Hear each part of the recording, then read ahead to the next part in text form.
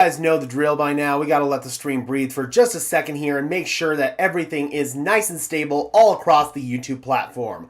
Welcome in, Broncos country, to this Denver Broncos Syndicate live stream of Night 2 of the NFL Draft, rounds 2 and 3. Let's go ahead and start saying hi to everybody before we officially get started here. We've got David Yunkin in the house saying, looking forward to seeing the surprise that Denver pulls off tonight. We got BK in the house saying, a few guys before we pick need a running back. I think our guy is Quinshon Judkins. David says, I watched some film on Barons, so it was a good pick. I agree. I think it was a really good pick. I watched some more film on him last night and this morning, and I think that this is a certified steal type of pick. I'm a lot higher on the pick than I was last night. Absolutely. Reminds me of Chris Harris in a young raw PS2. I definitely see a little bit of Chris Harris in there, but I think that, I don't know if I have a pro comp for him, but he is a dog, man. Physical, sticky in man coverage, very smart in zone, doesn't blow his assignment. I think that he's got a really good head on his shoulders, just like BK says. That's very apparent when you watch the introductory press conference today. So, yeah, dude, really awesome stuff. And Denver, I believe today is where we will add offensive weapons. I think that running back, tight end, all our positions that are on the board for the Denver Broncos, maybe defensive line if things fall the right way, but I would keep an eye on running back and tight end. Travion Henderson, Mason Taylor, those are some players that could be towards the top of the Denver Broncos draft board that are still available. So Denver's got a chance to come away with some serious offensive playmakers today, along with a blue chip corner that they came away with yesterday. He's good against the run and can blitz, absolutely. Okay, guys, I hope we take a defensive lineman and then an RJ Harvey. Good to see you, Holy Diver. That'd be a good draft. I'd be totally okay with that. I like RJ Harvey quite a bit. Defensive linemen, there are some good ones that are available here in this kind of day 2 area. So, yeah, man, Denver could come away with a really good player. Honestly, he's better than Strap Harris. I don't know if I'd go that far. Strap Harris was one of the best slot corners in the game. BK says, I love Trey, but his injury history concerns me. And that's fair. That is totally fair. And that's probably why he slid out of the first round. Love the interview of Barron to Denver. Yeah, that press conference was fantastic. And he's done a couple of other media interviews as well. Absolutely awesome stuff. So, some players that are still available for the Denver Broncos that I have on my big board. Caleb Johnson, Travion Henderson, obviously those are some guys who top the list. We're kind of removing corners from the equation at this point in time. Some other running backs that we could see for them, Dylan Sampson, Luther Burden, he's still on the board. Jaden Higgins at wide receiver. I don't think they're going to go with another corner, but Azariah Thomas is a really excellent player. I still have him on my big board. Quinshon Judkins is still there. Mason Taylor's still there. If they want to go linebacker, we got Carson Schweschinger. So, yeah, man. Alfred Collins on the defensive line if they want to double up on Texas defensive players. Nickem and Warry's there at safety. I don't know if that's necessarily a need, but he is a really good football player.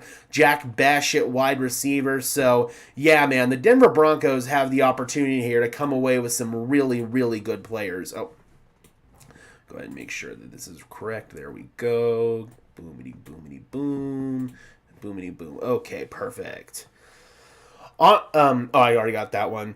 Want Arroyo and Judkins. Here's my thing with Elijah Arroyo. He profiles very similarly to Evan Ingram. He's a pure receiving tight end that cannot really block. I'd much rather get a more well-rounded tight end who can play inline Y and who can block. So that's why I'm after a guy like either Mason Taylor or Terrence Ferguson tonight.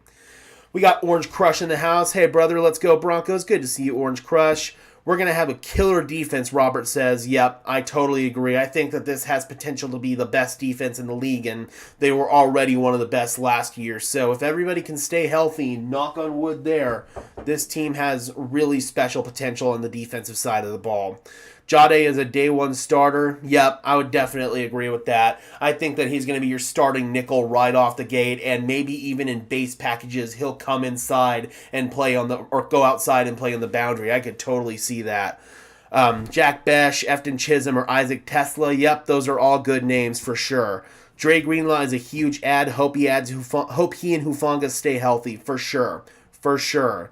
Taylor will be gone by our pick. That's why you might have to trade up if you really want a guy like Henderson or Taylor. If I'm going to trade up at this point, I would say that I would rather want Taylor over Henderson, but I don't know, man. We could definitely see the Denver Broncos be aggressive here for Henderson, because I think that if they didn't go with Jahdae Barron in the first round, then they probably would have chosen between Henderson and Hampton, and I think that they would have chosen Henderson over Hampton just regardless.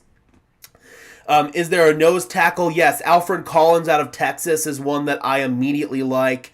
Maybe if you're waiting till tomorrow, you could get a guy like Jordan Phillips out of Maryland. I scouted him in person at the Shrine Bowl, and I think that he could do some really good stuff in the NFL. There's CJ West. There's Deion Walker. At one point, Walker was viewed as a potential first-round pick. Now he'll probably go somewhere in that like 4th to 5th area. So there are some nose tackles who are available for the Denver Broncos either today or tomorrow.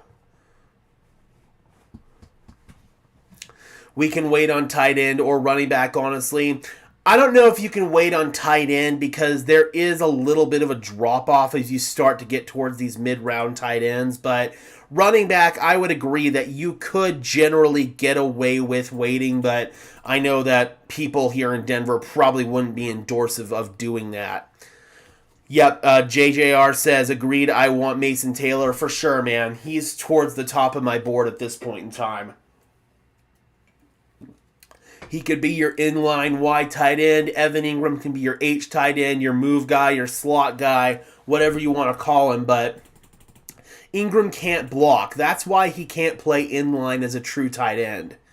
So that's why I want Denver to prioritize somebody who can. Otherwise, your starter is going to be Adam Troutman. And I know that the team's probably higher on Adam Troutman than I am, but for me, he's like the definition of mid. There's nothing that he does particularly well. He's kind of a jack of all trades, master of none. I want somebody who can be an impact player in the receiving game as well as the blocking game. Because if you can run 2 tight end sets with Evan Ingram and let's just say Mason Taylor, that would be a really big mismatch nightmare, especially when you consider all the wide receivers that Denver can mix in. This could be a really, really dynamic passing game if they can get another tight end in the building. We were listed as one of 5 winners of the day in an article. That's refreshing to hear. I would agree with that because they got a player that was projected to go in the top 15.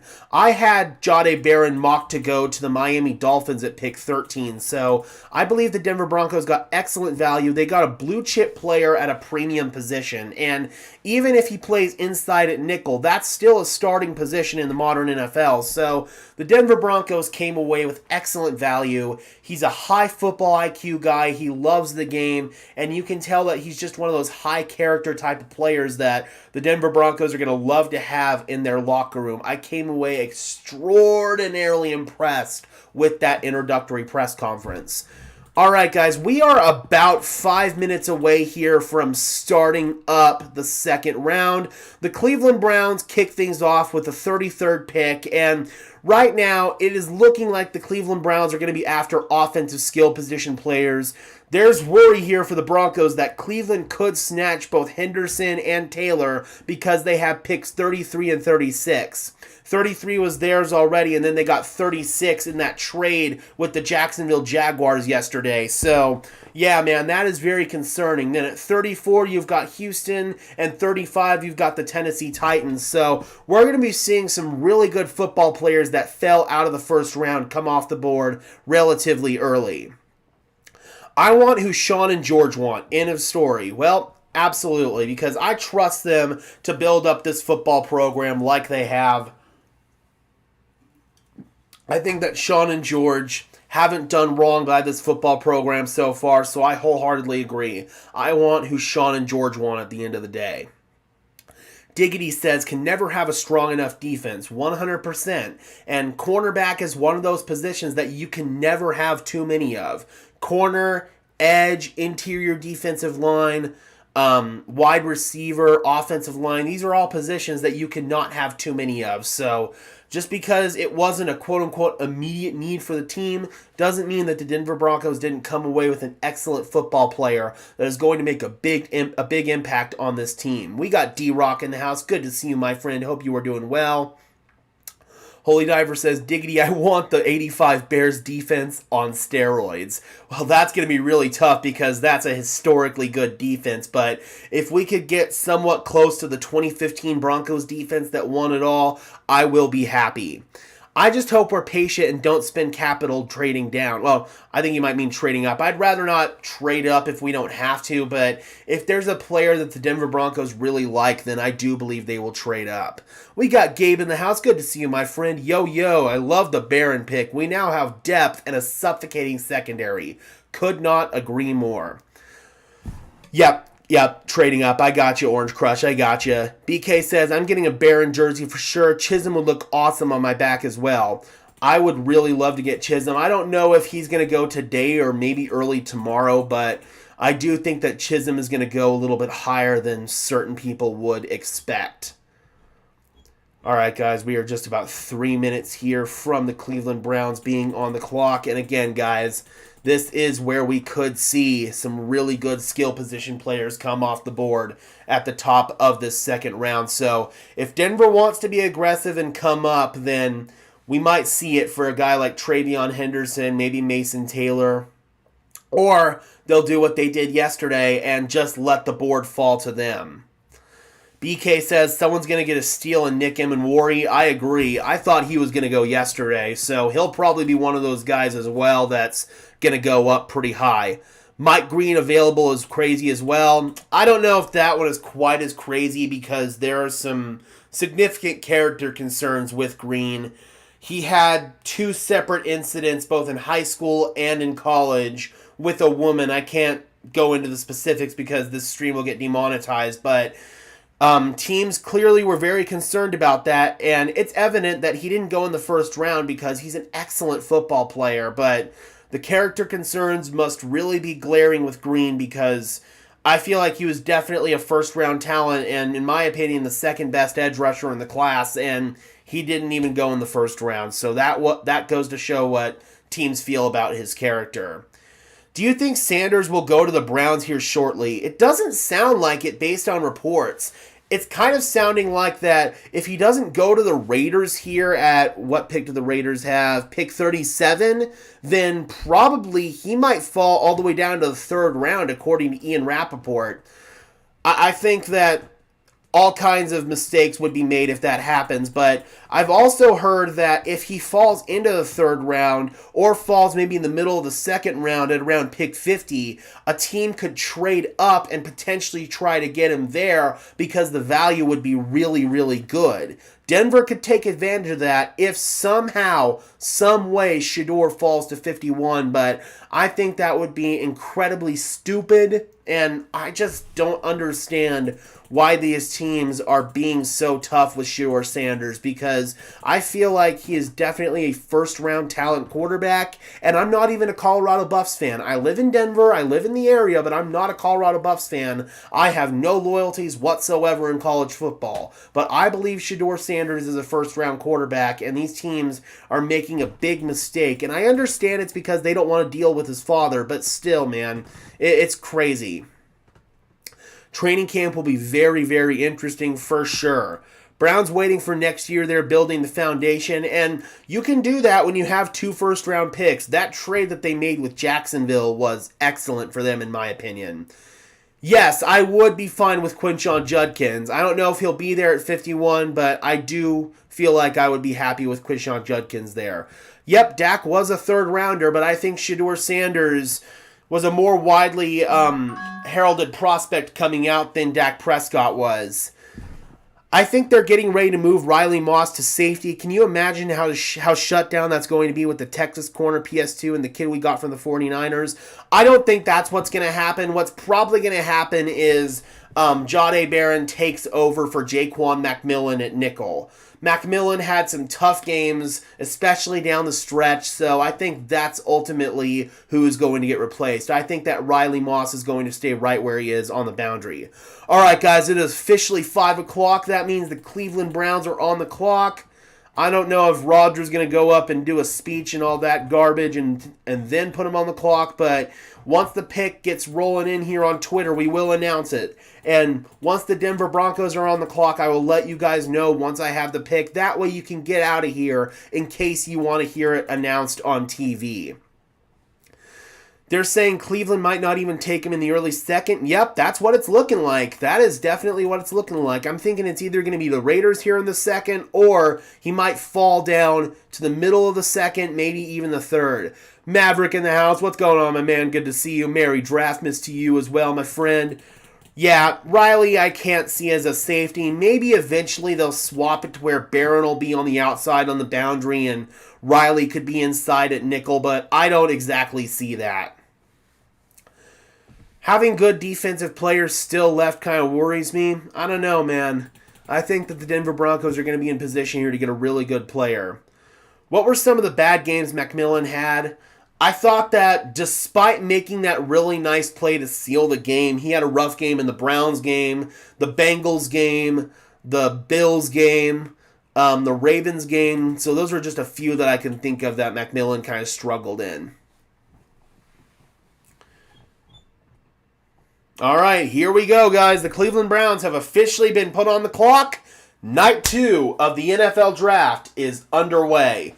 Before we get the pick announced, guys, if you could just do me a big favor and leave a like on this stream as well as subscribe to the channel, I would really appreciate it, guys. Those are both free and easy ways to show your support. It helps tell YouTube's algorithm to push us out, and it helps us get seen by more and more members of Broncos country just like you and me. Yes, David, I would say it is because of Dion. Isn't it refreshing not having to worry about the quarterback position? Absolutely. And it was 1 year ago today that the Denver Broncos drafted Bo Nix. So 1 year ago today was when we were sitting here wondering what the Denver Broncos were going to do. And now the Broncos have their franchise quarterback, and it feels so damn good. Ryan says, we need a running back so bad. Well, the good news is this running back class is so loaded that even if they don't come away with one today, they could still come away with one tomorrow, and they could be an RB1 for this team. So it is a good year to need a running back, that is for sure. Shedeur throws teammates under the bus. I don't like that, and I think that's what rubbed a lot of NFL teams the wrong way as well, especially if you listen to that anonymous executive that came out. And I'm not a big fan of the way that that executive came out and said that, but still, man, there's definitely some truth to that, I would say. Last night was such a bad emotional experience. Why? Hey, Gage, just wanted to ask you, if Denver doesn't take a running back in the second round, what other position could they select? I would say either tight end or defensive line, but I never expected them to go with Jahdae Barron yesterday, so anything could happen at this point, I would say. Please, Travion Henderson, Maverick says. I don't know, man. Henderson, I think, is going to go pretty early tonight. Ryan says, I want Caleb Johnson. He might very well be there at 51, and if he is, I think that might be the pick for the Broncos. If not, they might have to trade up for him. Any thoughts on waiting for Devin Neal and DJ Giddens? Giddens might go tonight. Neal might go early tomorrow, so I'd be totally down to wait for Neal.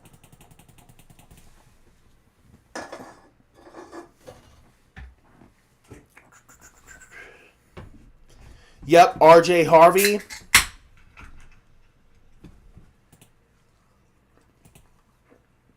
He's up pretty high on my big board. I believe that he's going to go at some point tonight. They did indeed trade up for Javonte Williams in 2021, so this regime has history trading up for running backs, but that move kind of burned them in the long run, so maybe George Payton has PTSD and is a little bit more weary about doing that. Sampson's another guy I think we could see go today.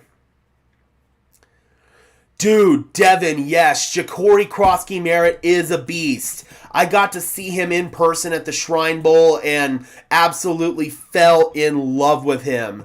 I felt that he got screwed with eligibility last year at Arizona, but some of his New Mexico tape that I saw was absolutely outstanding, and he's physical, he's violent, he wasn't afraid to finish his runs in a practice setting, which not every running back out there was doing.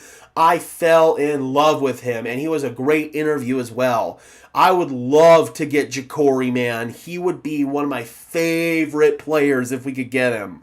Dude, please get Ja'Cory. Taj Brooks is also possible, but I think that he profiles quite similarly to Audric Estime, so I don't know if the Denver Broncos want to bring in another running back of that type in. I'm not going to comment on the Shannon Sharpe situation until we have all the details, so I'm just going to leave it at that. I don't want to establish an opinion one way or another until we know more. I don't know about Luther Burden. Teams view him as just kind of a pure slot guy. His routes aren't the cleanest. There's a lot of wasted movement. So, I don't know, man. I think Luther might slide. Teams are a lot lower on him. Yep, Martinez is another guy. See what I mean, guys? This is such a deep running back class that you could come away with an RB1 late today or early tomorrow, maybe even late tomorrow because of how deep this class is. The Broncos trading up in the first round for a running back in this year's class would have been the stupidest thing that they could ever do. Also, guys, I went ahead and purchased a little Wi-Fi USB receiver in order to compensate for my crappy Wi-Fi card on my laptop, so we shouldn't have any drops tonight. I'm no longer depending on my phone for internet, which is fantastic. So everything should be running nice and smoothly tonight. What about the running back out of Rutgers? I'm assuming you mean Monungai? I don't know if he's going to go today. I think he'll probably be somewhere in the middle of tomorrow. But again, he's another guy that could play really, really well and could be a really nice role player in an NFL uniform.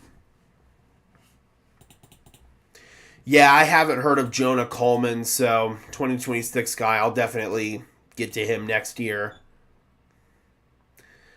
Teams called, but no trade. The Cleveland Browns are staying put at picking at 33, according to Mike Garafolo.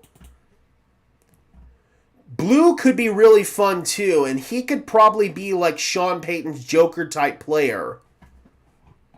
If you don't get Henderson, then I'd maybe keep an eye on Blue. I know that some teams are concerned about, I think it was athletic testing for him. Again, I don't really pay attention to a lot of that crap.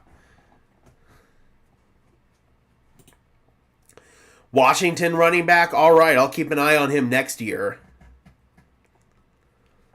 Tootin's a guy that'll probably be available in day 3, Biggie, so if Denver wants to invest in a day 3 running back, Tootin might be your guy, or Ja'Cory.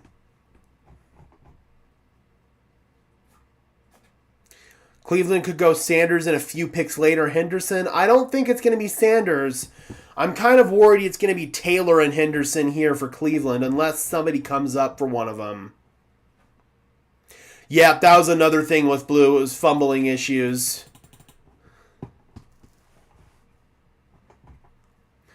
Okay, the pick is in for the Browns. They're going linebacker. They take Carson Schwessinger out of UCLA. So Schwessinger was a guy who was potentially profiled as a late first-round running back. So getting him at the top of the second round, that's really good value.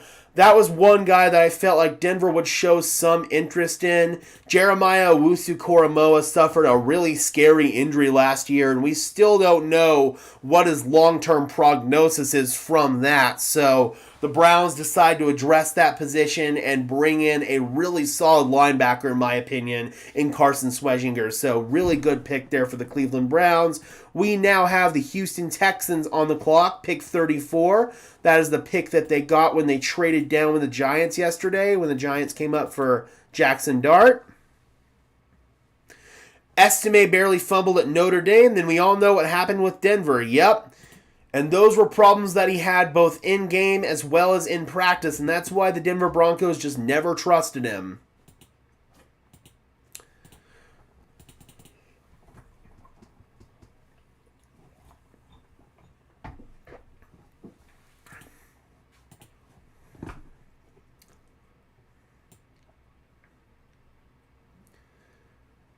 Yep. Thank you so much, love. I'm getting the picks early here on Twitter. Luther Burden for Houston. I could see that. In my mock, I had them going with Emeka Egbuka in round 1. Obviously, they traded down, so I could maybe see them going with Luther, but I do know that teams are a little bit lower on Luther than fans and media are, so we'll see if he goes high here, if he maybe slides a little bit.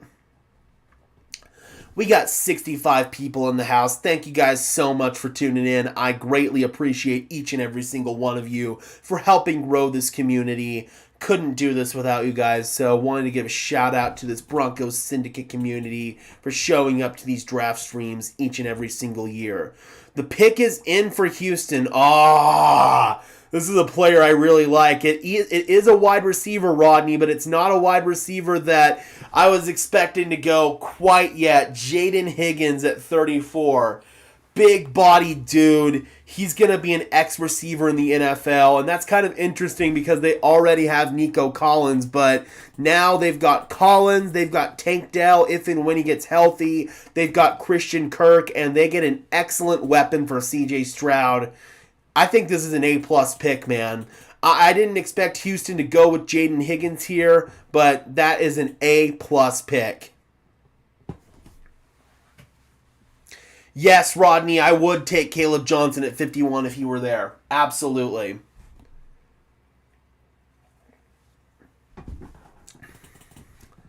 All right, and one thing I wanted to do is black out the names that are already gone on my big board here. So,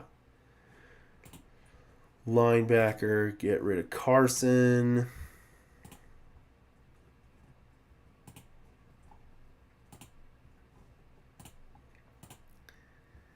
And wide receiver, get rid of Jaden.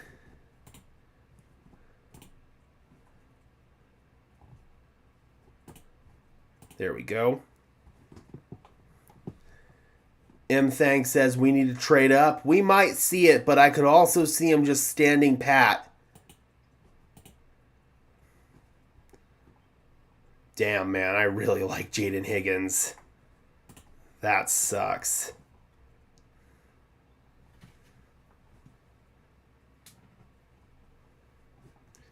And bye-bye, Carson. You think Cleveland will go running back next? That's what I'm worried about. I'm kind of worried that they might go Henderson here. Anyway, let me just make sure that the draft ticker's working. Yep, it sure is. We are good. Yes, it is round 2 and 3 tonight. Owen Daniels got to announce the pick for Houston. That's cool. All right, so now the Tennessee Titans are on the clock at 35. Let's see if I have the pick yet. Oh, Seahawks are coming up with the Titans, so Seattle is now on the clock at pick 35.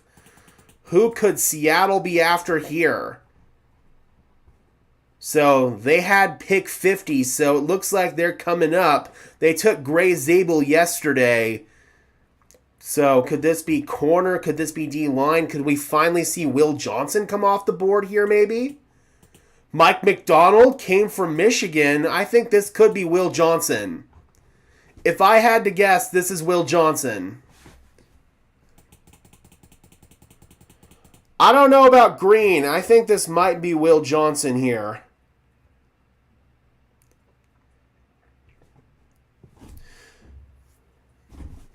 So, Seattle. Oh, they also had pick 52. So, Denver's pick 51 was sandwiched between two Seattle picks. The later of the two, 52, is the one that ended up going to Tennessee here. So, it was 35 for 52 and 82. Okay. So those are all picks that are kind of within the same realm of Denver's pick. Well, okay. You are right, BK. It is Nick Emenwari. That is an excellent pick for them, man. They get a potential superstar safety. I did not anticipate Emenwari lasting this long. I thought he was going to go with the first round. I had him mocked to go to the Vikings. That is an excellent pick for Seattle. BK says Raiders Mike Green. Is that confirmed?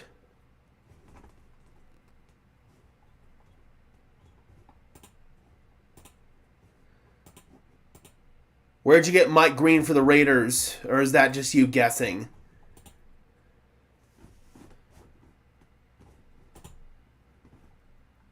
Well, Cleveland's back on the clock anyway, so that's right. It's Cleveland, then the Raiders. Cam Chancellor 2.0, he could be. Yep, gotcha, BK. I'm worried that this could be either Taylor or Henderson here for the Browns. They're looking for skill position guys, so that could very well be a possibility here. I was hearing that rumor in a report on Twitter. So we are now at pick 36 here. This is a really good fit for Mike McDonald's defense. I think that Nick Emenwari could step in and play a really versatile role there. So really, really excellent pick. Let's go ahead and get him off the big board.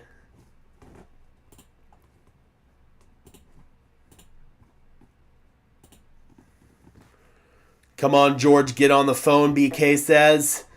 Things are getting tight, man. If you really want to get Henderson or Taylor, you might have to come up. Yeah, I could see Will Johnson to the Raiders.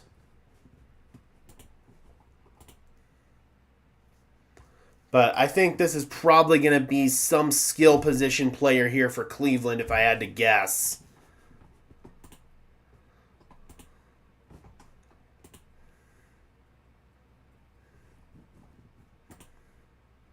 Pete does love his corners. That is true.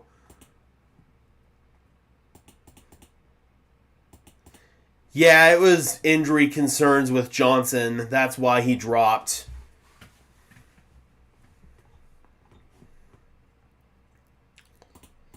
The good news is tonight, guys, is we got a lot less dragging between the two picks. Because it's only 5 minutes between picks instead of 10. These networks have to fill the full 4 hours of airtime, so that's why teams were told to drag out making the picks yesterday.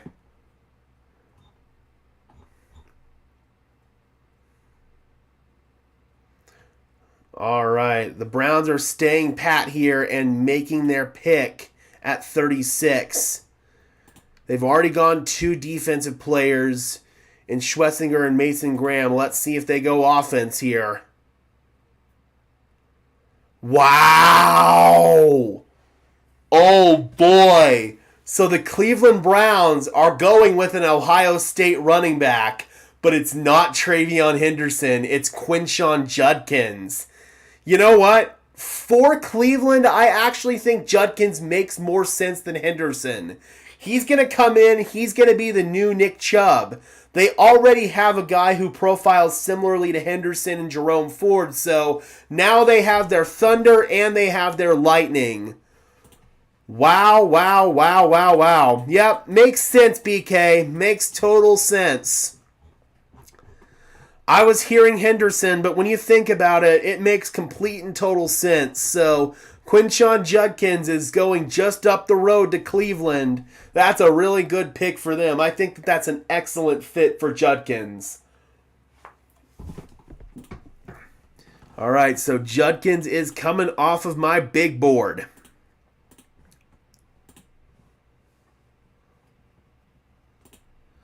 But still got Henderson, still got Caleb Johnson, and still got Dylan Sampson towards the top of the board. So we've still got some really good running backs, guys. Yeah, I don't understand why ESPN does that, bro. Like, this is their big special moment and you decide to profile their biggest tragedy in life. Like, come on, bro. What are we actually doing here? I promise you're not going to get any of that bullshit here on Broncos Syndicate. You're just going to get straight to the point football coverage. All right, the Raiders are on the clock here, so this could be a Shedeur Sanders destination. If not, we could see Shedeur slip quite a bit here. That's what Ian Rappaport reported, so let's see if the Shedeur Sanders slide finally stops. Raiders brought in Geno Smith, and they signed him to be their quarterback, but if they could develop Shedeur for a couple of years behind Geno and then turn the keys over to him, that could be their plan. We all know that Shedeur has an excellent relationship with Tom Brady. Will Brady get his guy here? Let's see.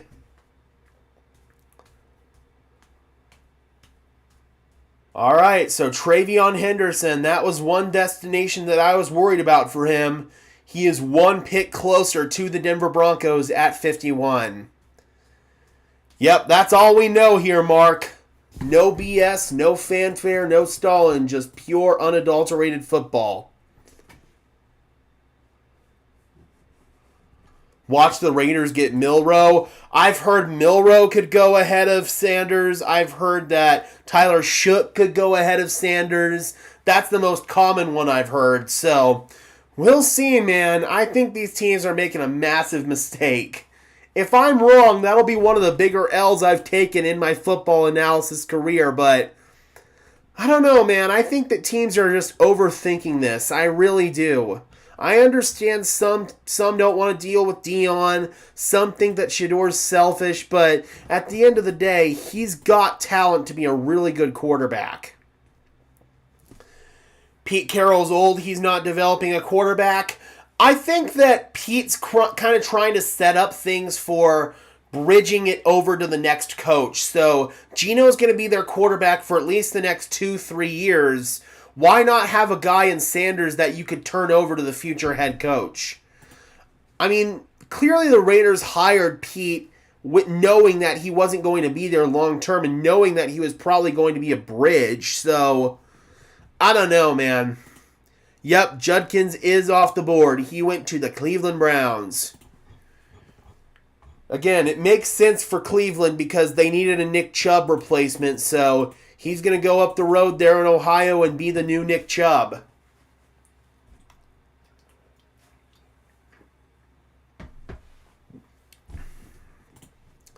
So if they don't go Sanders, though, I could see wide receiver here, but corner also is a very strong possibility. This might be where the Will Johnson slide stops. So right now, if I had to put money on it, I'm going to say either Shedeur or Will Johnson for the Raiders.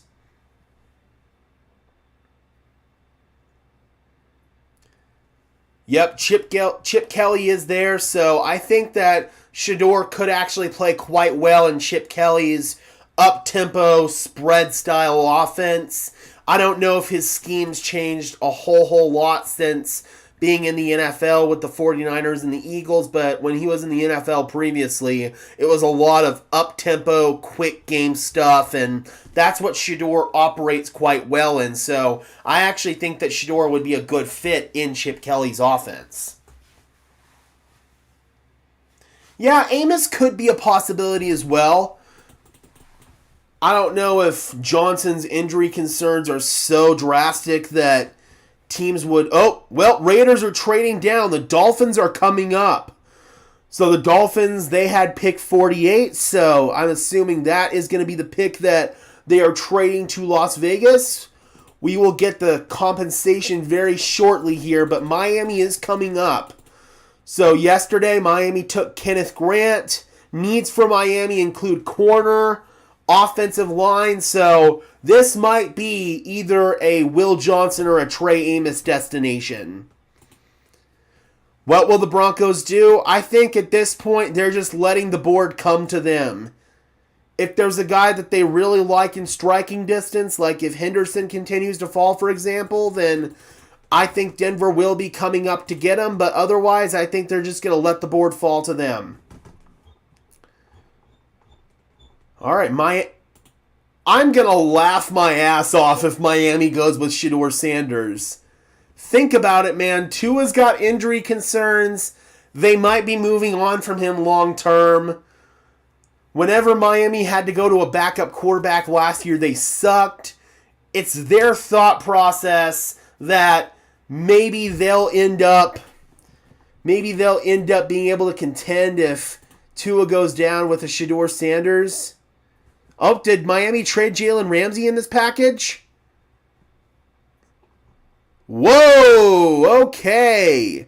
I don't know what the terms of the trade are, but it looks like Miami's going with Jonas Savon. I can't pronounce that name for crap, but he's a guard / tackle out of Arizona, so he can play both ways. Really big, bruising player in the run game. I thought that he had some late first-round potential, so them getting Jonah here, that could be really, really good value. I thought they were going to go with Armand Membo if they had... Oh, that's right. I forgot they signed Zach Wilson. But I kind of was thinking that wouldn't have stopped him from taking Shedeur. I totally forgot they signed Zach Wilson, honestly. But they lost their left tackle to Ron Armstead to retirement. They've got guard issues, so Jonah could potentially solve both of those problems for them. So, solid pick, man. I actually really like that one for Miami. I don't know what the terms of the trade are. What did they give up? Okay, so Miami gave up 48, 98, and 135. Raiders gave up 37 and 143. So I think that was a really solid trade for Miami. Got a guy that could potentially fill both holes for you, depending on which one you want to plug him into. So, yeah, that's really, really good. Tommy says the Broncos will pick some obscure player. Hey, man, I don't think John A. Barron's an obscure player. He is far from an obscure player.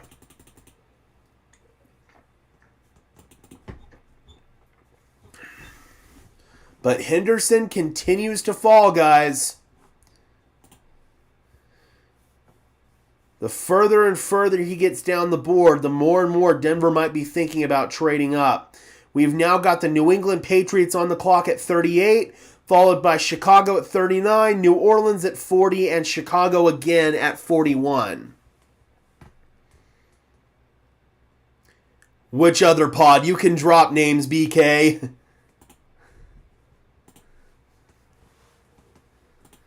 Does New England need a running back? They've got Ramondre Stevenson, so I would say probably not.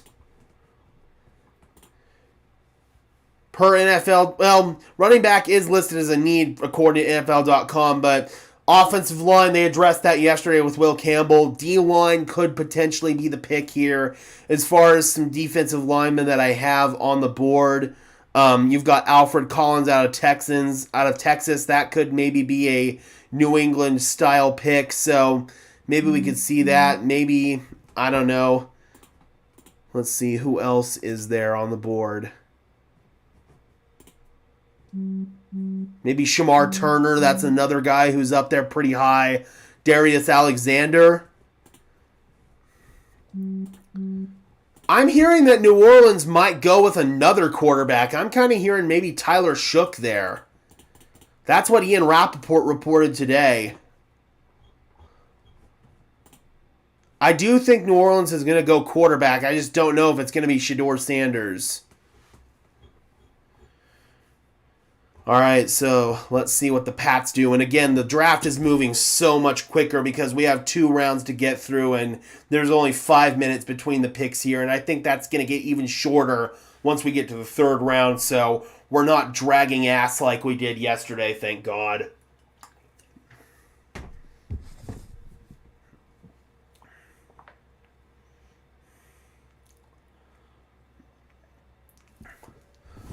Could Denver come up with New England here? I think New England could be one of those teams that maybe wants to come down. So if Denver does want to come up for Henderson, this could be a destination. Should we trade for Breece Hall? I could see that, but there's injury concerns with him and he wants to get paid. So those are 2 detractors in my opinion. Trey seems like a Ben Johnson type back. He could be, man. He could be viewed as their next Jahmyr Gibbs. And I was thinking that they were going to maybe go running back yesterday. I was thinking maybe Hampton, but I could totally see that. I really could. They surprised everybody yesterday and went with Colston Loveland over Tyler Warren. Loveland figures to be their Sam Laporta, so now maybe they could go and get their Jahmyr Gibbs. And we got 2 picks for the Bears here, 39 and 41. So, yep, you might need to try to jump the Bears here. I guess your best hope might be that they don't go with Henderson at 39, and maybe you could jump them at 40 with New Orleans.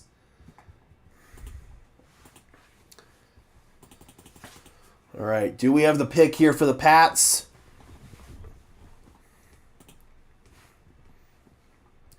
I'd rather have Burden over Travion. I think there's a chance Burden might be there at 51. I'm not even joking. Teams don't view Burden quite as high as fans and media did.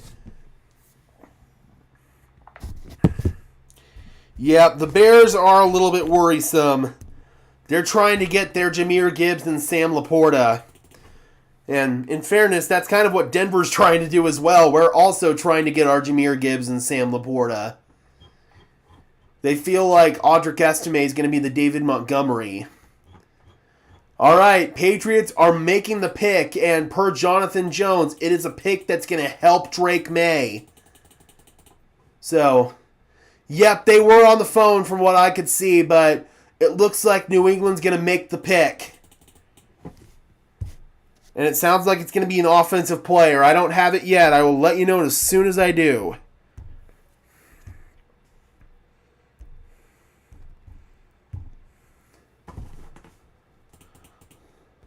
Yeah, wide receiver makes a ton of sense, so... Nope. Sorry, Broncos country, I got bad news. It's Travion Henderson to the Pats at 38. So they've now got a dynamic running back duo with Ramondre Stevenson and Travion Henderson. They get help for Drake May, a pass-catching option out of the backfield. Crap. That sucks. That does suck. It's pretty apparent why Denver was on the horn with New England. They wanted to come up and get him, but New England, it seems, wasn't budging. Mike Vrabel's an Ohio State Buckeye, and now he drafts an Ohio State Buckeye. Yep, that sucks. So now I would say the top running backs that are available still for the Denver Broncos: Caleb Johnson, Dylan Sampson, Damian Martinez, DJ Giddens. Those are all guys that are still available. I'm just making sure I'm getting caught up here on blacking out all of the guys who got selected on my big board here. And Joan is gone. Yep, that's a bummer, man. That is an absolute bummer. The Pats of all teams. I mean, I like Vrabel, don't get me wrong, so it's not like the evil Pats regime of old, but that one definitely stings a little bit. That is for sure.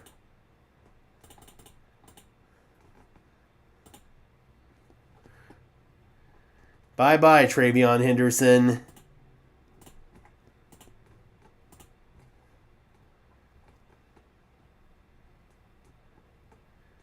But again, man, there's still some really good running backs on the board that profile as RB1. So all is not lost here for the Denver Broncos. I can promise you that.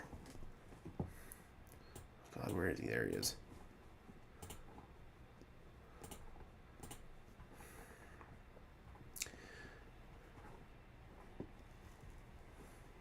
Yeah, I would agree. They don't have to take a running back today. Tight end, you probably need to get your tight end today. You can get a really good running back tomorrow. Yes, Mad Space, Mason is still on the board. So now we've got the Chicago Bears on the clock.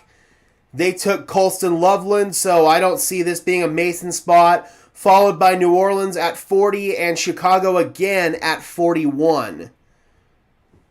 The next team I'd be worried about for Taylor is probably the Jets at 42.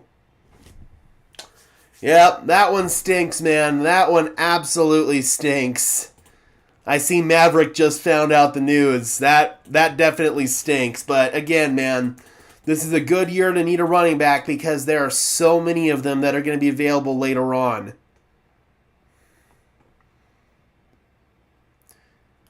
I have heard some rumors about Breece Hall, Dustin, but I do believe that they're ultimately going to draft a running back. And like I said, there will still be some really good ones available. Just like Mike Kliss said, there are other running backs still on the board for Denver that they really, really like. And Luther Burden might be there, so BB could get his wish or her wish. Not sure there, BB, but BB could get their wish by them getting Luther Burden. I think that he will be there at 51. I'd rather Ferguson than Arroyo, Rodney. Just me personally, because I want somebody who can block and somebody who can play in line. Arroyo is basically Evan Ingram 2.0 in my opinion. But right now, the backs that I'm definitely keeping an eye on are Caleb Johnson, Dylan Sampson, maybe Devin Neal today, but Damian Martinez, that's a guy I could see a little bit later on tonight. Some really good running backs are still available. Yeah, I bet they are. If I know which pod that you're talking about, BK, and I think I do, I bet there are fans in that particular pod that are getting quite upset.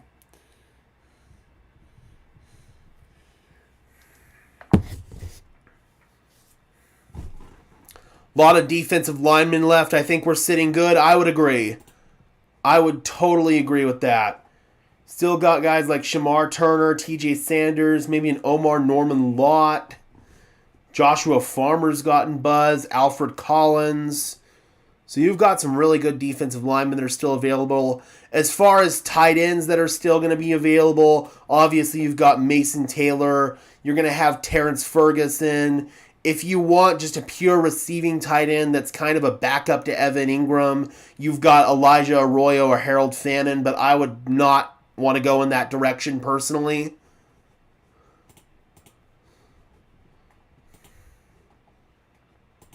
All right, do we have the pick here?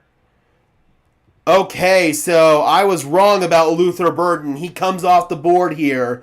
He is going to the Chicago Bears, so I think Luther is who they view as their Jameson Williams.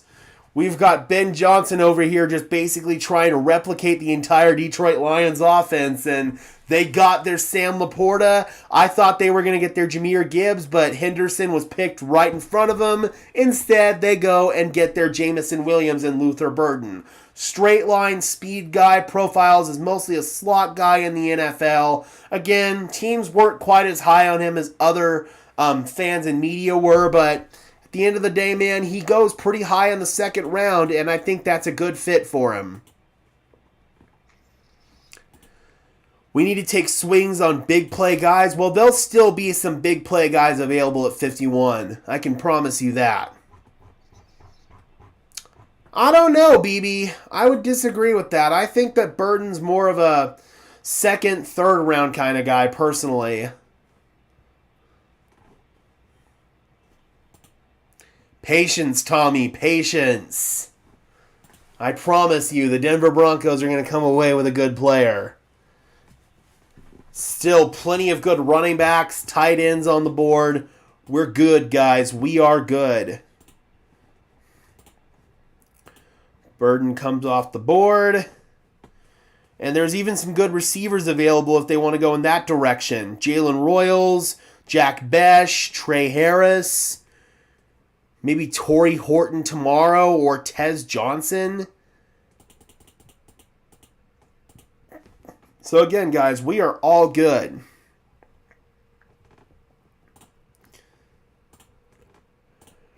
As far as some guys on my big board that are still available, Mike Green and Donovan Ezeraku on the edge. I'm very surprised that Ezeraku hasn't been drafted at least. Mike Green, I'm a little bit less surprised because of the off-the-field stuff. Will Johnson, the medicals are clearly a big concern. Ariante Ursary, I really like him on the offensive line. Caleb Johnson is up there on my big board. Trey Amos, Nick Scorton, Siobhan Revelle, Xavier Watts, Darius Alexander, Dylan Sampson. Shedeur to New Orleans here. I don't know. I think this could actually be Tyler Shook over Shedeur Sanders. This might actually be Tyler Shook here, if what Ian Rappaport is saying is true.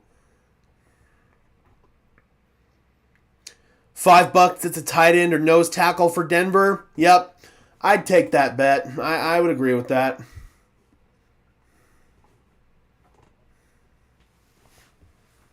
Caleb would be solid, but he's slow off the ball. I still think he profiles really well. His vision's excellent. His footwork's excellent. He doesn't dance behind the line of scrimmage and see a hole and not hit it like Javonte Williams. His contact balance is excellent. I think that Caleb would be an excellent fit in Sean Payton's scheme. And I think he could be an every down back.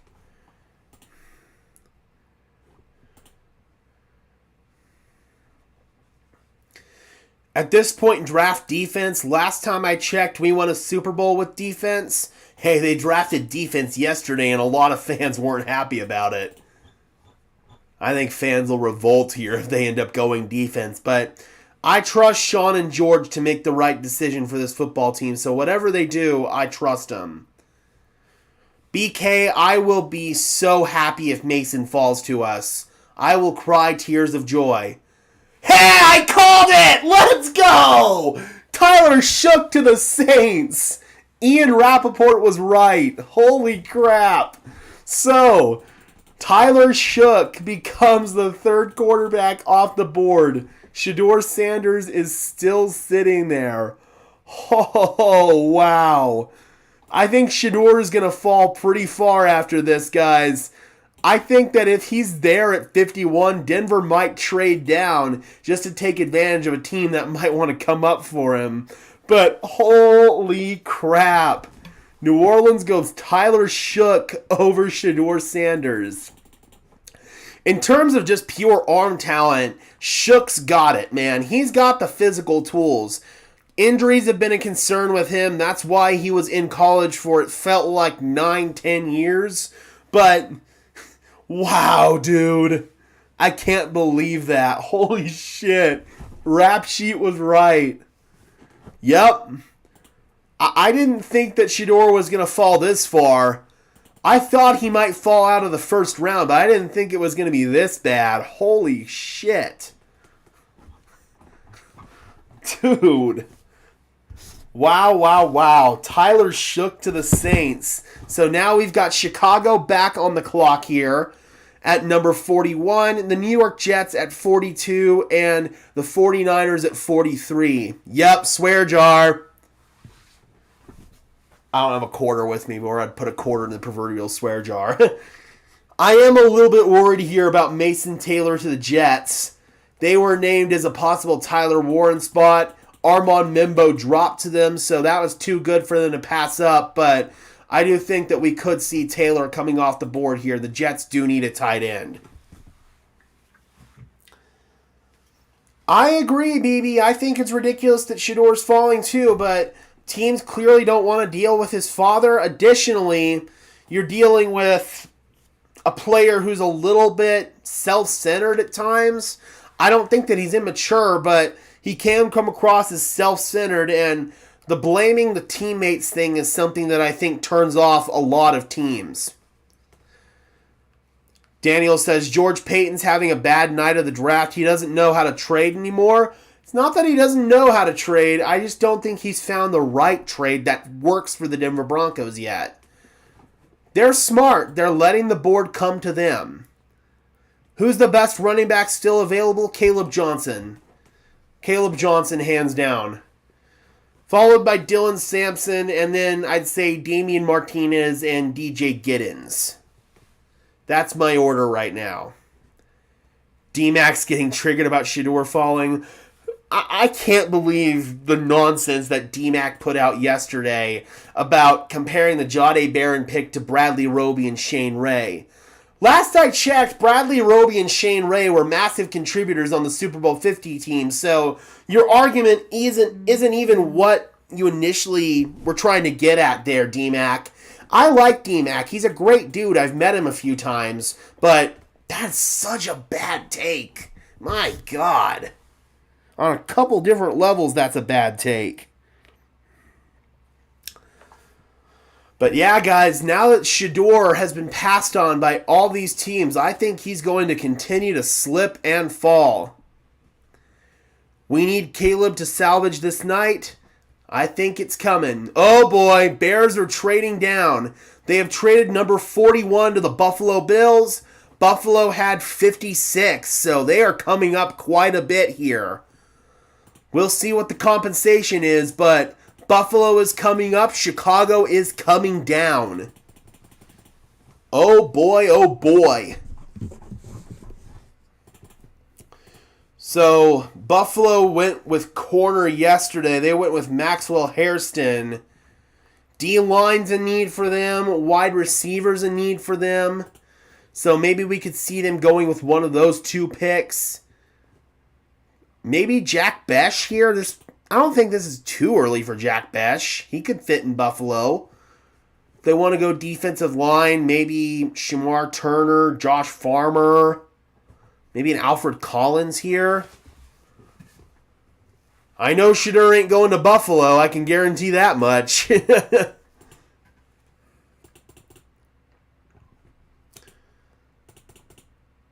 Yeah, this could be Caleb as well if they're trying to replace James Cook. I hope not. I really, really hope not. Because after that, then you are probably looking at somebody like Dylan Sampson. Or maybe wait until round 4 and get some like Devin Neal.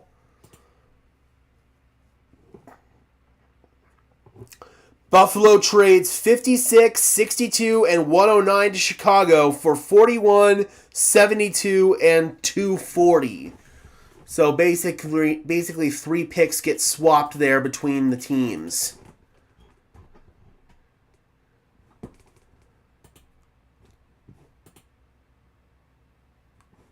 Maybe a tight end. This could be Taylor as well. They do have Dalton Kincaid on the roster, but maybe they're looking at a possible replacement for Dawson Knox.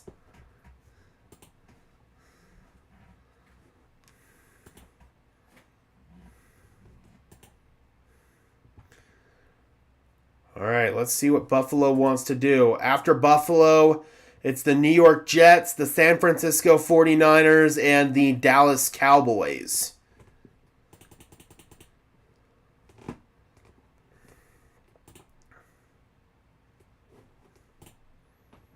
Please do not take Caleb Johnson, Buffalo. Please don't take Caleb Johnson or Mason Taylor. Please don't take Johnson or Taylor.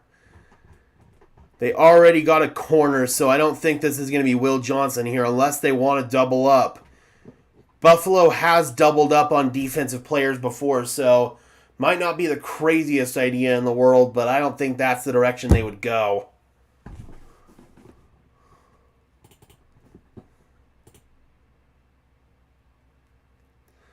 I hope Mason falls, but I have doubts. What defensive ends are left that are good?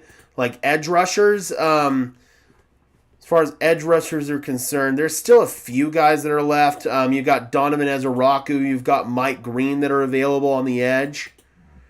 Or if you're looking more on like interior defensive line, you've got guys like Shamar Turner, Josh Farmer.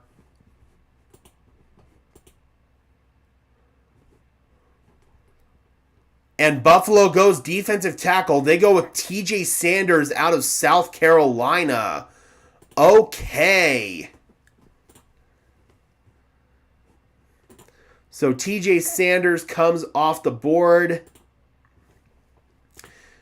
I had a 3rd round grade on him, so I think this might be a little bit too rich for my blood, especially considering the fact that they traded up.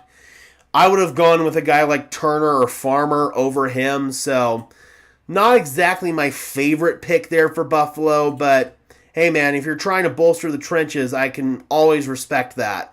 It's just maybe a little bit too rich for my blood for the particular player that they got. So, as we see here, man, Mason Taylor continues to slide, but I worry that the New York Jets, who are now on the clock here at 42, they might take him. This could be the Mason Taylor spot.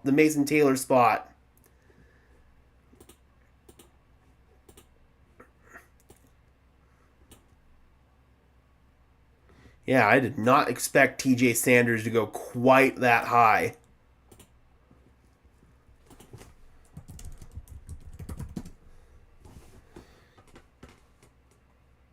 Yeah, he's kind of a smaller bodied interior defensive guy. He's sub 300 pounds, so I don't know if Denver wanted to go in that direction because you've got guys like John Franklin Myers and Zach Allen to fill that role already. Yep, I'm worried this could be Mason Taylor here for the Jets. We just have a few picks to go until Denver. We're at pick 41. Denver picks at 51. I don't think it would be too early for Terrence Ferguson, especially if Mason Taylor comes off the board here to the Jets. If Jets don't go Taylor, Denver could think about trading up. Or they could trade up with the Jets because of the relationship between George Paton and Darren Muji. That is very possible as well, AC.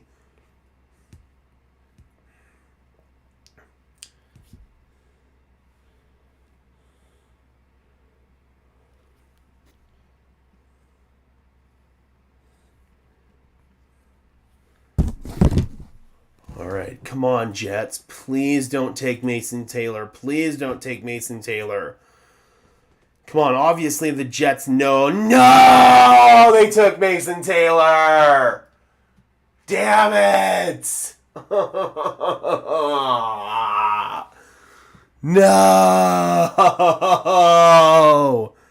Terrence Ferguson, you are a Denver Bronco. Oh, that's the first big knife in the heart for me.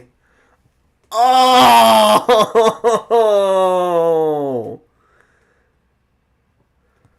I'm not a big fan of Fannon's Aharks. I'm not. I just think that he profiles too similarly to Evan Ingram. Pure receiving tight end that can't play in line, can't block whatsoever. No! That is a knife to the heart. Terrence Ferguson, you are a Denver Bronco. He is my top tight end that's left. Ouch! Ouch! Ouch! I knew that was coming. I mean, the Henderson pick stung. This one hurts. I mean, this one hurts. Caleb or Samson will probably be gone. Denver might have to come up. As far as teams that could use running back help, maybe Arizona behind James Conner. Denver might get lucky here because I don't see a whole lot of teams that need running back help. Mason Taylor went off the board, Shy. I would agree Ferguson is a third rounder, but at this point, he's the best tight end that's left, and someone might swoop him just because he's the best player available at that position. If you want him, you might have to take him at 51. See, I don't want Elijah Arroyo or Harold Fannin. That's the thing. They just both profile too similarly to Evan Ingram. If they don't get Ferguson, then I'm thinking Gunnar Helm. You just need somebody who can play in line, somebody who can block, somebody who can actually be a real tight end and not a big slot receiver like Ingram, Arroyo, and Fannin. That is pure, unadulterated pain. Oh, that pisses me off. Damn it, Muji. Damn it. So, BB, the tight end that we signed in Evan Ingram, they call him a tight end, but he's really not a tight end at all. He's more a big slot receiver. He doesn't line up on the end of the line. He's not going to put his hand in the dirt. He's not going to be lined up against off-ball linebackers. He can't block whatsoever. Bad things happen when you ask Evan Ingram to block. So, he's not a real tight end. He's a big slot receiver. If they called Evan Ingram a wide receiver, I'd be a lot more okay with it because he's not a tight end.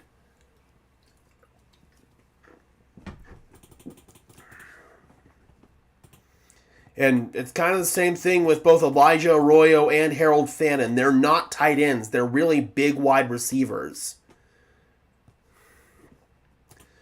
Again, I think there are good players still available here, but that's the one that really stings. I would not hate Gunnar Helm. I would not hate Gunnar Helm whatsoever. At this point, probably Terrence Ferguson is my top tight end that's available, but I would be okay with Helm. He's not a bad consolation prize.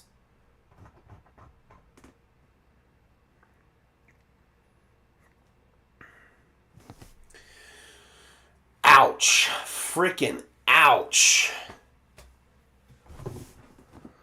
All right, so we've got the 49ers on the clock at 43, followed by Dallas, Indianapolis, Los Angeles, Arizona, Raiders, Cincinnati, Seattle, and then Denver. So Denver might get lucky with one of the running backs. I do think one of the running backs will fall. But if you really want Ferguson, you might have to take him at 51. Hey, Keanu, if they take Shedeur, they honestly could just use him as trade bait. So that would be weird, but not exactly unrealistic, if that makes any sense.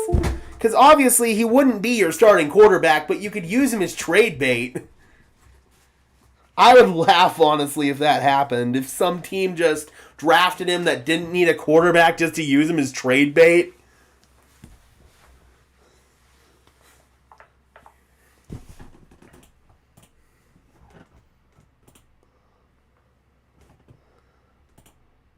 Oh my god. Tyler Shook is 7 months younger than Luka Doncic. That's hilarious. Yeah, Shook is somebody who was in college for a long time. Good to see you, John. Hope you are doing well. Yep, if Caleb's gone at 51 and if Ferguson's there, I think that might be the pick. Shedeur to the Colts makes total sense. Makes complete and total sense. Because you can't be putting your stock into Anthony Richardson and Daniel Jones.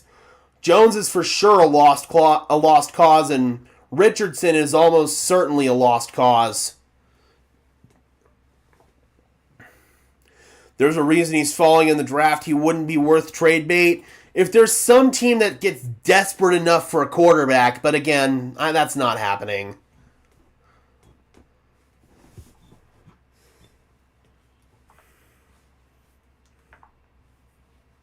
I would disagree with this. I don't think that this is a shitty draft at all. I think that it's falling about how everybody expected it to after all the chaos in the first round happened anyway.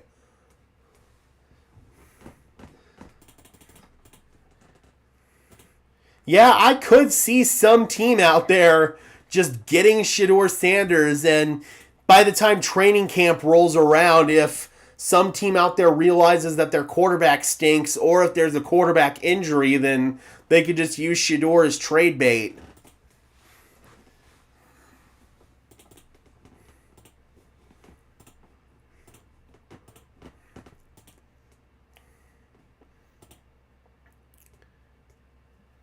Oh, one of my favorite interior guys is gone. 49ers go with Alfred Collins. So they got edge rusher in the first round with Mykel Williams. Now they beef up their interior with Alfred Collins. Probably one of my best defensive tackles that I had on the board. Ouch. Oh, that one sucks. That one absolutely sucks as well. I really liked Collins. That's my top nose tackle that was still available. Gone. Damn it. So we are seeing some really, really good players. Some guys who are really high on my big board now starting to come off. Bye-bye, Alfred. All right, so we have now got the Dallas Cowboys on the clock. And NFL.com says the pick is in for Dallas.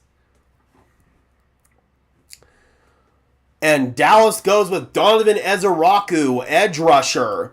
I did not anticipate Ezeraku falling this far. I had a first-round grade on him.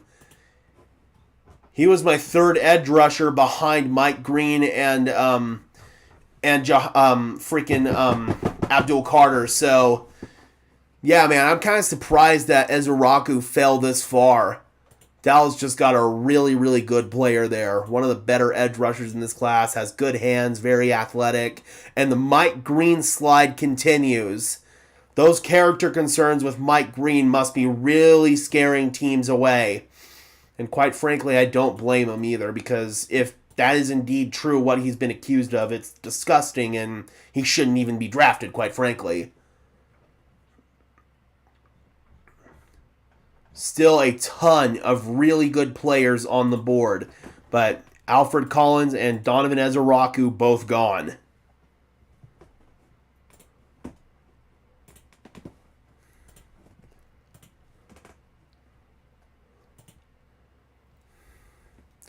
We are getting so close, guys. So close. We've got Indianapolis. We've got the Rams. We've got the Cardinals, the Raiders. We've got Cincinnati and Seattle ahead of us. So it's looking like one of the running backs is going to fall to us. It's looking like either Johnson or Sampson will be available for the Broncos here. Also, Terrence Ferguson will likely be available. Wide receiver, maybe Jack Besh.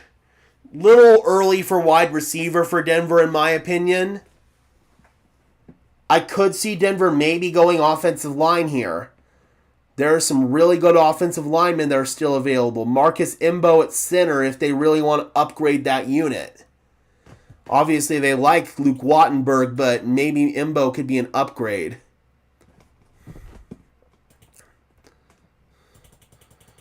All right, we are waiting for Indianapolis's pick. They took Tyler Warren previously. I will be super upset if one of the running backs comes off the board here.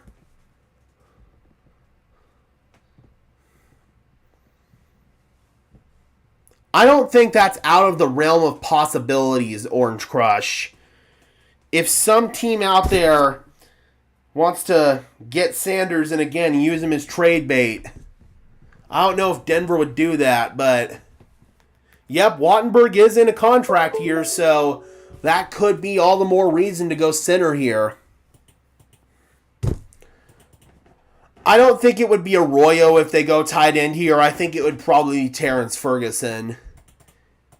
He can play inline tight end. He's from Denver, and he was teammates with Bo at Oregon.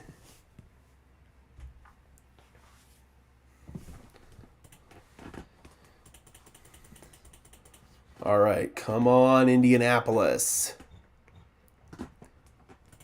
They could go Shedeur Sanders here. They really could. Because if you're putting your stock into Anthony Richardson and Daniel Jones, then you're not going to be a winning football team. I can promise you that. Come on, man. Hopefully Caleb Johnson's there.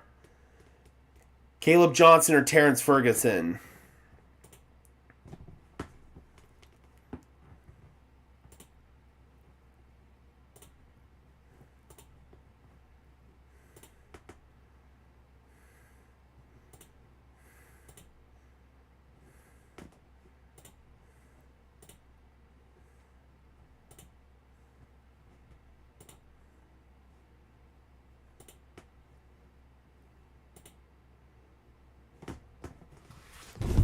Do we have the pick? Oh, sorry, guys. Come on, do we have the pick yet for Indianapolis?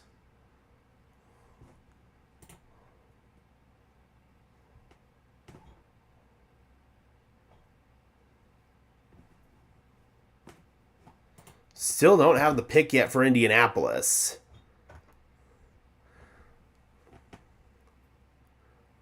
Okay, they are going with edge rusher JT Tuimoloau, the edge rusher out of Ohio State, and I know I butchered that pronunciation. Second round grade on him. I had a couple of edge rushers rated higher, Mike Green, but again, there's the character concerns. I also had Nick Scorton rated ahead of him, so not a bad pick there for Indianapolis. It addresses a position of need for them, so I can totally get behind that one for Indy. But Mike Green, again, man, talented player that if he didn't have the off-the-field issues, would have been drafted in the first round, but those off-the-field issues are seriously scaring teams away. Yeah, that's really sad about Derek Harmon's mom, man. That really is very tragic. Man, Dallas got a really good player with Donovan Ezeraku, man. I cannot believe he fell that far. But JT comes off the board here. My big board is starting to diminish, guys. The guys that are towards the top are starting to fall down. Picks 33 to now. Okay, so the Browns, Carson Schweschinger, the linebacker out of UCLA. Houston at 34, Jaden Higgins, wide receiver, Iowa State. Nick Emenwari, safety out of South Carolina to Seattle. We've got Quinshon Judkins at 36 to the Browns. Guard Jonas Savaiania, the guard out of Arizona to Miami. We've got Travion Henderson to the Patriots at 38. Luther Burden to the Bears at 39. Tyler Shook, the quarterback out of Louisville, at 40 to the Saints. TJ Sanders, the South Carolina defensive tackle, to the Bills. Mason Taylor to the Jets. Alfred Collins, the defensive tackle out of Texans, to the 49ers. And Donovan Ezeraku to the Cowboys. And JT Tuimoloau, again, I'm sorry for butchering that pronunciation, to the Indianapolis Colts. So now we've got the LA Rams on the clock, followed by the Arizona Cardinals, the Las Vegas Raiders, the Cincinnati Bengals, and the Seattle Seahawks, and then the Denver Broncos at 51. Should we sign Chubb or Dobbins? I mean, between the two of them, I would say Dobbins, but both have very significant injury concerns.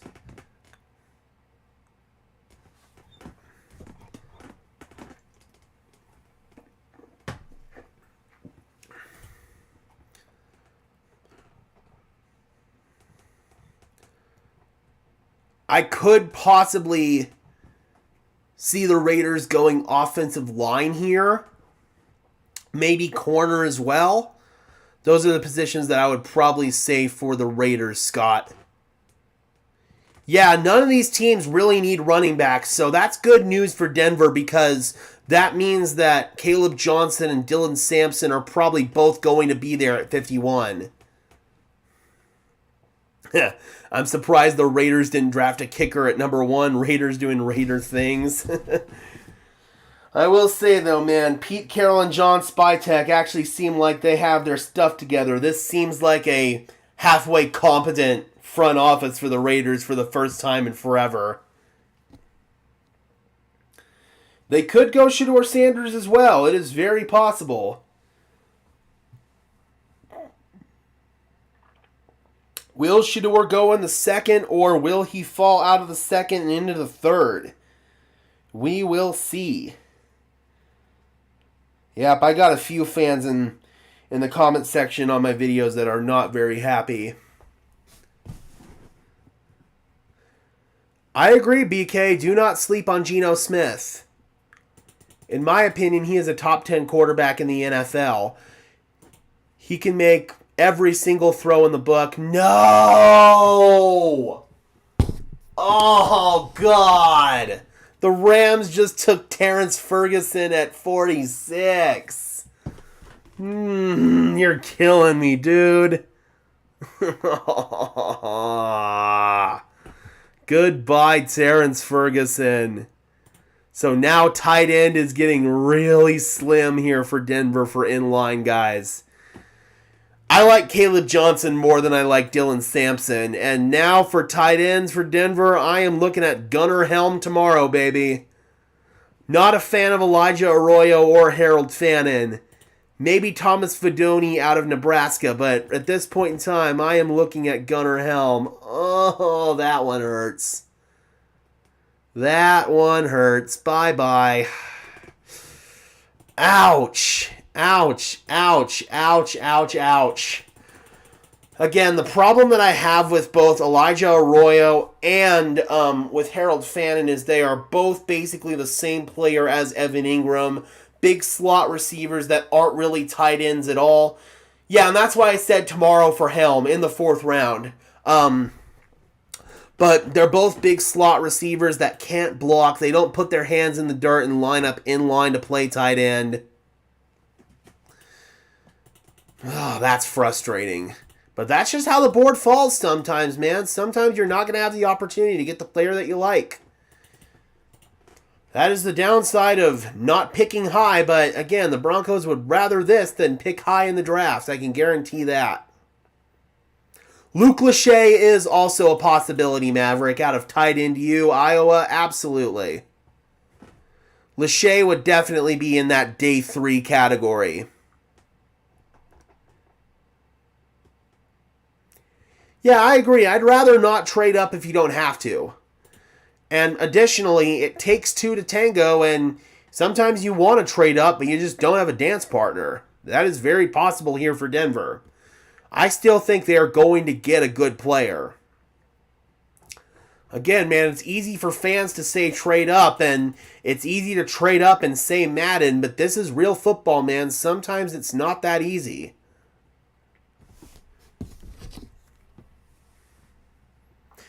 I'm thinking the Broncos feel they can develop both Atkins and Kroll and just go with them and Ingram.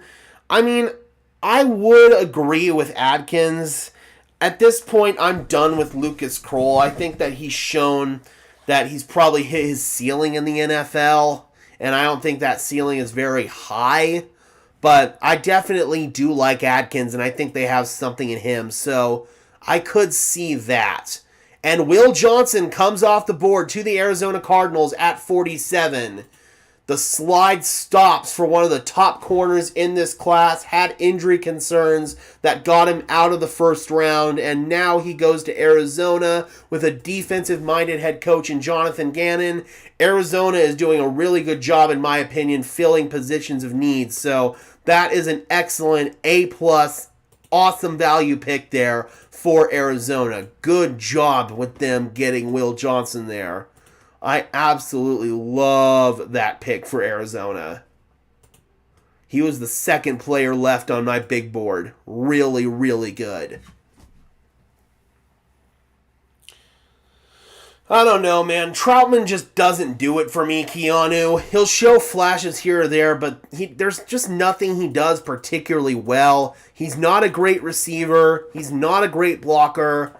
I just feel like he's kind of a jack of all trades, master of none, and I want somebody that can be more of a difference maker as an inline tight end, somebody who can block and not whiff on every other block like Adam Troutman does. Again, man, I'm just not a fan of these big receivers that are masquerading as tight ends. I just feel like that position doesn't translate to the NFL in the way that teams want it to. So the Will Johnson slide finally stops. Again, that is an excellent pick if he stays healthy for Arizona. Yep, Fant was a big body and an excellent athlete, but he just wasn't able to really put it together as a receiving tight end or a blocking tight end really in Denver. I will say that he's definitely gotten a lot better since going to Seattle, and he's definitely molded into a more well-rounded player, but I don't know, man. Noah Fant is definitely not amongst the top tight ends in the NFL, in my opinion.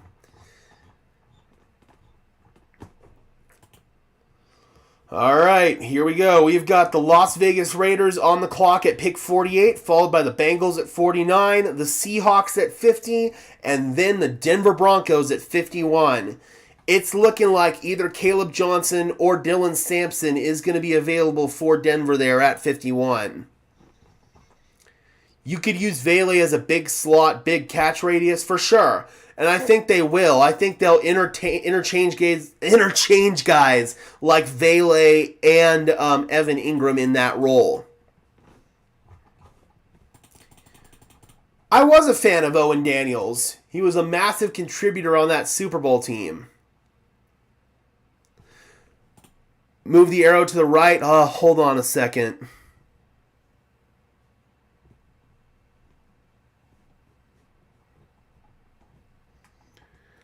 It doesn't look like I can, unfortunately.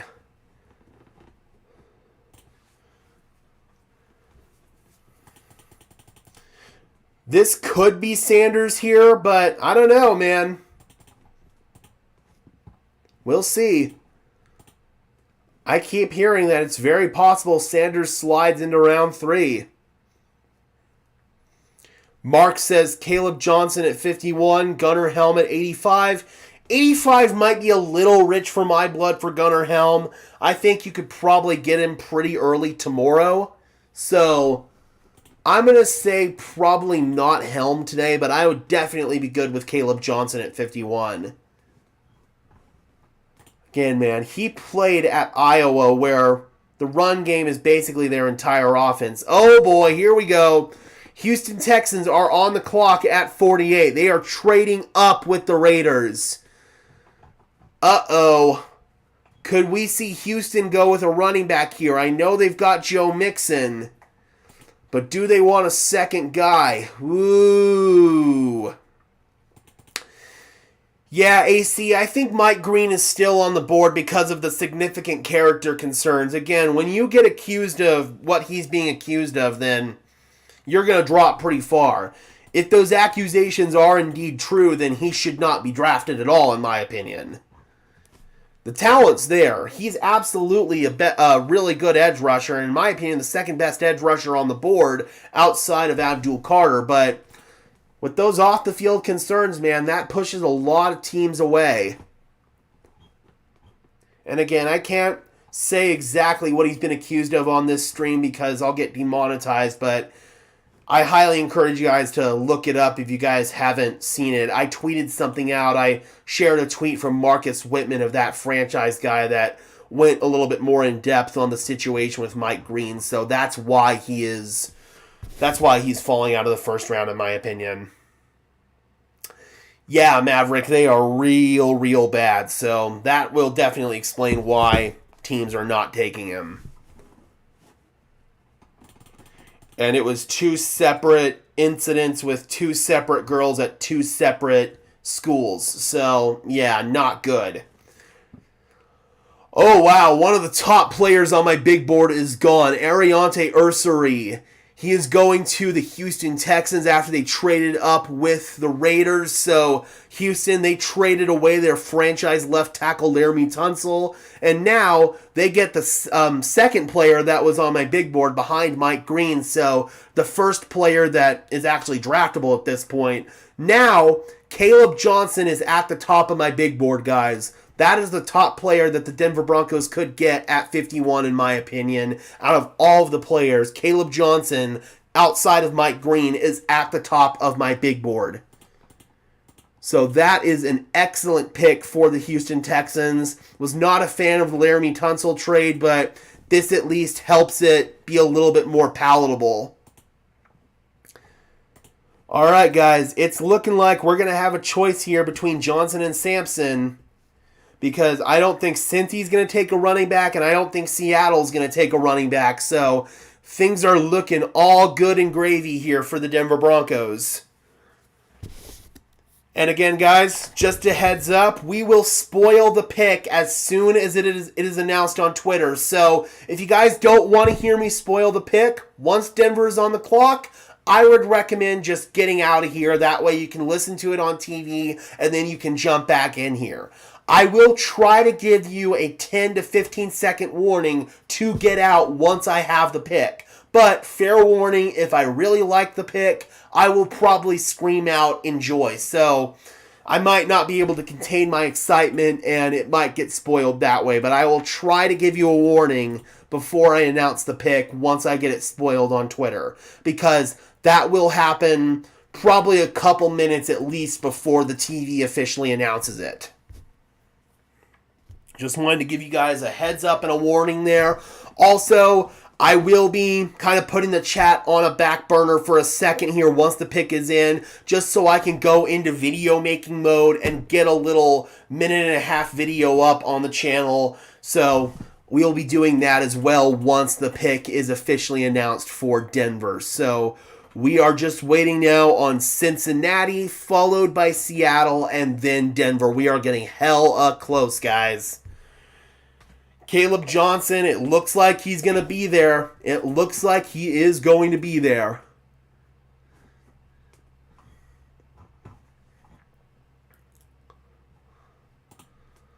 Ooh, boy. If it's not Caleb, MHH pod fans are going to punch air. Yep, they might. Thank you so much, Orange Crush, for the super sticker. $5. Really, really appreciate it. Helps keep the lights on here at Broncos Syndicate.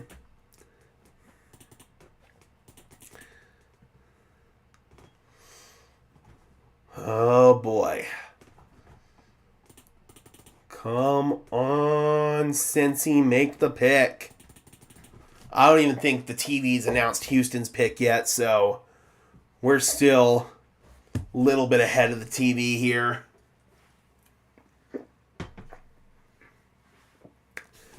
Appreciate you, Orange Crush. Really do. Yep, Shamar Turner could be in play here. He could. Some depth on the D-line. I could absolutely see that. What if Caleb's there and we don't take him? It's going to have to be for a really good player because Caleb's currently the top player on my big board outside of Mike Green, and I will be quite disgusted if they take Mike Green. Again, if the allegations against Green are true, I don't care how good of a football player you are, you're undraftable. Yeah, I just have Coke today. I had my Mountain Dew earlier.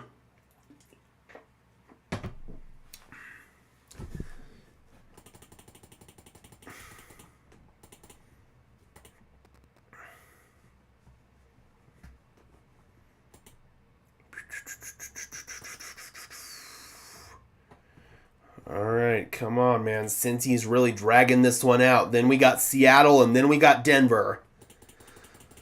We are getting hella close, guys, and it looks like Johnson's going to be there.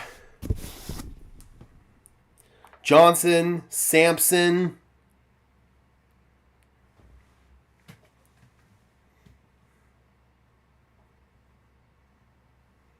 Nope. That's funny, AC. Ooh, boy, guys.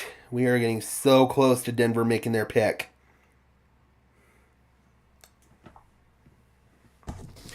Keep bench cut one of each. Coke, Pepsi, Dr. Pepper. We're starting Coke. We're benching Dr. Pepper. And we are cutting Pepsi. I like all three of them, though.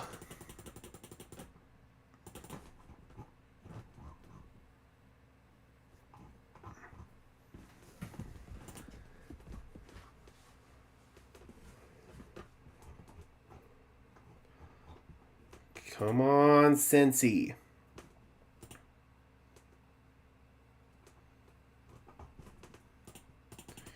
Yeah, pretty much the only soda that I don't really enjoy is like root beer and cream soda and stuff like that. Not a big fan. I mostly drink Mountain Dew for the caffeine more than anything else. But in terms of taste, I would say that Coke is probably my number one.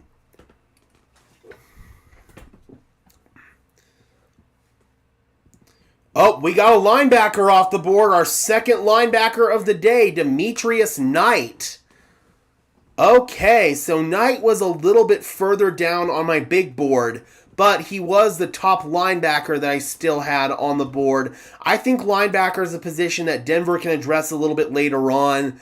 Guys like Danny Stutzman, Jeffrey Bossa, maybe even a Chandler Martin out of Memphis. So there's still some really good linebackers that are out there.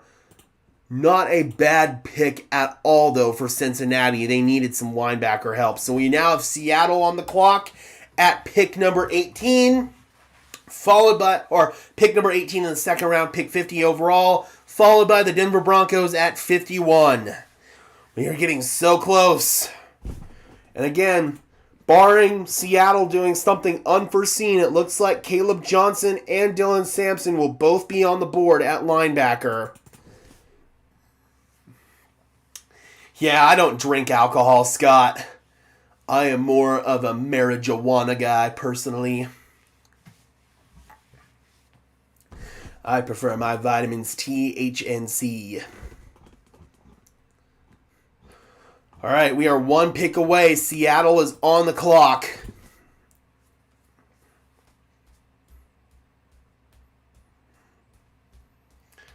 Ooh, boy. Come on, Seattle. Again, right now, Caleb Johnson is the top player on my big board.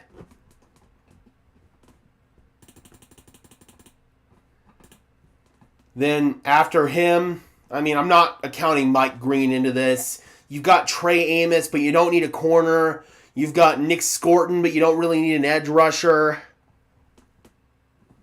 Shamar Turner's up pretty high. Shamar Turner is definitely up there if they don't go with Johnson. I would not be upset if they went with Shamar Turner. All right, Seattle's pick is in. I don't have it yet, but Denver is on the clock. All right, guys, unless Seattle does something unforeseen here, we're on the clock. Let's see what Seattle does. Oh, we're trading back. The Broncos are trading back from number 51. Could somebody be coming up for Shedeur Sanders here? Mike Kliss just reported it. The Denver Broncos are trading back. I don't know with who. I don't know what they're getting. But Mike Kliss just reported that Denver is trading back. Albright is confirming it. All right, here we go, guys. We are trading back in the second round. Caleb Johnson was on the board, but they decided to come back and get some draft capital. All right, let's see. What are we getting? What are we getting, and who are we moving back with? Who's coming up? So I think somebody's probably coming up for Shedeur Sanders here. That's my guess. The question is who? Is it Pittsburgh? Is it the Brownies? It's the Panthers! The Carolina Panthers are coming up! That's a surprise! What pick did they have? They had number 57. Okay, so it looks like Denver's coming back 6 spots here. What are they going to get to come back 6 spots? Hopefully they're getting like a 4th or a 5th or something. Give me something good. Give me something good. Hopefully they're picking up like an extra 4th or a 5th round pick or something. But Carolina's coming up. I have no clue for who. They kind of stunned everybody yesterday and they went with Tet McMillan. Let's see what the draft capital we get is. Hell, I even think Johnson might still be there at 57. So if Denver trades back, gets extra draft capital, and still gets Johnson, that's a massive win. What are we doing? All right, what are we getting here, folks? Let's see. I don't think it's fair to say if we like or don't like the move before we find out what we get and who Carolina's taking. Okay, we got compensation. So, Broncos have received the 57th pick, the 74th pick, which is a 3rd rounder, and the 111th pick, which is a 4th rounder, and a number and 230, which is a 7th rounder for 51, 85, 122, and 208.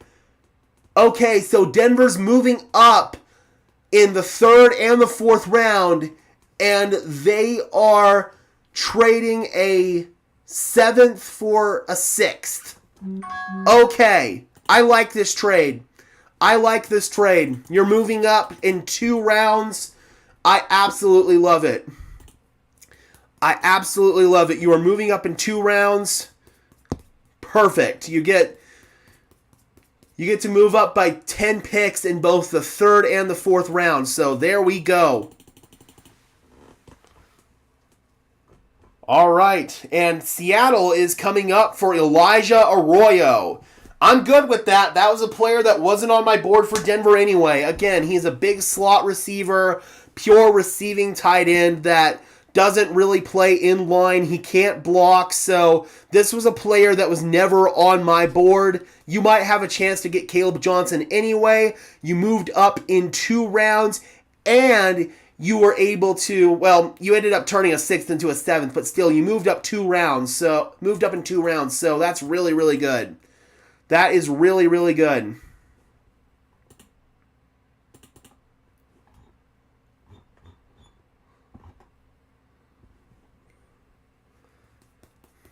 The more picks you have, the more darts you get to throw. Absolutely. Holy Diver says, we fleeced them.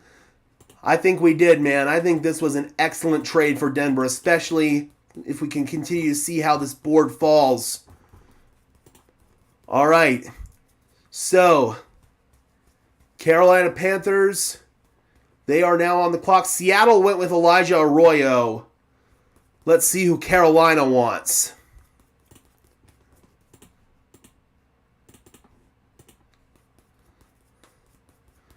So Denver trades 51 to Carolina. Seattle took Elijah Arroyo at 50. We still do not have the pick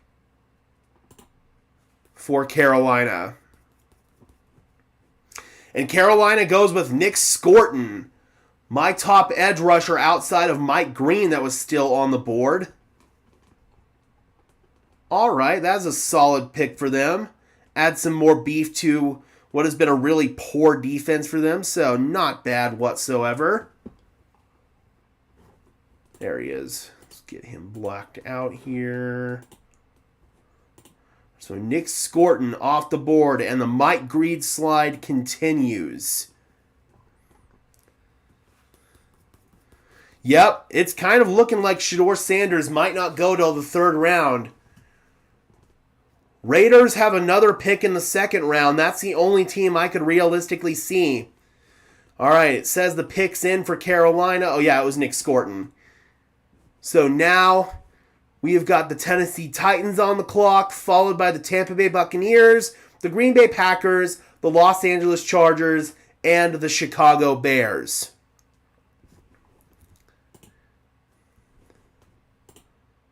Yes, there are still some good interior defensive linemen.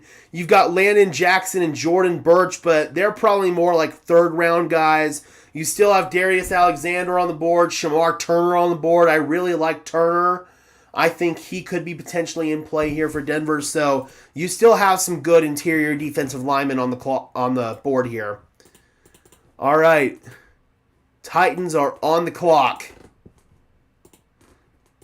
This is going to be the 3rd pick or the 2nd pick that Tennessee is making in this draft. Obviously, they took Cam Ward number 1 overall.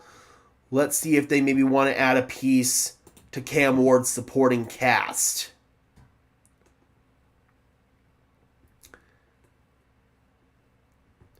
Yes, Maverick. They traded 208 for 230. Dude, if Shiloh Sanders goes before Shedeur, that will be just absolutely hilarious.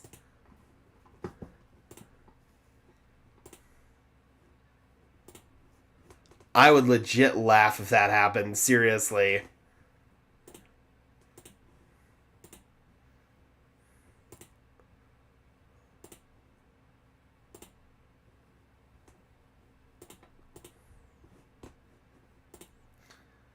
Who is Tennessee going to go with?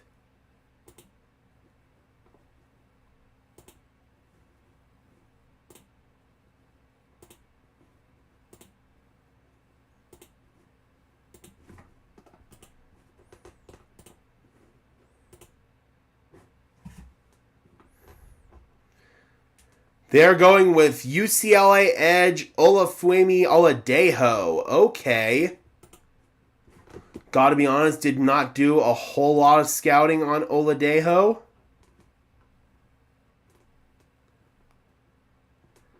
Yeah, that's an interesting one. That is definitely an interesting one. Can't say I know a whole lot about the player, to be honest with you. That's one of the first ones.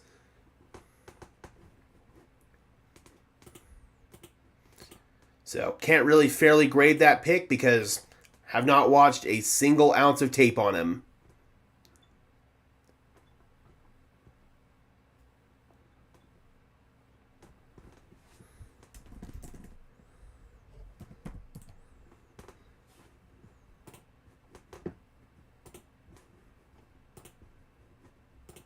Yeah, from what I can see here, that was a reach. Gabe says, I don't love that trade at all. We didn't acquire any extra picks and only moved up 10 in the third round, as well as the fourth round. You also moved up 10 in the fourth round. So, yeah, I can kind of understand why some might not like it, but if you can still get your guy, then I'm okay with it because you can pick up some more drafts or some more darts for the board.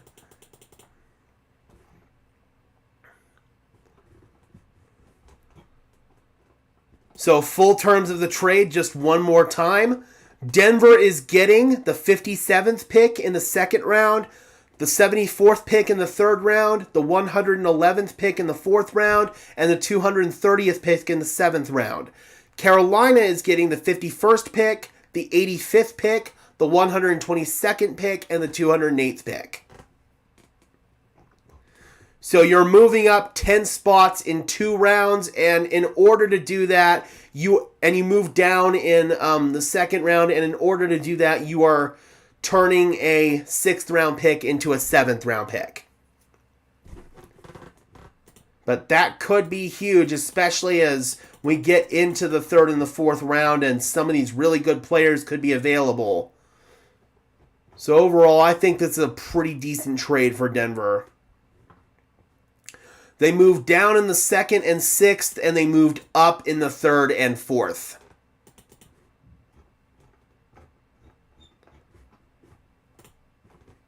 All right, the pick is in for Tampa Bay. We've got Green Bay on the clock, followed by the Chargers, the Bears, and then the Broncos. I do think that D-line is going to be focused on at some point. Ooh, the Bucs just got one of my favorite players. A guy that I was hearing first-round buzz about, Benjamin Morrison. Ooh, dude, let's go. That is an excellent pick for Tampa Bay. I've got a little bit of a rooting interest with Tampa Bay. My good friend is a Tampa Bay Buccaneers fan, and I am happy to report to him that they just got a really good player. I was hearing first-round buzz for Benjamin Morrison, and he ends up going in the second round. That is an excellent pick for Tampa Bay, and it's good news for Denver because they were obviously never going to go after corner anyway. That pushes Caleb Johnson further and further down the board. He's probably going to be there at pick 57. So, if they can still get Caleb even after making this trade, I would call it a massive success. I also really like Aeneas Peebles, Keanu. Peebles would be fun. Senior Bowl All-Star. All right, so Morrison is off the board. Packers are on the clock, followed by the Chargers, Bears, and Broncos. And again, guys, just a reminder, as soon as the pick is spoiled here on Twitter, I will announce it. I'll give you guys a little bit of a warning in case you want to get out of here and you want to get it announced on TV. Otherwise, stay here and the pick will be spoiled as soon as we have it. I would highly recommend, if you don't want it spoiled, to jump out as soon as Denver is on the clock, and then you can jump back in after they make the selection. Caleb Johnson, the running back out of Iowa, head savvy. He's my top player on my big board and would probably be the best fit for Denver in terms of players that are still available. Denver needs an RB1, and Caleb Johnson could be your RB1.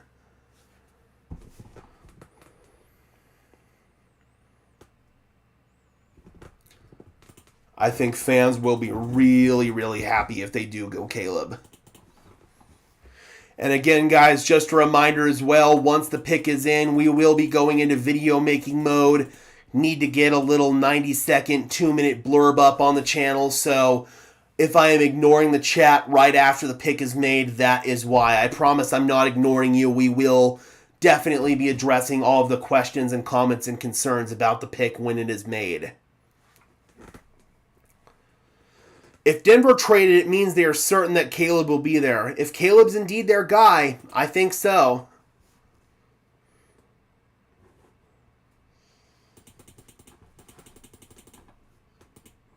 All right. Green Bay has not turned in their card yet. I'm thinking like 4th, 5th round probably for Aeneas Peebles. His athletic testing wasn't great, and for some teams that will cause a player to drop. So I do think that Peebles will probably be like 4th, 5th round. Shy, I think he's really good. He's the best player all around that I still have available on my big board. Get Johnson, then in the 3rd round, get Luke Lachey from Iowa. 3rd round might be a little bit rich for Lachey for me. I think he's a day 3 guy, but I would love to see Lachey in a Broncos uniform.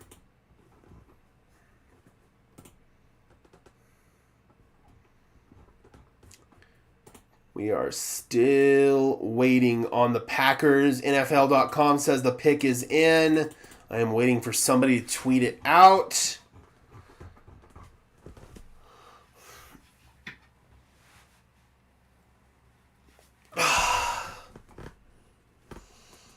God, I will be upset as hell if they draft Mike Green. I really will. And it has nothing to do with Mike Green, the football player, but Mike Green is not a guy that I want on my football team. If those allegations are true, then I do not want him on my football team whatsoever.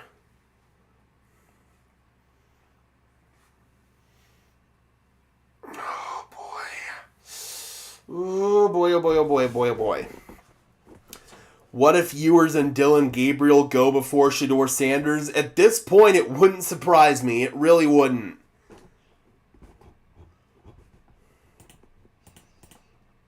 Still waiting for the Packers pick. Then it is the Chargers, the Bears, and the Broncos.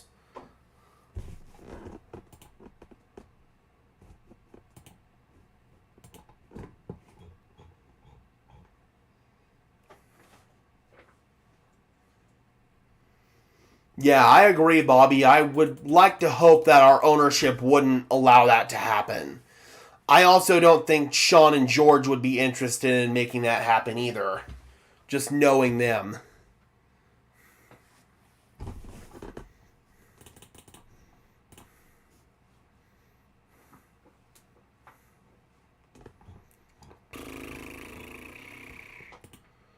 Seriously, Green Bay is taking their sweet time. Maybe they're negotiating a trade or something.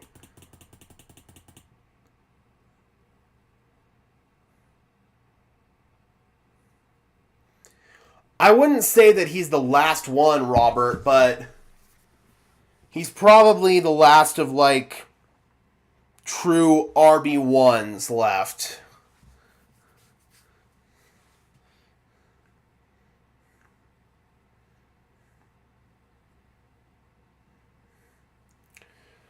Come on, Green Bay. Hurry up.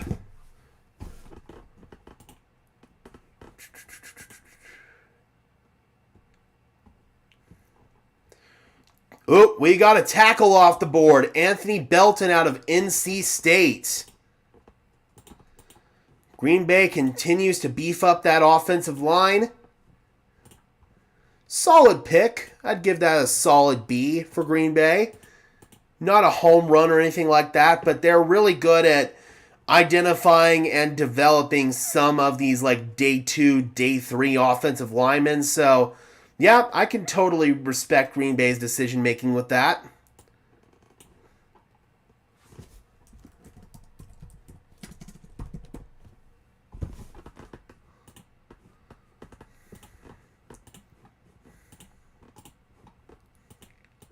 Oh, come on, you stupid.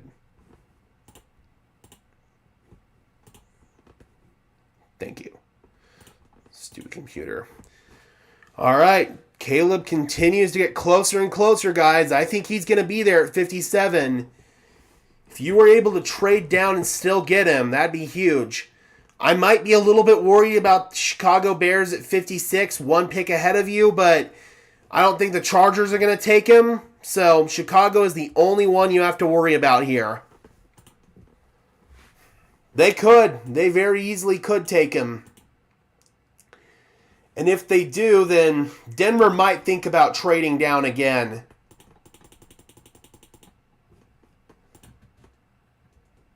Because the value is kind of starting to drop off a little bit. So if the Bears do indeed go with Caleb, then you might think about trading down.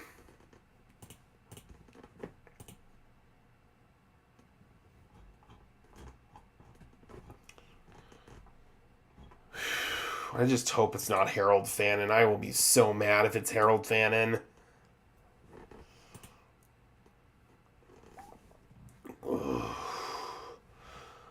Chargers go with Ole Miss receiver Trey Harris. He was my top receiver left on the big board. That kind of sucks. Damn. That kind of sucks. So now we got the Chargers. They've got an all-around complete receiving room now. You got Trey Harris. You got Ladd McConkey. Mike Williams is back. You still got Joshua Palmer. That's a crazy receiving room. So the Chicago Bears are on the clock. Please don't take Caleb Johnson. Please don't take Caleb Johnson. Please don't take Caleb Johnson. Please don't take Caleb Johnson. Please, please, please don't take Caleb Johnson. All right, Chicago is the only team we have to worry about now, and they do need a running back. Oh boy, the Broncos are trading down again. The Broncos are trading down again, according to Mike Kliss. So the player that they liked clearly either isn't going to be available or they think they can get him later on again. The Broncos are trading back again. Oh boy. So those of you who wanted trades, you're getting trades. Oh boy. So let's see. Are the Bears going to go Johnson? Denver is trading up with Detroit. Detroit is coming up to 57. Detroit is at 60, so Denver's coming down 3 more spots. We still don't know who Chicago's taking here. Chicago goes with Ozzie Trapillo, the tackle. Let's go. They were probably our biggest threat for Caleb. Let's freaking go. Let's go. If you could trade down twice, move up in 2 rounds, and then get more draft capital on top of that, and still get your guy, holy smokes! Oh, this could be potentially big-time sorcery here from George Payton. Yo! Depending on how this goes, this might be brilliant. This might be brilliant. What do we got? What's the compensation? Denver is receiving pick 60 and pick 130. They're giving up pick 57 and pick 230. So Denver's moving up 100 spots. Denver's moving up 100 spots. That's turning that 7th, the 230, into what? A 5th, I believe? That is excellent. That is absolutely excellent. Who would you have to worry about now? You got to worry about the Raiders and you got to worry about the Ravens.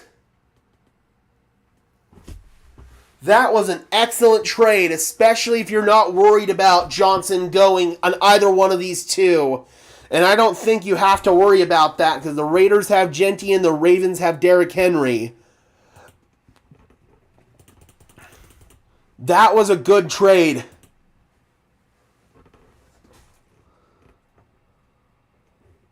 That was a good trade. Who is Detroit coming up for, though? That is the question of the day.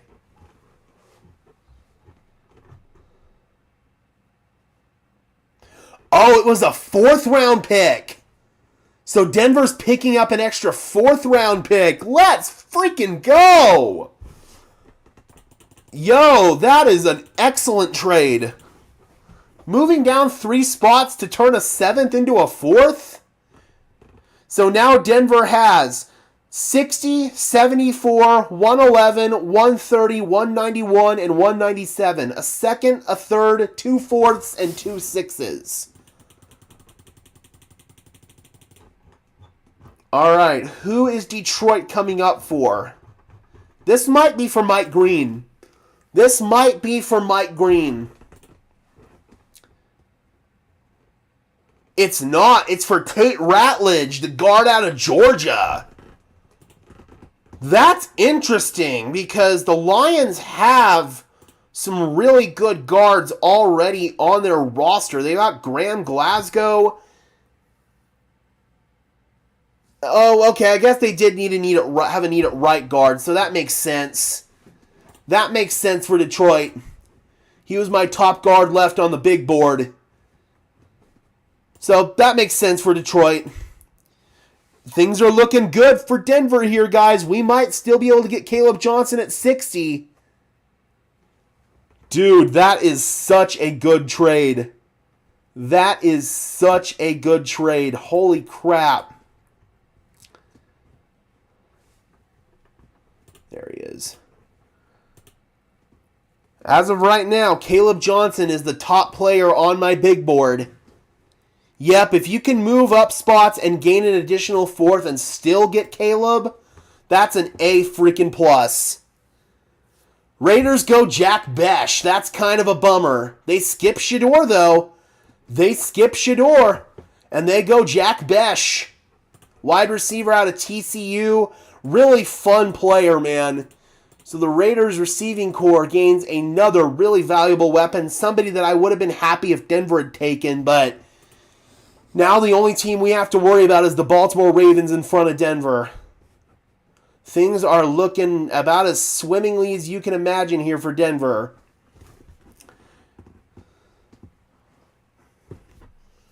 Yeah, I'm curious. How are the people on the other pod right now?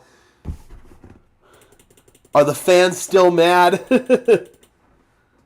Yep, I'm thinking Shador's going to fall out of the 2nd round.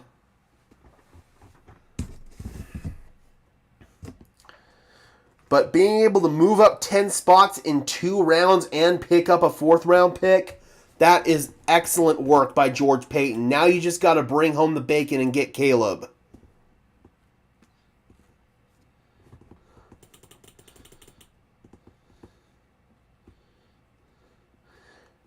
And I will try to contain my excitement once the pick is in if it is Caleb, and I will give you guys a warning just in case you want to hear it on TV, but that might not happen, so just a fair warning. Once they are officially on the clock, if you don't want to hear me spoil the pick, then I would probably get out of here until after it's been announced on TV. Just a fair warning there, guys.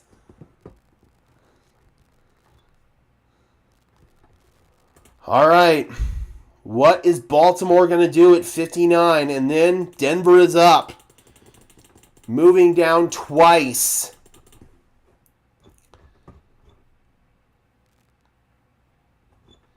So far, George Paton is doing an excellent job wheeling and dealing and manipulating the board. I think they're in line to really make some big-time moves tomorrow. But still got this pick and another pick today.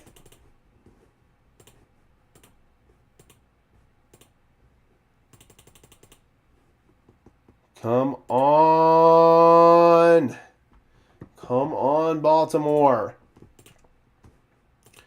Looks like the TV's still a little behind anyway. Looks like the TV's still on. Yeah, they're still on Tate Rutledge, so.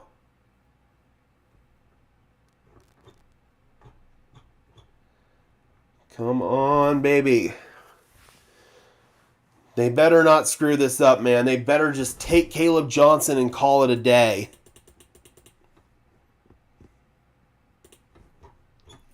If you trade back again, he's probably not going to be there. So you were able to pick up that extra fourth. You moved up in 2 rounds. That's good wheeling and dealing. Ravens could take him. I don't know if they will, but they could. I'll definitely be sad if they do.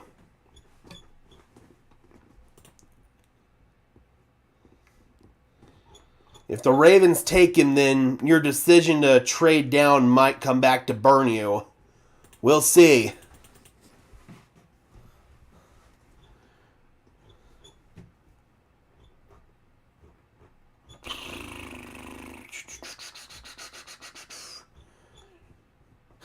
They could trade back again. It wouldn't be out of the realm of possibilities if they traded back again. I wouldn't, but they might.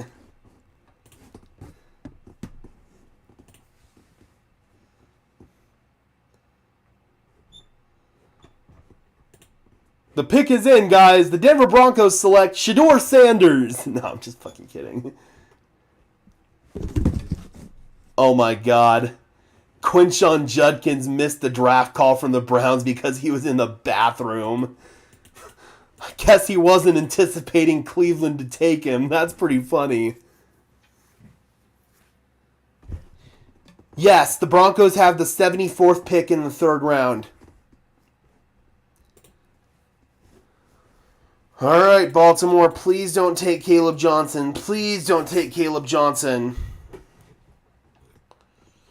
Oh, boy. Please do not take Caleb Johnson.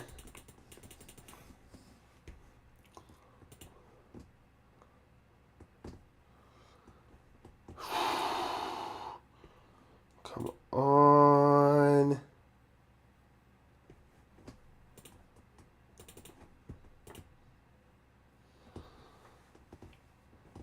Yeah, they're still behind on the TV. It looked like Draft Diamonds got the Jack Besh pick really early. Come on, Caleb. So Denver's current picks, they have got pick 60 in round 2, 74 in round 3, 111 and 130 in round 4, and 191 and 197 in round 6. Not at all, Daniel. I think things are going about as well as you can imagine for Denver right now.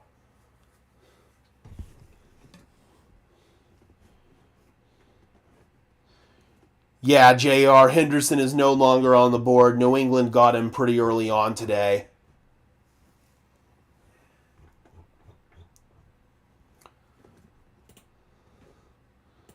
Come on, Baltimore. Yep, Maverick, we traded back for a second time.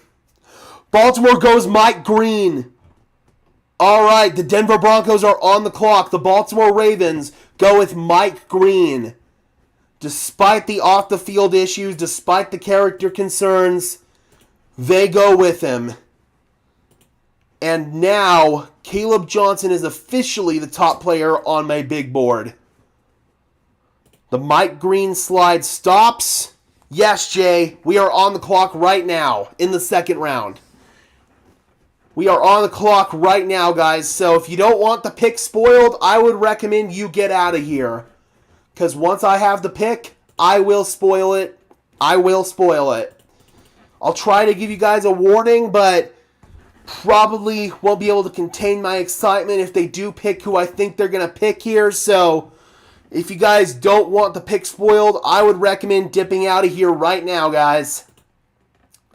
And again, once the pick is in, we will be briefly ignoring the chat just so we can go into video making mode here.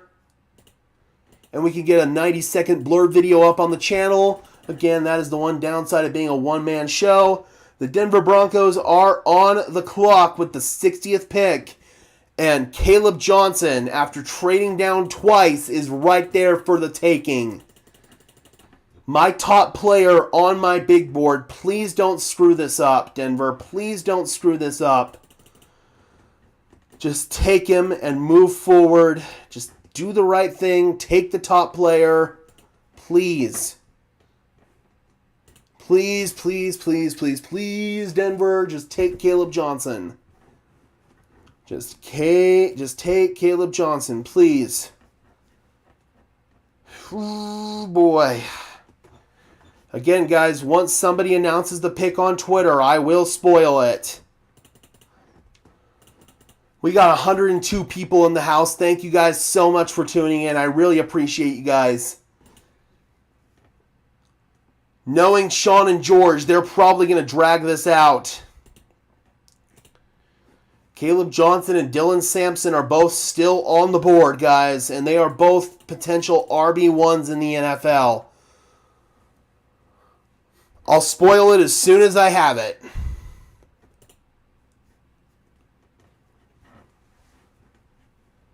Ooh, boy. Come on, Sean. Come on, George.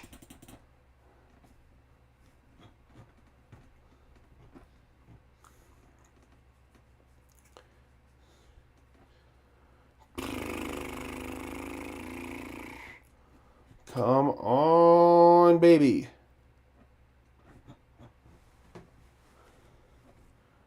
Jared Wilson could happen.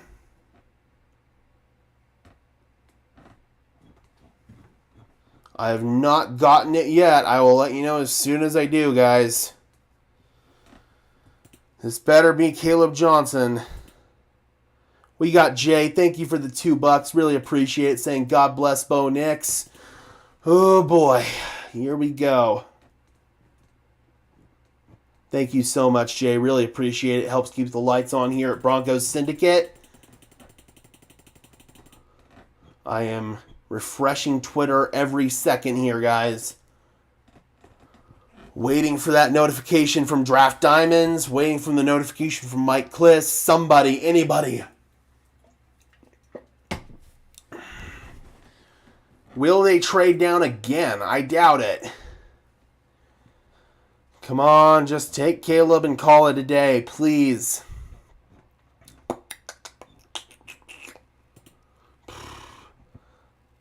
I could see Darius Alexander. Still hoping it's Caleb, though.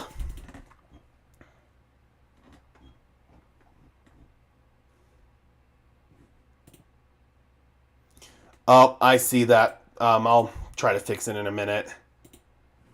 Oh, boy. Ooh, jambalaya. That sounds good.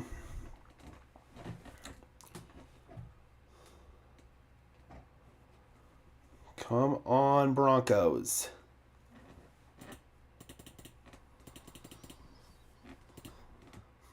They are seriously dragging this out. Come on.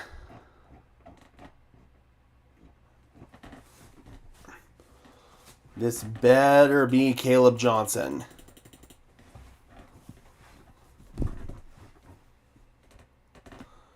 All right, guys, the pick is in. The pick is in. I will give you guys a few seconds to get out of here if you guys do not want the pick spoiled, but the pick is in, and I am going to announce it in 5, 4, 3, 2, 1. With the 60th pick in the 2025 NFL Draft, the Denver Broncos select RJ Harvey, running back out of Central Florida. So the Denver Broncos get their running back. They don't go with Johnson. They go with Harvey, who is my third running back remaining on the board. I like Harvey quite a bit. He's got the potential here to be the Denver Broncos RB of the future. He's somebody that's going to work in tandem with Audric Estime and Jaleel McLaughlin. So that is the pick for the Denver Broncos. RJ Harvey, running back out of Central Florida. All right, guys, I'm going to go ahead and get up all the info I need to get up, and we're going to go into video making mode, and you guys can hear my full and complete thoughts on RJ Harvey. Just give me 1 second here, guys, and bear with me. By player, RJ Harvey.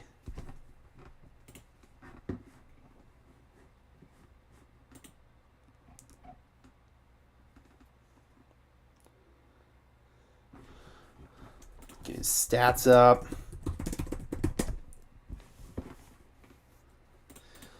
Definitely a little bit of a smaller frame for a running back, 5'8", 205 pounds. But again, the Broncos have a big bruiser in Audric Estime, and now they've got their lightning type player in RJ Harvey. His rushing stats are absolutely insane, as you guys will see in just a second here. All right, let me make sure I get the tweets up here for the terms of the trade. Again, guys, we are in video making mode as of right now, so please be patient here.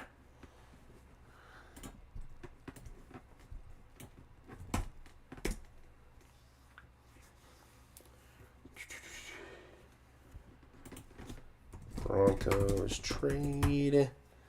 But overall, guys, really am happy with this pick. Really am happy with this pick.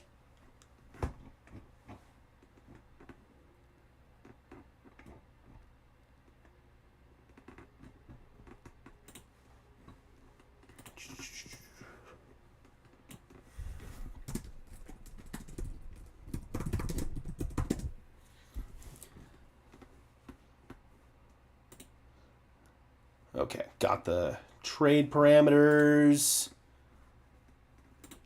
All right.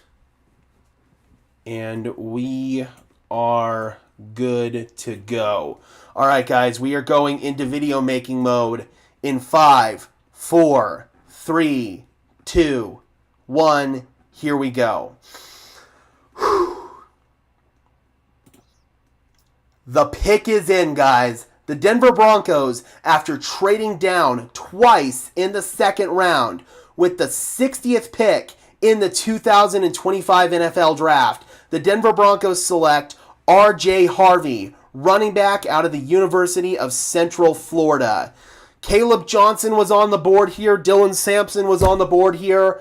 I thought that they were going to go with Johnson, but instead they go with a running back who profiles very similarly to a couple of guys who they have on their roster in Jaleel McLaughlin and Blake Watson, but I think that RJ is the jacked up version. He is the upgraded model, if you will, over those two players, and he's somebody who is going to work in tandem with Audric Estime. At 5'8" and 205 pounds, he's a little bit of a smaller guy, but he brings juice on offense. Let's go ahead and bring in his stats here at UCF, and you'll see that in each season he averaged over 6 yards per carry.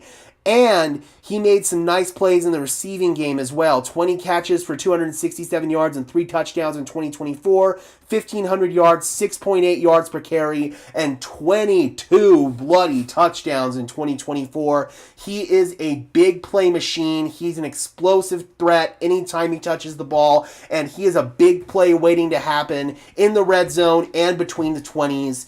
I think this is a really excellent pick for the Denver Broncos. They get their running back of the future. I am giving this pick a very strong A. I love this pick. I would have probably taken Caleb Johnson personally, but I cannot make a single complaint about this pick. In terms of the trade terms, Denver started off at 51. They traded 51, 84, 122, and 208 to Carolina for 57, 74, 111, and 230. So essentially, they moved up 11 spots both in the third and the fourth round. And to do that, they had to trade down in the second round, and they gave up one of their sixth for a seventh round pick. Then the second trade, they traded that 7th round pick and 57 to Detroit in exchange for 60 and 130. So basically, Denver moved up in 2 rounds, the 3rd and the 4th by 11 spots. They moved down in the 2nd round, and then they swapped a 6th round pick for a 4th round pick. So really good trade for the Denver Broncos, and they get a really fun player in RJ Harvey. So I am curious, Broncos country. Let me know in the comment section below, how do you feel about the Denver Broncos drafting RJ Harvey? Be sure to leave a like on this video as well as subscribe to the channel. I would really appreciate it, guys. Both free and easy ways to show your support. Helps tell YouTube's algorithm to push us out, and it helps us get seen by more and more members of Broncos country just like you and me. And until next time, guys, I'm your host, Gage Madrid, saying peace out. All right, guys, the video is done. We are going to go ahead and get that uploaded. But, yeah, guys, I like this pick. I really do. I think that this is basically the jacked-up version of Audric Estime and Jaleel McLaughlin. He is a big play threat anytime he touches the ball. I think this is a really solid move, in my opinion. D's not a fan. He's giving it a C-. But the Denver Broncos came away with a really strong football player, in my opinion. Oops, my bad. Bring me back in here, guys. Sorry about that. All right, let me just go ahead and get this video uploaded here. Let's make sure we haven't missed any picks.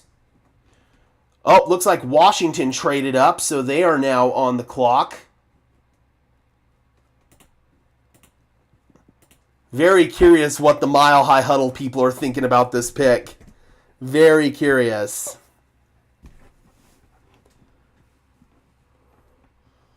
All right, let's get this video uploaded here, guys. Again, just bear with me while I get this done. Rodney says Estime needs to lose muscle weight. I don't think that's the problem with him. What they're more concerned with is his vision and his ball security. Go up here, just bear with me for a few more seconds. Got to do the thumbnail.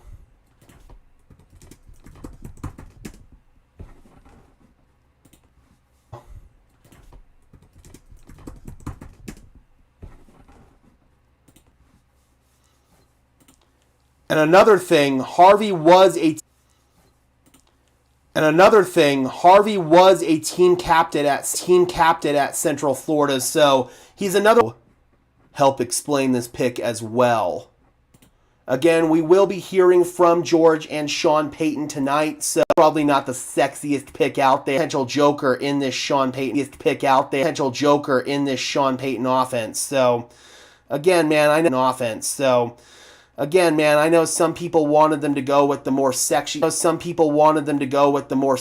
Sexy option at running back, but I think that they came away with a rather good football player.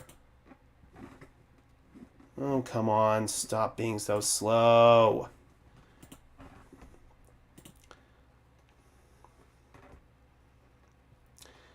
The problem with Estime was he was fumbling the ball in practice, like all the time. That's why they didn't trust him and put him on the field, because he wasn't even holding onto the ball in practice.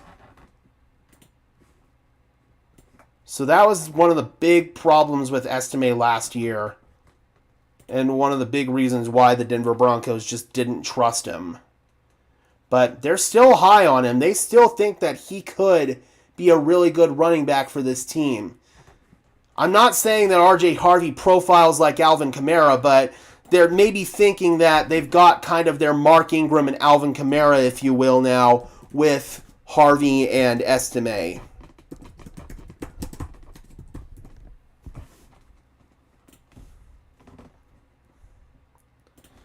All right, that's done. Video's almost out, guys, and then I will get to your questions and concerns about Harvey in the chat.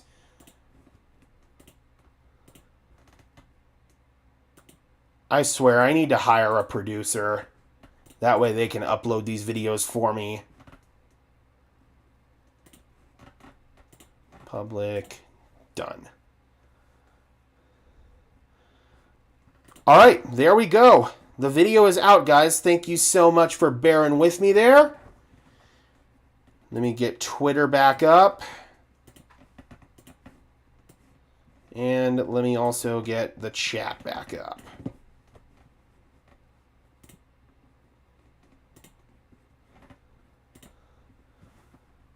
There we go. Maverick says, would have rather gotten him later, but still a good player. I think he's a really strong player, and I think he fits well in this offense. And hey, Johnson's still on the board. You could still maybe get him later on. You've got that extra ammo now with that extra 4th-round pick. Maybe you double up on receiver. Yep, I can see that fans aren't a big fan of his small frame. I do think that he is like the jacked up version of Jaleel McLaughlin. He's not Jaleel McLaughlin. He's better than Jaleel is, by far. But I can also understand the concerns about this pick. I really can. I like it, but I can see why some people don't. All right, what pick did we miss here? Trey Amos goes off the board to Washington. Chicago is now on the board at pick 62. Denver is picking at pick 74. RJ Harvey's already speaking with Denver media. He says, I'm just excited to get into Sean's system to do whatever I can to help. Yes, I would say that Blake Watson is definitely on the roster bubble. Shamar Turner gone to the Chicago Bears. A defensive lineman that I really liked. That sucks. That definitely sucks. All right, so Jack Bash, Mike Green, RJ Harvey, and Trey Amos. Those are the guys I need to take off my big board here. Trey Amos, bye-bye.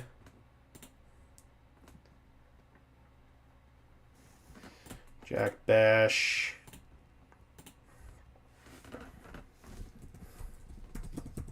Again, guys, though, both Sampson and Johnson are still on the board, so you can still get them a little bit later on.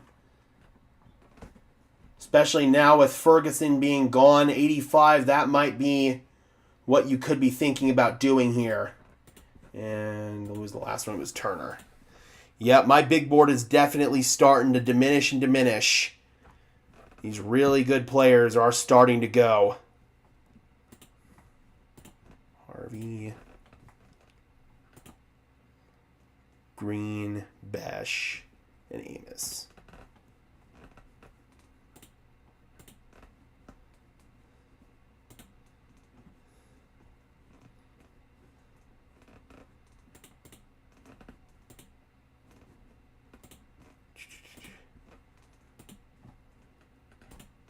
There we go. So we just have a few picks to go until Denver is back on the clock. And there we go, Amos. Perfect. Drinking that New Mexican tequila, right on. I wouldn't be surprised if we trade up with our multiple 4th rounders to get into the early 3rd. That is very possible. That might be why Denver loaded up on that ammo. Not great in pass pro, Rodney. He is a little bit small for that. That is one concern, but he's lightning in a bottle. He is an explosive play waiting to happen. Again, man, he is a hell of a football player.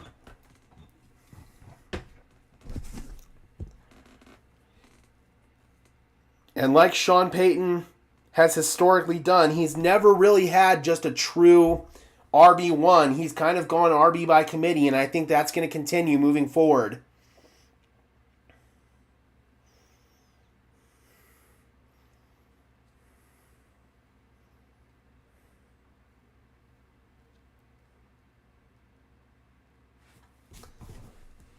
There will be bruising running backs later on in the draft. Even on day 3, there will be bruising running backs. Again, that's the benefit of being such a loaded running back class, is there will be some really good players available later on.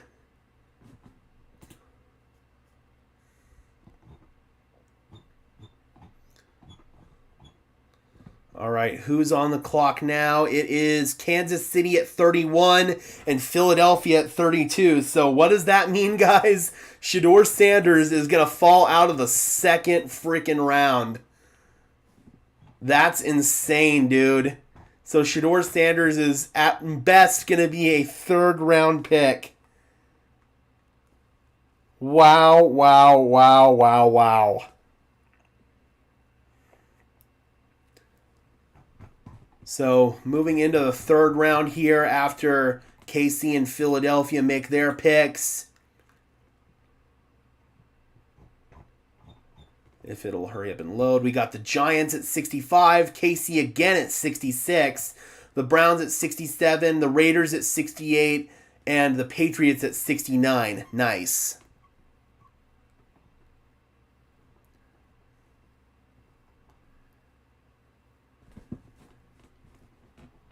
Dude, E.T., the Broncos have come away with two good players in this draft at positions that are very valuable. And they were able to manipulate the draft board to get even more draft capital, to get even more players. Sanders had a first-round grade from me, Brad. But all the associated baggage with his dad, and the thing that I think is really turning off teams is the fact that he's selfish and blames teammates. That's probably the biggest turnoff for NFL teams right now in regards to Shedeur Sanders.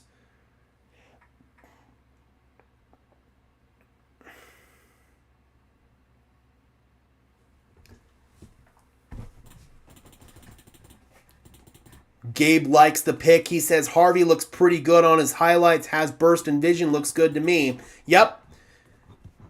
Again, I think he's an explosive play waiting to happen. Oh, wow. Kansas City comes up and they take Omar Norman Lott, the defensive lineman out of Tennessee. Damn. Oh, damn. Kansas City just got a really good player there. That sucks. That absolutely sucks. A big gap-clogging interior defensive lineman. Oh, dude, that absolutely sucks.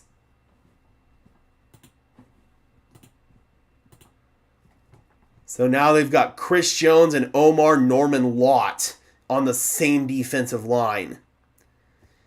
E.T., I would completely disagree with that. Just because they're not coming away with sexy names doesn't mean they're not coming away with good players. I would have been a lot more upset if they'd given up premium draft capital to come up for some of these players because of how deep this draft is.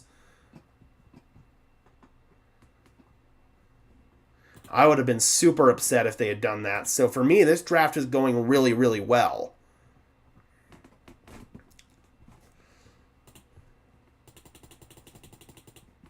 All right, so Philly is now on the clock, followed by the Giants kicking off the third round, and Kansas City at 66. Once Philly makes their pick, guys, I'm just going to step off screen for maybe like 25 seconds, and I am going to go ahead and take a bong rip. In fact, well, I'm going to turn my screen off for just a second, guys. I'm going to take my smoking apparatus off the shelf, and I don't need you guys to see that.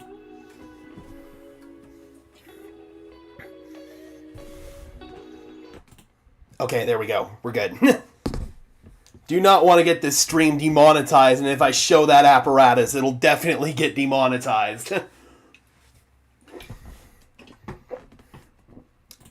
Yeah, we'll take a little bit of a break here between rounds. Let's see if Philly's pick is in yet. Again, guys, if you want to get the picks as I do on Twitter, go follow Draft Diamonds. Draft Diamonds is usually the guy that has them first. And it's Andrew Makuba, safety out of Texas. So another Texas DB is off the board to the Philadelphia Eagles. And Philadelphia once again ends up with a really, really good player. He was like looks like 12th or 13th player that was left on my big board. So Philly's known for getting good players, and they just got another one here in Makuba. All right, guys, we are moving into the third round now. The New York Giants are on the clock. I am going to step out of the room for just a few seconds here and tend to some business, and I will be right back.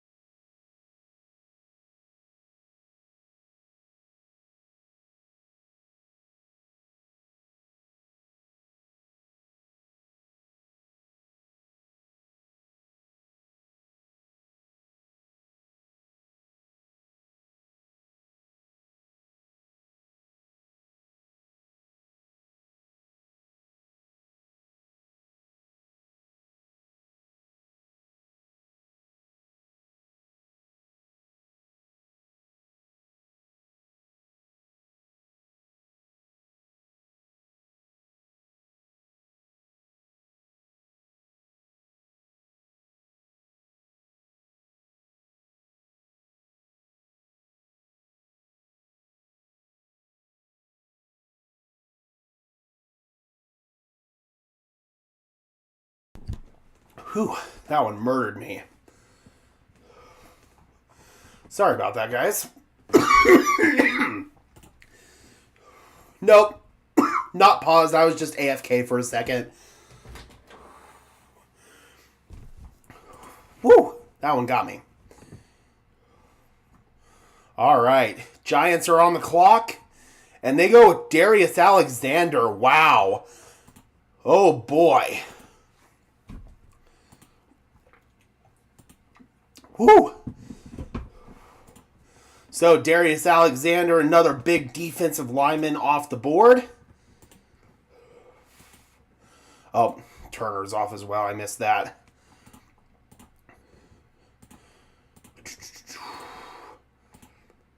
So now, for defensive linemen, still got Joshua Farmer on the board, Ty Robinson, Ty Hamilton, Aeneas Peebles. Still got Landon Jackson, Jordan Birch. So there's still some good players on the board on the D-line. Woo! I'm sweating. Jesus Christ. All right, so we've now got Kansas City back on the clock at 66, followed by the Browns at 67, Raiders at 68, Patriots at 69, and Jaguars at 70. Denver picks at 74. So at this point, I'm thinking D-line might be a little bit too early for tight end at this point, especially considering that Gunnar Helm's probably your best option on the inside in line. So yeah, right now I'm definitely looking at probably defensive line here for Denver as an option. Yeah, it's hot in there, Jacob, and I just took a fat bong rip, so I'm sweating from that. Got the bong sweats.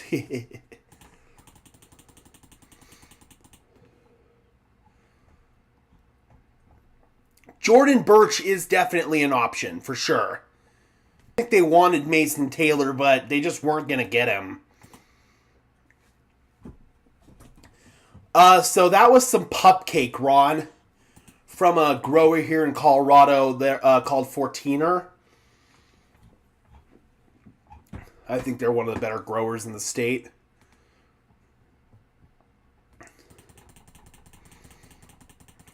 Yeah, man, Harvey's going to be a really fun player. And he does profile well as a potential joker for Sean Payton. Julian says, looking more and more like I might have to suit up and dust off my old cleats if we want a rock carrier. That's pretty funny. I'm going to step off for like 30 more seconds, guys, and blow my nose. I'll be right back.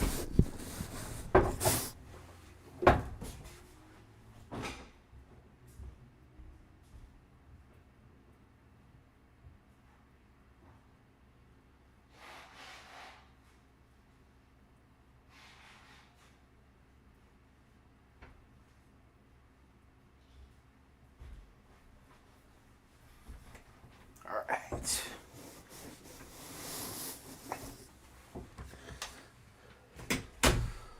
Harvey's highlights appear like he favors the outside predictably, otherwise exciting for the juice he'll bring. The first highlight, he fumbled in the end zone, though. Ooh. Yeah, that's definitely concerning, but if you can work on ball security, then you'll be good. And I don't think that was a big problem for him at college.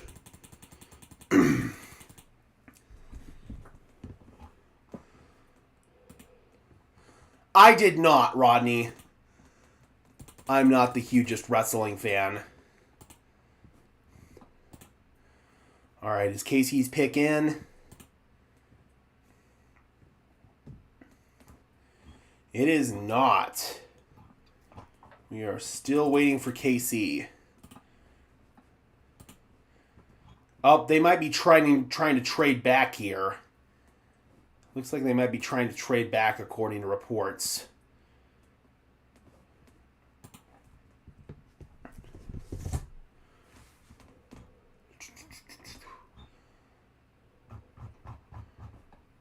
So let's see if Kansas City makes a pick or if they do indeed trade back. RJ Harvey, I think this is a really solid pick, man. I really do.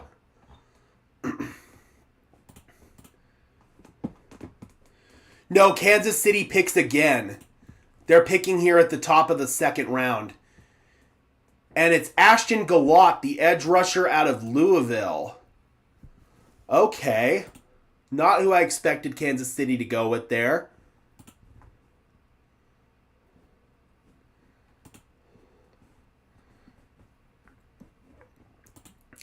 Yeah, that is definitely not what I expected from Kansas City right there at all. Yeah, KC was back on the clock at the top of the second.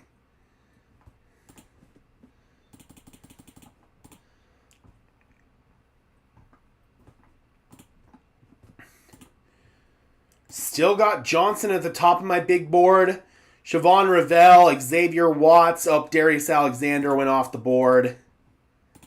Jalen Knoll, Dylan Sampson. Shador Sanders, Azariah Thomas. He's one of the best just pure man coverage corners in this class. All right, so the Raiders are on the clock at 60, or I'm sorry, the Browns are on the clock at 67, followed by the Raiders at 68, Patriots at 69, and the Jaguars at 70. Denver picks at 74. Yep, Johnson is still on the board. That is good news for Denver. I could see him doubling up on running back here on day 2. I could see it.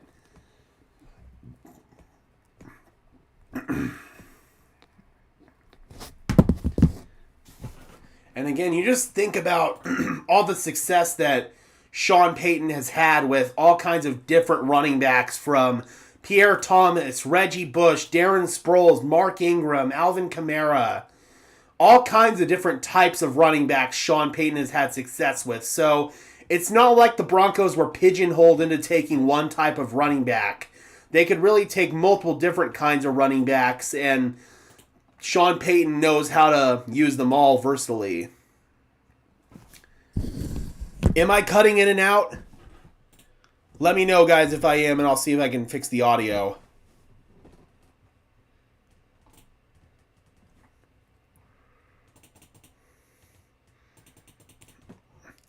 All right, let's see what the Raiders want to do here. Good to see you, DH. I don't think Harvey was a reach. I think that he was the best running back profiling for how the Denver Broncos want to use that position. So, no, I don't think it was a reach at all. If he's your guy, he's your guy. Internet has been great today. Fantastic. I went and bought a little Wi-Fi chip receiver that you just plug in via USB. That way it's no longer relying on my dead Wi-Fi card inside the computer. Alrighty, cool, Julian. Cool. Alright, is the pick in? Draft Diamonds, what do we got for me? Nope, not yet.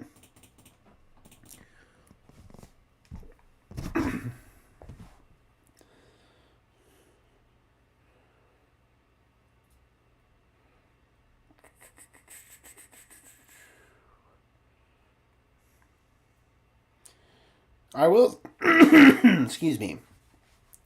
I will say that fans are taking this pick a lot better than I expected in my comment section so far. Do I see RJ Harvey being our RB1 this year? I mean, I think he's going to be part of the rotation. I don't think we're going to have a true RB1. I think we'll see Estime. I think we'll see Harvey. I think we'll see Jaleel. I think this is going to be a true running back by committee here in Denver. But the dude can fly, man. He's got speed. He's got juice. People were looking for the sexy playmaker that they could spam the ball to in Madden, and RJ Harvey certainly fills that bill.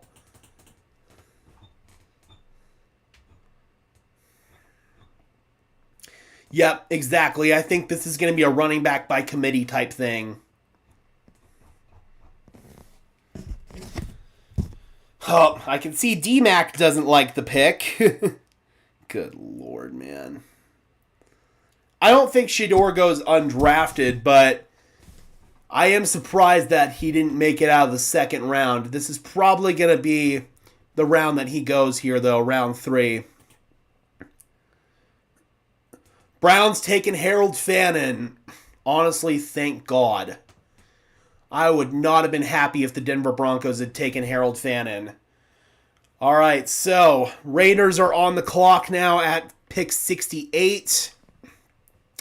I am okay with Cleveland taking Fannin. I really am. Again, he's just a pure receiving tight end that can't block, can't line up in line. More of a big slot receiver than a true tight end. So I'm okay with that personally.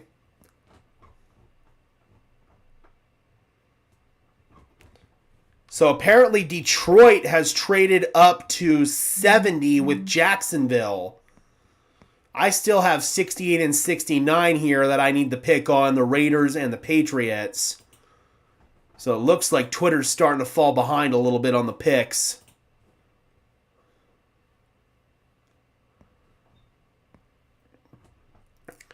Lions traded up to 70 with the Jags, but right now the Raiders are on the clock.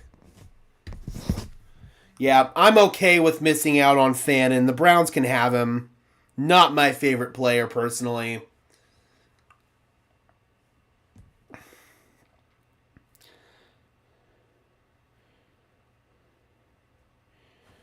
Oh, I just got a super chat on one of my comments on my video.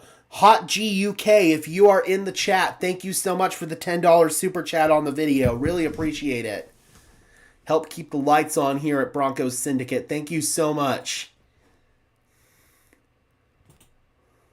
Yep, it looks like Twitter's starting to fall behind a little bit with these picks here. That usually happens on day 3, not on day 2.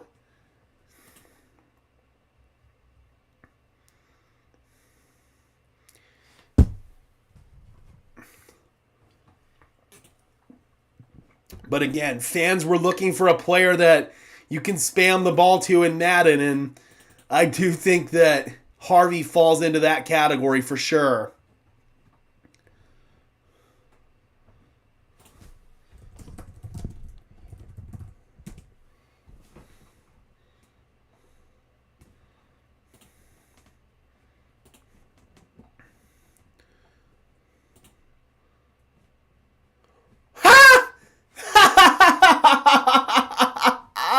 my God, Raiders!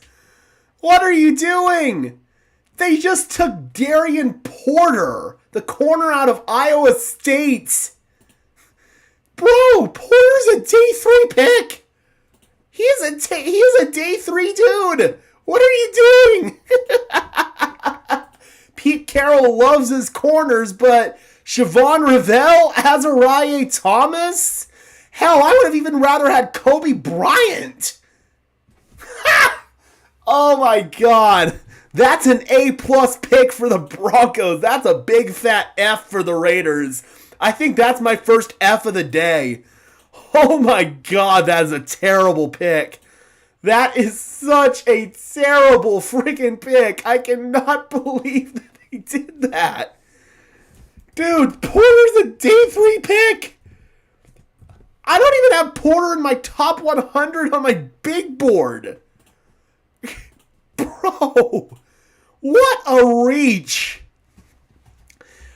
God, that's such a bad pick. Typical Raiders, bro. That is like a classic Raiders draft pick. Yo, that is such a bad pick, bro. Holy shit, that's a bad pick. Yes, even Noel Williams would have been better, for God's sake.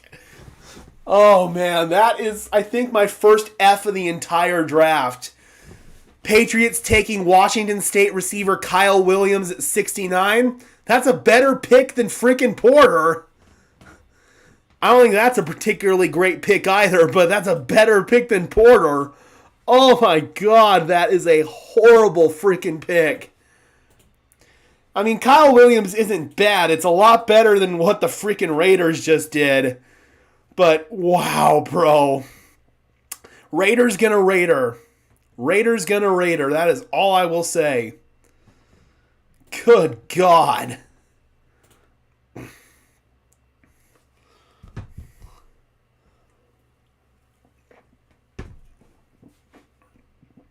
$10 RAS score. That's a plus at least. I don't know, man. There were at least 3 corners that I had over him. Savon Jones, Azariah Thomas, Nolan Williams.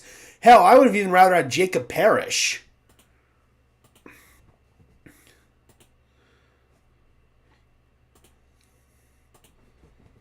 Yeah, I don't know, man. I don't know. I don't think that's a great pick by the Raiders. We got Detroit on the clock at 70. Followed by New Orleans, Buffalo, the Jets, and then Denver at 74.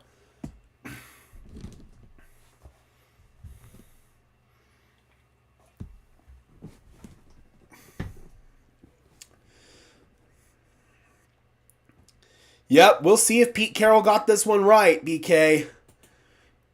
If he did, I will take the L on the chin, but I think this is a terrible pick.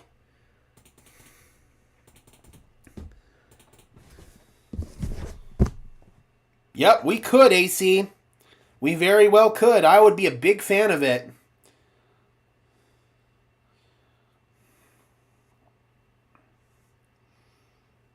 Yeah, if the Broncos doubled up on receiver, I would absolutely be a fan. 80 live viewers, thank you guys so much for tuning in. We are actually having a better turnout tonight than we did last night, so thank you guys so much. Really appreciate it. Well, Jacob, you can maybe still get your power back here at 74 if Caleb Johnson lasts that far, and it's looking like he might. I don't think there's really a tight end on the board at this rate that's worth taking in the second round, or in the third round, so at this point in time, I would probably say just double up with running back and go with Caleb.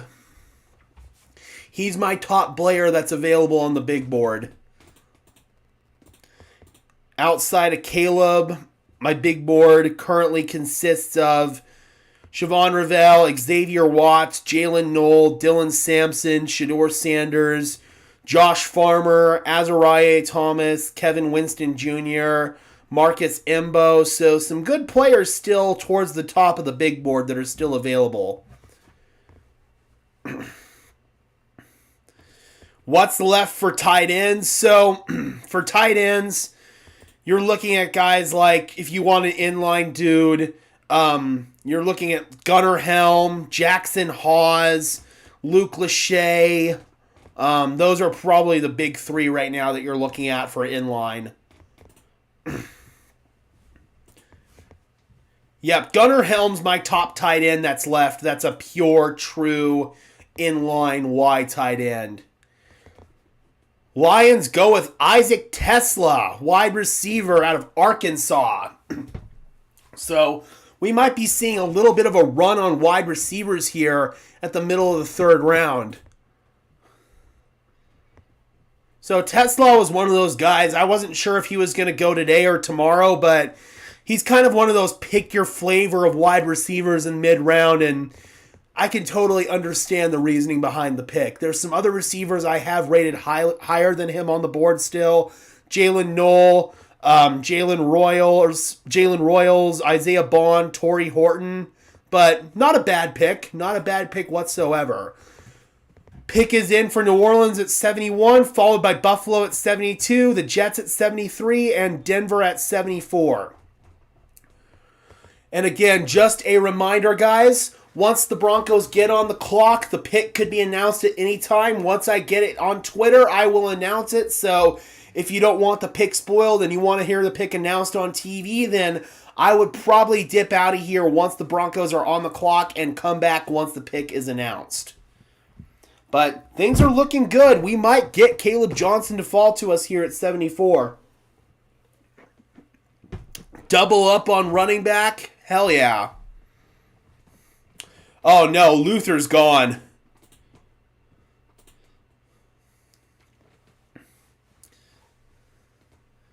Yeah, Luther went to Chicago at 39.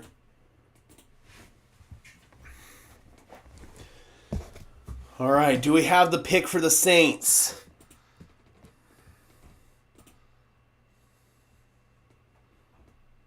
D-Rock says, I like Elick Enomaner out of Stanford.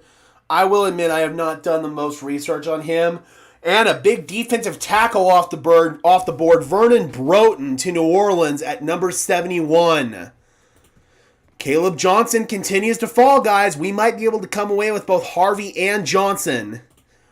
That would be awesome. That really would.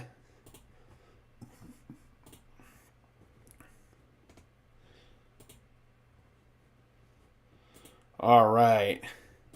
Still some good interior defensive linemen on the board. Farmer, Robinson, Aeneas Peebles. Jordan Phillips is still on the board, so some really good players. I'm not sure why Caleb Johnson's still on the board. Kind of a surprise to me. Maybe there's medical concerns or something like that. I honestly am not sure about that one.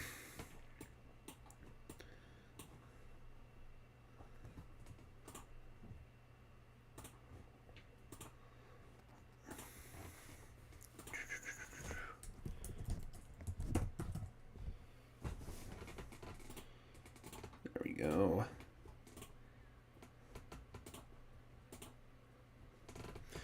Yep, I like Aeneas Peebles, Rodney. I think he's probably going to go tomorrow, though.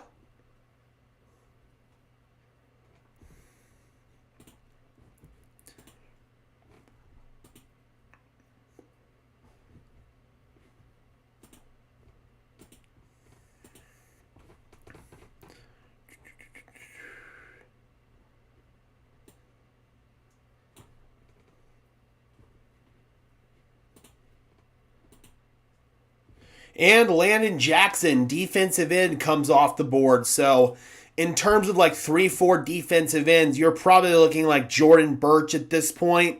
He's probably your best guy that's still available. So yeah, that one kind of stings a little bit if that were the position that you were targeting. I don't know if Denver would have been after Landon Jackson, but he comes off the board here to the Buffalo Bills. So we are getting super duper close now. We just have the New York Jets and then the Denver Broncos are on the clock, guys. Things are moving very, very quickly. It's looking like we could get Caleb Johnson. Doug says, how mad would you be if we picked up another corner? I'd rather them, if they're going to get another corner, wait until tomorrow and get Kobe Bryant out of Kansas. I absolutely love Kobe, and I think he would fit this scheme perfectly. So that's just my personal preference. If they're going to go corner, you can probably get Kobe Bryant 4th round, and I would be totally fine with that. But right now, Caleb Johnson is the top player that I have on my big board, so I would not hate at all if Denver doubled up on running back. Let's get some freaking air in here. There we go. Yep, I would not hate that whatsoever. Otherwise, I could see them going D-line. Maybe if there's a linebacker on the board that they really, really like. Maybe a Danny Stutzman or a Jeffrey Bossa. I don't know about Sampson considering the fact that you just took Harvey. I'm thinking it would be Johnson if you're going to double up on running back. And again, guys, the Broncos are on the clock. So, if you guys don't want to hear the pick spoiled, the Jets go with Azariah Thomas. That's another corner that I would have been okay with here. Broncos are on the clock, guys, so if you don't want the pick spoiled, I would highly recommend that you exit the stream and come back once you get it announced on TV. Again, I will let you know as soon as I have the pick, and if I can contain my excitement, I will try to give you guys a heads up. That way you can get out of here if you don't want to hear it. Mavericks going on mute. If you guys don't want to hear the pick, I would recommend you do the same because I could have it at any time. And just like with the last pick, guys, we will be going into video making mode immediately after the pick is announced. That way we can get a little blurb video up on the channel. All right, guys. Okay, I have the pick. Guys. So I would recommend if you don't want to hear it, go ahead and exit. I will give you guys the opportunity to do that right now because I am going to announce the pick in 5, 4, 3, 2, 1. With the 74th pick in the 2025 NFL Draft, the Denver Broncos select Pat Bryant, wide receiver out of Illinois. Okay, I like Pat Bryant. I think he profiles really well as a potential bigger-bodied ex-receiver in the NFL. I quite like Bryant. I just don't know if I would have taken him here. This feels a little bit early for Bryant for me. I probably would have rather seen him go in round 4. Maybe get him with your second, third round pick. The reason they took this they took him here, I think, is because they were worried somebody else was going to take him before their next pick. I mean, you've got that other third round. Well, no, you got another 4th round pick, not another 3rd round pick. My mistake. You've got that other 4th round pick. Maybe you could have traded up into the 3rd round and got him. I don't know, man. I don't know about this. I really don't. I like the player. It's not that I don't like the player. I just don't know if I like where they drafted him. So, for that reason, just my initial grade on this, I'm going to give it a C+. And again, it's not because I don't like the player. I just think you could have gotten him later than you did. Yeah, man, this is probably the first pick of the day where I'm like, okay, I have some reservations about this. I definitely have some reservations about where you got him. I like the player. I'm just very, very skeptical about needing to draft him here. Alright guys, we're going to get into video making mode here so we can get this video out. I'm going to go ahead and get that going here. I'm going to hit record in 5. Oh wait, no, let me make sure I have the right page up here. Oh, son of a... Get rid of that, get rid of that, get rid of that, and get that in there. Okay.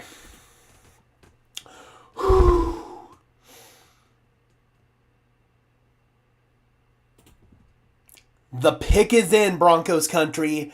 After they wheeled and dealed and the Denver Broncos ended up with the 74th pick in the 3rd round of the draft, they select, bringing in this tweet here from Benjamin Albright, Pat Bryant, wide receiver out of Illinois.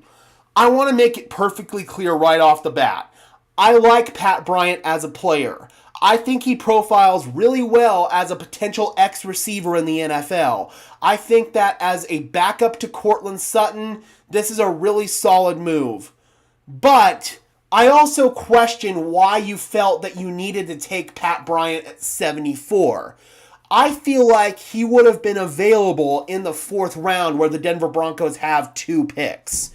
Let's go ahead and take a look at Pat Bryant's stats here. He's 6'3", 190 pounds. Again, he's a really athletic X-receiver. I do think that he's got a big catch radius. That's probably one of the biggest things going for him is his catch radius. Solid route runner, especially for his size. A little bit more of a longer, lanky type of guy. Last year at Illinois, he had 54 catches for 984 yards and 10 touchdowns. That was his best season of his collegiate career. I don't know, man. I like Pat Bryant, and I think that he could profile quite well, again, as an X-receiver in the NFL. But you already have Courtland Sutton here. Maybe this feels like the Broncos aren't going to get a long-term deal done with Sutton. I really don't know. I'm a little perplexed as to why you felt you needed to take Pat Bryant here. Clearly, the Broncos were worried that some other team was going to take him between now and when they pick in the 4th round.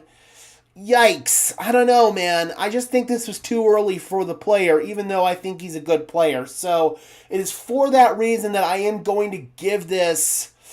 I think I'm going to give it a C, because this just really feels like a little bit of a reach here, even though Pat Bryant, I feel like, is a good player. This is the first pick of this draft that I will say I'm not the hugest fan of just because of where they got him for the Denver Broncos. But if Pat Bryant turns into a good player, then nobody's going to give 2 craps about where he's drafted. So you hear me nitpicking and complaining right now about where they drafted him. If he becomes a good player, nobody's going to care about that. So take that into account as well as you look to grade this pick. Alright guys, be sure to leave a like on this video as well as subscribe to the channel, and let me know how you feel about this pick in the comment section below. And until next time guys, I'm your host Gage Madrid, saying peace out. Okay, so there are my thoughts on the Pat Bryant pick. Again, I think he's a good player. I don't know if you needed to take him here. I really don't know if you needed to take him here, but he is a good player, and I think he will see snaps as a rookie. Alright guys, we're going to go ahead and get this video uploaded onto YouTube here, so just bear with me, and once we get it uploaded, I will address your comments and concerns about the Bryant pick in the chat. Alright. So, barring the Denver Broncos trading back into the 3rd round, that is the final pick that they will make tonight. So they come away with RJ Harvey and Pat Bryant. Again, I like the RJ Harvey pick a lot. The Pat Bryant pick, good player. You just drafted him, I think, a tick too early.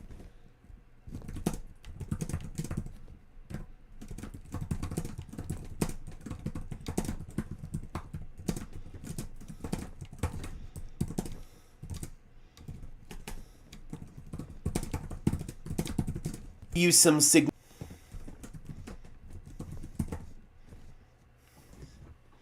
So yeah, this is one that I could definitely understand if level of frustration from the fan base about this pick. The other 2, I think that fans who don't like those picks need to do a little bit more research, in my opinion, and maybe reevaluate the opinions. This one, I can understand that they're not ignoring the chat. I promise I will get to you guys as soon as I get this video up.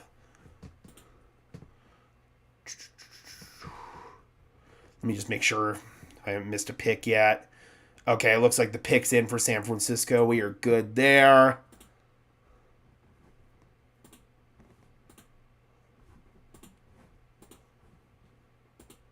Okay, cool.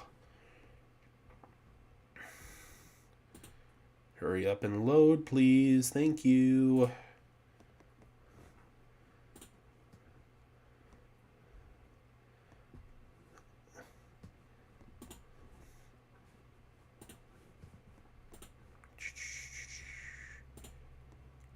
thumbnail. I have a generic thumbnail ready to go, so all I have to do is put the player's picture in there, and we are golden.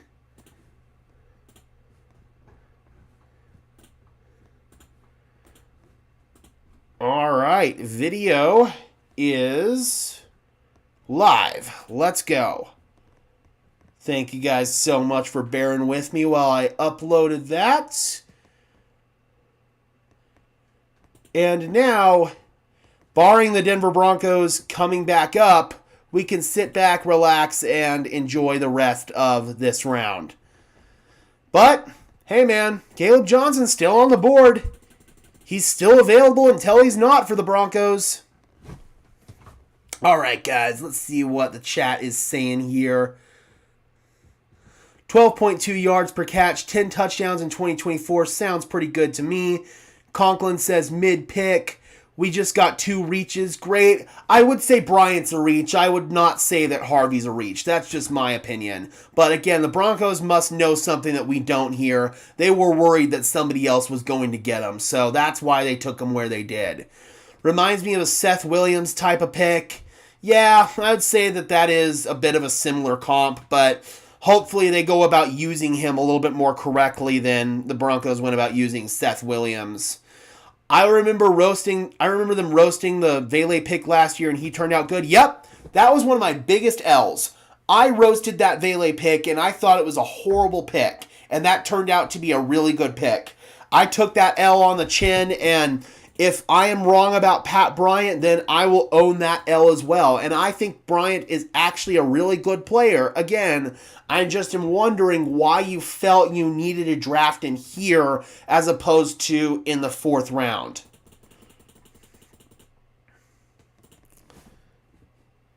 So now Denver has 3 bigger-bodied receivers on their roster in Courtland Sutton, Devon Vele, and now Pat Bryant. Sean Payton likes receivers of that nomenclature, so it makes sense. It really does. I don't know why you needed to do it now. And a player that is towards the top of my big board comes off. Savon Jones goes to the Dallas Cowboys. A rare good draft pick for the Dallas Cowboys. I can't believe I'm actually heaping praise on them right now. He's getting Savon Jones in the 3rd round. That's excuse me, in my opinion, excellent value. So he now comes off the big board. Where was he on the big board? He was 2nd on my big board behind only Caleb Johnson. So yeah, that is actually a really excellent pick there for the Dallas Cowboys. All good. I would have drafted Caleb Johnson. He's the top player on my big board, the top player that I think is still available, so that's who I personally would have gone with. Oh, and I had missed San Francisco. They went with Nick Martin, the linebacker out of Oklahoma State. Yeah, that's fine. Not really too familiar with Martin's game, to be honest, so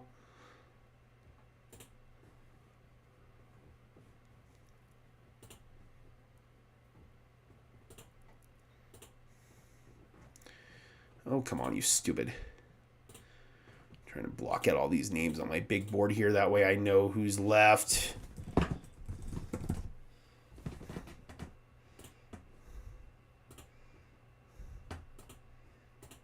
Who else did I miss? Pat Bryant and Savon Jones.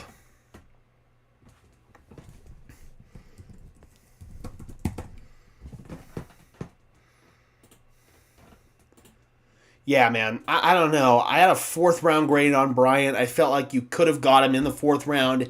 Yes, Caleb is available. AC says I would have taken Ty Robinson instead. Hopefully he falls, man, but there are still some good interior defensive linemen on the board. Aeneas Peebles, CJ West. There are still some good ones. Princely Umanmielen, the edge rusher out of Ole Miss, goes to Carolina, so they get another edge rusher in the building. Solid pick for them. They need as much help as they can on defense, so overall that is solid. Got that one. Did I get Azariah?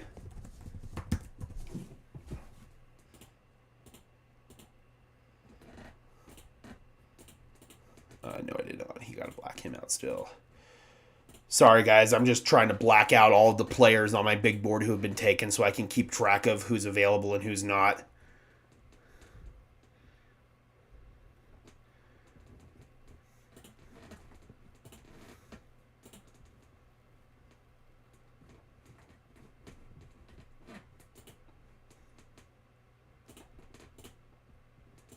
Thomas is gone. Uman Mylene is gone.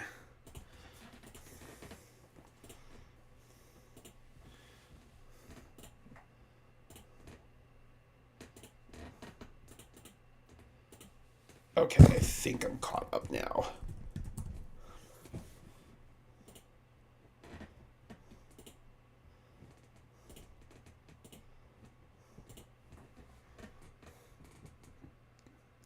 Yep, I think we are all good. Okay, cool. Robert says, Pat Bryant, I approve. Not amazing, but solid. Just watched his film. He has a Cortland-esque catching style. Could be sneaky good, but only averaged 50 yards per game, it looked like, and not the fastest. 6'2", 4'6", Yeah. But I will say that he didn't get the most lion's share targets when he was at Illinois, so that is kind of one thing. Okay, so Jalen Knoll, the other Iowa State receiver, comes off the board here to the Houston Texans. So Knoll was my third player still available on the big board. So they get both Jaden Higgins and Knoll. That's actually kind of crazy. Really solid pick for the Texans. They're trying to stack as many receivers as they can. Tank Dell's dealt with some injuries, obviously, and so has Nico Collins. So they're just trying to stack the deck at receiver and get as many weapons in there as they can. All right, cool. We are rocking and rolling with the videos. That is awesome. So maybe this does signal, guys, that Courtland Sutton is not long for this team. I do think that he will be on the roster through this year, but after this year, I think there are definitely questions that remain.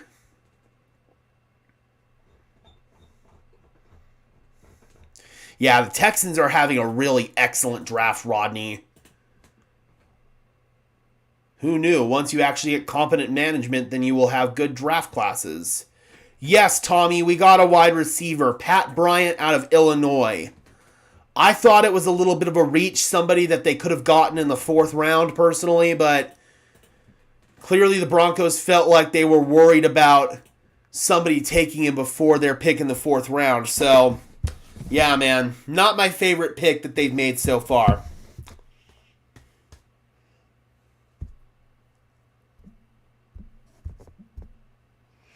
And I will also say this. Keep this in mind when you look at 40 times. The running style when you're trying to run a track sprint, i.e. a 40-yard dash, and when you're trying to run a route is completely different. When you're trying to run a track sprint, you start in a 3-point stance, and you're just trying to run straight down the line as fast as possible. As a receiver, when you're running routes, you're running in a stood-up straight stance, first of all, and it's more about how fast you can speed up, how fast you can stop. 40-yard dash, in my opinion, is not really an indication of how fast you play football. It's of how fast you can run track, which is a completely different style of running and something that should be taken into account when you're looking at somebody's 40-yard dash. Yeah, there's a difference between game speed and actual straight line track speed. Oh, Jordan Birch comes off the board. Damn, that sucks. That does suck. So Jordan Birch, kind of a 3-4 defensive end, 4-3 edge rusher type of player.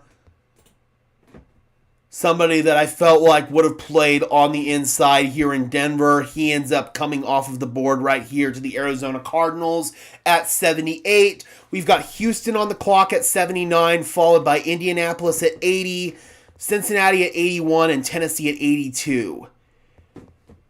The third round goes to 102 picks tonight, guys. So those are going to be the picks that we have for the remainder of the evening. Take care, Holy Diver. Have a good one, my friend. Hope to see you back tomorrow.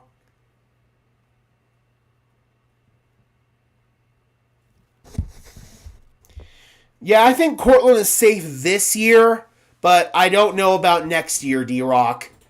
He's only under contract for this year, so this may be an indication that they're going to be willing to let him walk. All right, we got Indianapolis on the clock now at pick 80. Jalen Noel goes to the Texans at 79.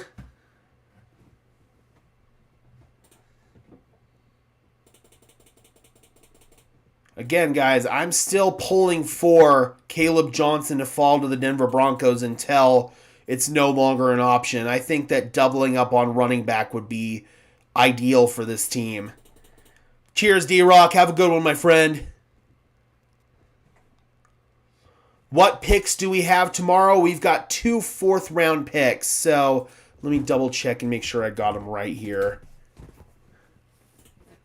So tomorrow we have 2 fourth-round picks.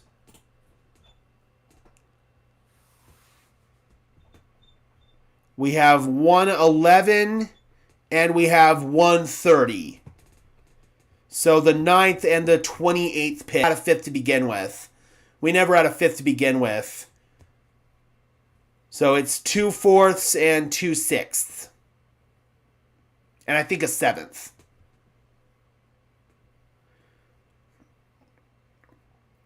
Nathaniel, we also picked Pat Bryant, the wide receiver out of Illinois. I like the player, but I do think the Denver Broncos kind of reached for him. We got another player just drafted that I don't know much about. Justin Wally, corner out of Minnesota. He just went off the board to the Indianapolis Colts. Cannot say I know a whole lot about Justin Wally.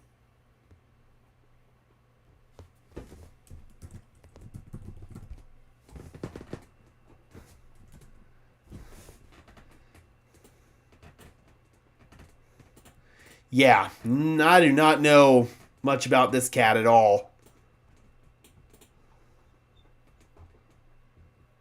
There's only a couple of players every single year that pop up that I haven't even at least heard of. And Wally's one of them. And normally this doesn't happen until we get into day 3.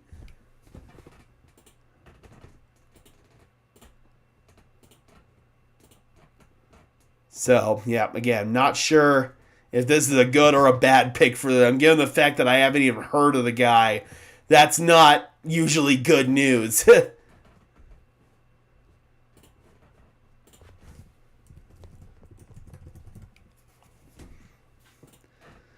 Okay, yep, I just looked at that franchise guy's big board, and he's got Wally with a freaking undrafted grade.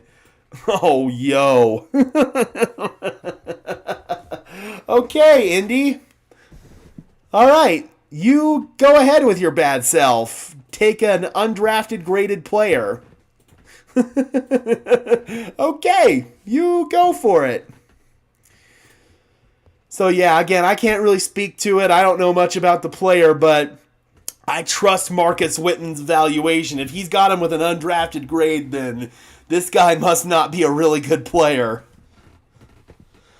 Georgia goes with Dylan Fairchild, the guard out of Georgia. Solid value for where you're picking at this point. I think Fairchild can step in and be a day 1 starter for you, so that's solid value, I would say.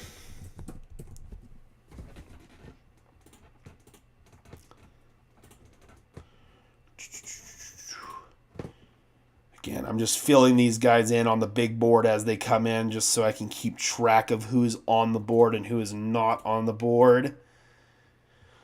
But right now, man, I'm still pulling for Caleb Johnson to fall to the Denver Broncos. He is my top player overall that I have on my big board, and I would love to have him here in Denver.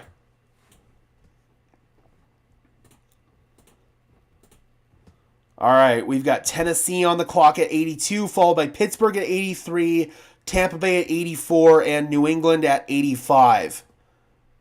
85 is where Denver would have originally picked, but they traded out of it. Move up 10 spots in that first trade that they pulled off with, I believe it was the Jacksonville Jaguars. And the Steelers pass on Shedeur again. No! He's gone. Steelers take Caleb Johnson at 83. My top player on the board. My favorite running back that was still available. Damn, bro. That blows. I think Caleb Johnson has serious RB1 potential in the NFL. Excellent vision. I think that he could be an excellent between the tackles runner. And that one hurts. That one really, really hurts. I was hoping we could double up and get both him and Harvey, and Johnson goes to the Pittsburgh Steelers. But again, it's okay, because if Denver wants another running back, there are still some good ones. Sampson, Damian Martinez, DJ Giddens, Bashal Tootin, Jaden Blue, Devin Neal, Ollie Gordon, Ja'Cory Krosky-Merritt. There are still some really, really good running backs that are on the board. Like I said, this is a great year to need a running back. Yep, they had chances to take him, and they didn't take him, so clearly he was not as high on their board as he was on my board. And that's what happens, man. These teams have completely different boards than we do usually.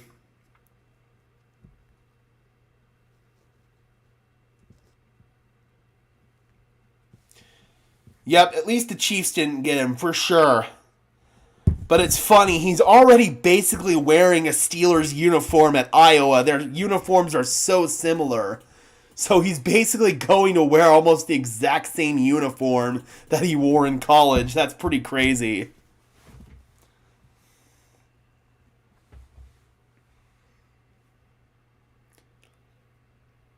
So I would say that Audric Estime is kind of complementary to Harvey's game. Harvey's more of a faster running back. He's more of an outside runner, can receive out of the backfield. More of, I'm not going to say a true scat back, but I would say that Estime is going to be your thunder and Harvey's going to be your lightning.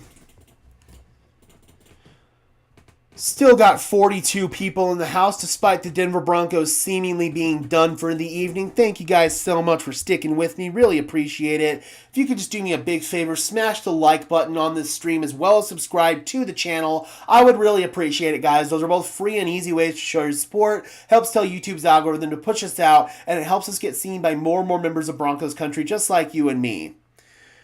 Who hurt the most tonight? Henderson, Taylor, or Johnson? For me, it was Taylor. Oh, I wanted Taylor so bad. Ferguson to the Rams also hurt quite a bit, but I would say Taylor.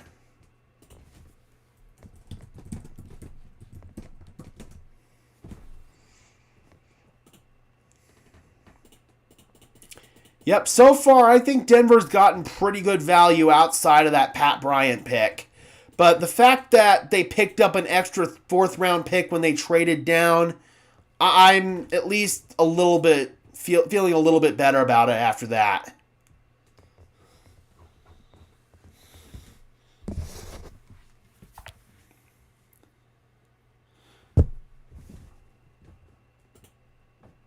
All right, who came off the board? Somebody came off the board just now. Kevin Winston Jr., the safety out of Penn State. He was up there on my big board. He was definitely up there. One of the better safeties that is still left. Xavier Watts is still on the board, which is a little bit of a surprise at this point. A day 3 safety I think Denver could be after is Hunter Waller out of Wisconsin. He's a guy who has familiarity with Jim Leonard, the Broncos DB's coach, so I would definitely keep an eye on Waller.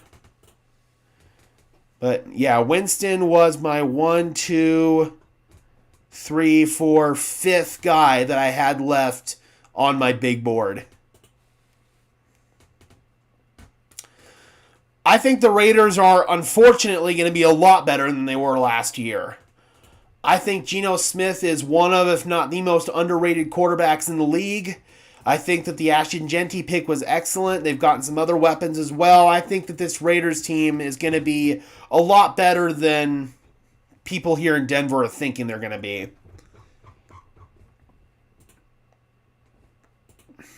And it makes me want to barf saying that, trust me. All right, so we have got the Buccaneers on the clock at 20, followed by New England, or at 84, 20th in this round, followed by New England at 85, the Chargers at 86, and the Packers at 87.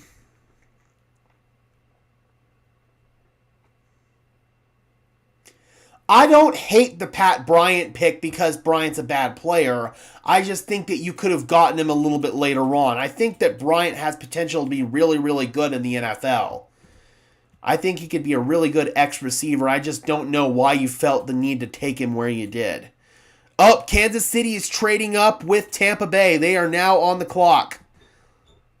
Or are they trading up with Tampa or New England? They are trading up with New England.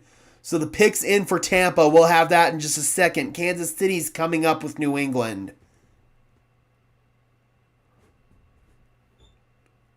I do not have Tampa Bay's pick yet, but after Tampa Bay, it's going to be Kansas City.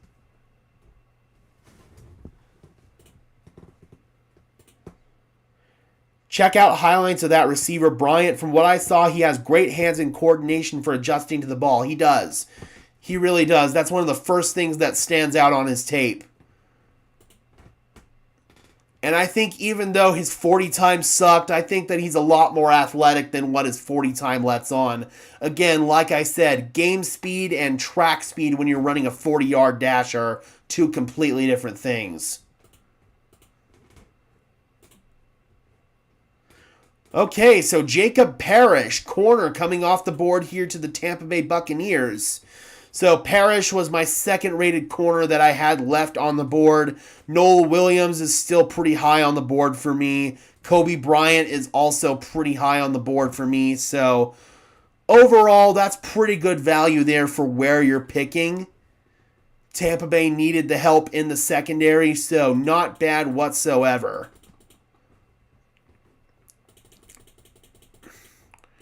One drop on 78 targets last year. That is a positive.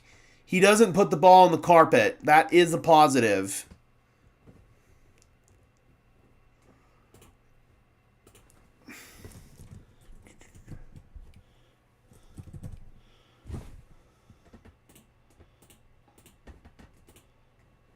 Oh, come on.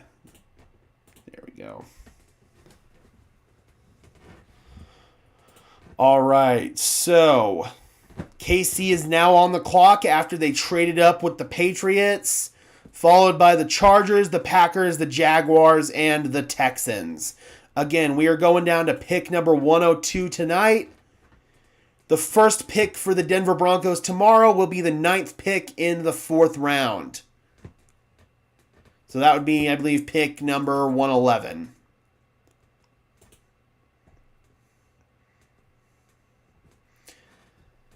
And Noel Williams comes off the board. So that is the highest rated corner that I still had on the board. And he is going to Kansas City. So that sucks. Denver just got a receiver in Pat Bryant. And Kansas City just gets a corner in Noel Williams.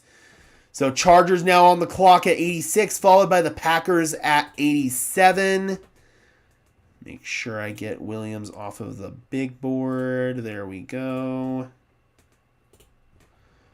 All right, so this third round is moving along.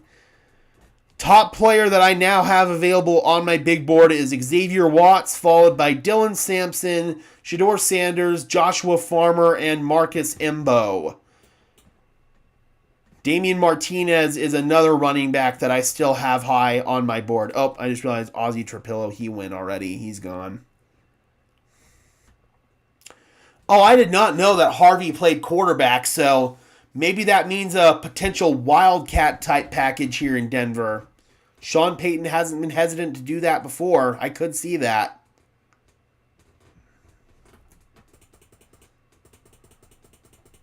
I still cannot believe Shedeur Sanders is sitting here on the board.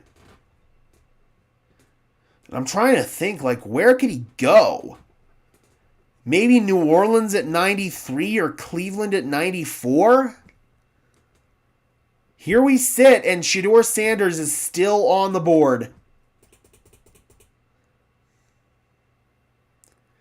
Hoping Harvey plays more like James Cook than Ronnie Hillman, all similar size and play style. BK says, I'm not surprised at Shedeur, to be honest.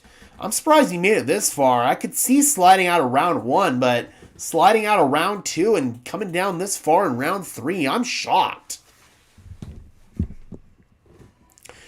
Not trying to discount your conviction in Harvey, just wanted to solidify RB1, and Harvey is not the problem. But he doesn't answer our need in a bigger back inside like Audric Estime handles the inside runs. That's fair. That is totally fair, but again, it just seems like right now this team trusts Audric Estime a little bit more than they did last year, so we'll see what it ultimately materializes into. So for that Chiefs-Patriots trade, Chiefs get pick 85, Patriots get 95, and a 2026 fourth.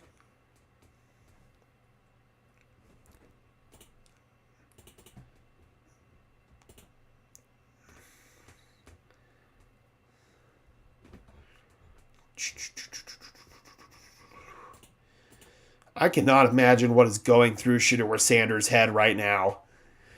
This is probably one of the most humbling experiences of his entire lifetime. But he could use it to add fuel to the fire here, and he could use it as motivation. I'm rooting for Shedeur. I really am.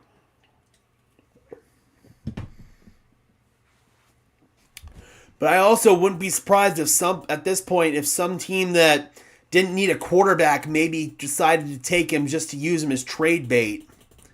Why not? Hold on to him until training camp, and maybe some team out there will realize that their quarterback situation sucks, or maybe some team out there will lose their quarterback and they can flip Shedeur for a future pick. If I were some team out there, I'd invest a third in Shedeur, and maybe you could flip him for a future second, or if some team was really desperate, a future first. Why not?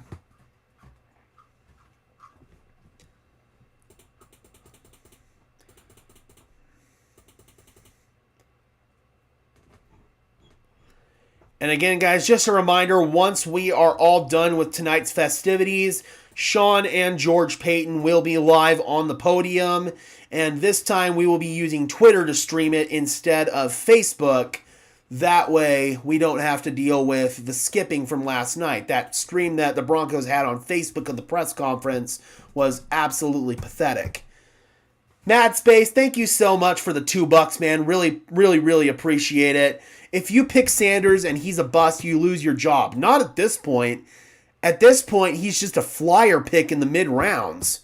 Taking Shedeur Sanders in the 4th round would not cause you to lose your job. I'm going to go ahead and actually get this press conference ready here.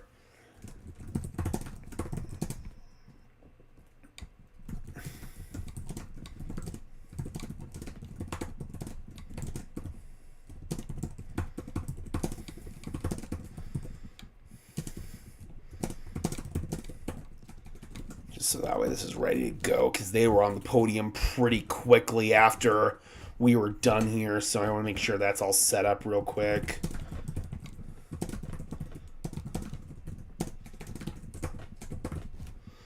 And schedule that for, let's just say 10 o'clock.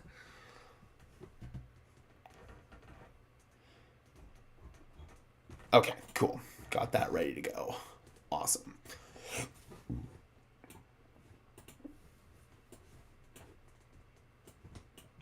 Oh, come on. Get back on here, you stupid computer. Screw you.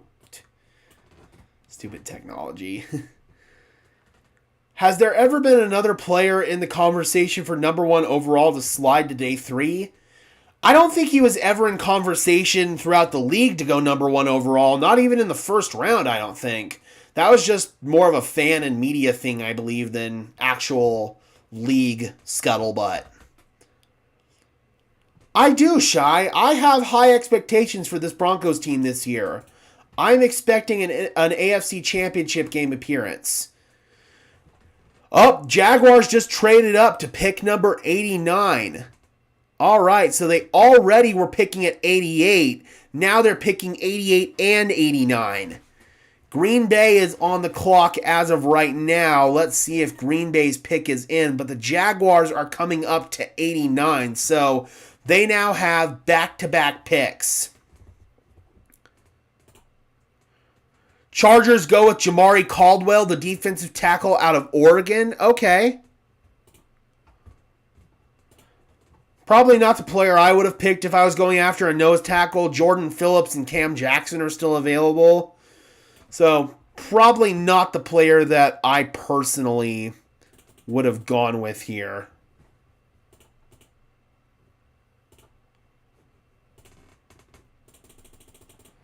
Stupid thing.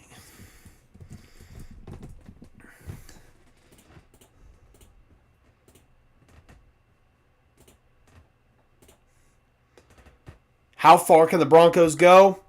Again, I think they can go as far as probably the AFC Championship game this year.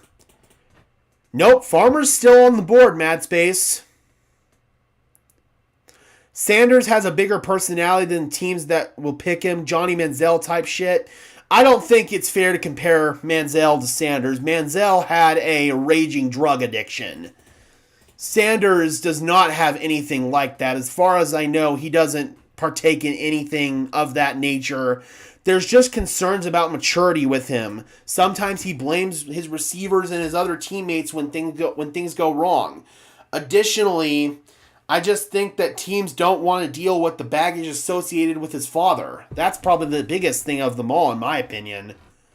But it's not fair to compare Shedeur Sanders to Johnny Manziel. Shedeur loves the game, and that's very apparent. Johnny Manziel was more focused on partying than he was on football. So, yeah, I don't think that's a fair comparison whatsoever.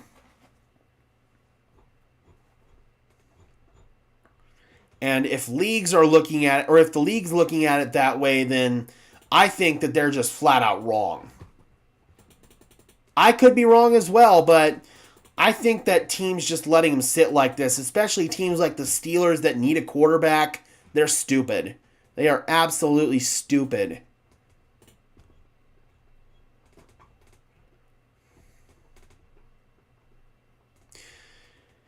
Yeah, well, there's a difference between having a massive personality and having a raging drug addiction that impacted your day-to-day operations as a player. That's not the case with Shedeur Sanders. I mean, Johnny Manziel, he said it himself. When he got to the NFL, all he was interested in doing was every drug under the sun. There's nothing like that with Shedeur Sanders. Nothing whatsoever.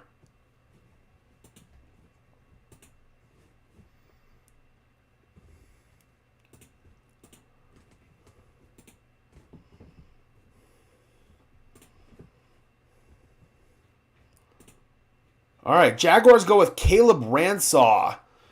Not the corner that I would have taken here, personally. I think Kobe Bryant's better. Quincy Riley, Dorian Strong. I don't know about this one. But they do have back-to-back picks here, so let's see what Jacksonville does with their other pick. But I don't know if I would have taken Ransaw today. I think he would have probably been available tomorrow. This feels like a bit of a reach for Jacksonville. Who would we play in the AFC Championship game? Probably Buffalo, Baltimore, or Kansas City.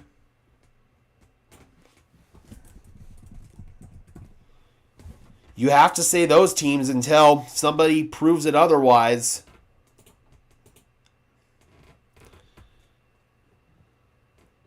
Yeah, Zoff Frazier as well. I like Zoff Frazier quite a bit. Yep, that felt like quite a bit of a reach there from Jacksonville. Yep, I agree. Sanders has been blacklisted, and I don't think it's fair. I do not think it's fair whatsoever. I think it is absolute bullcrap. But it's all right, man. It's just fuel to the fire, and he's going to prove these MFers wrong.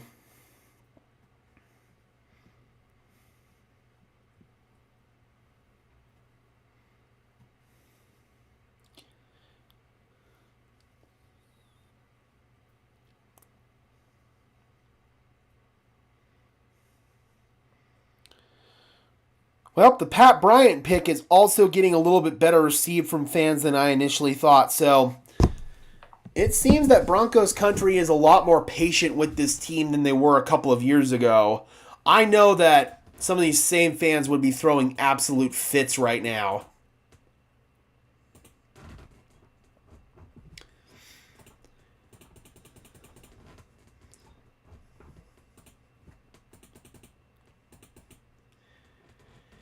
Yeah, and I think the difference with Johnny and Sanders is that there was just these preconceived notions that teams had about Sanders coming in that weren't there with Johnny.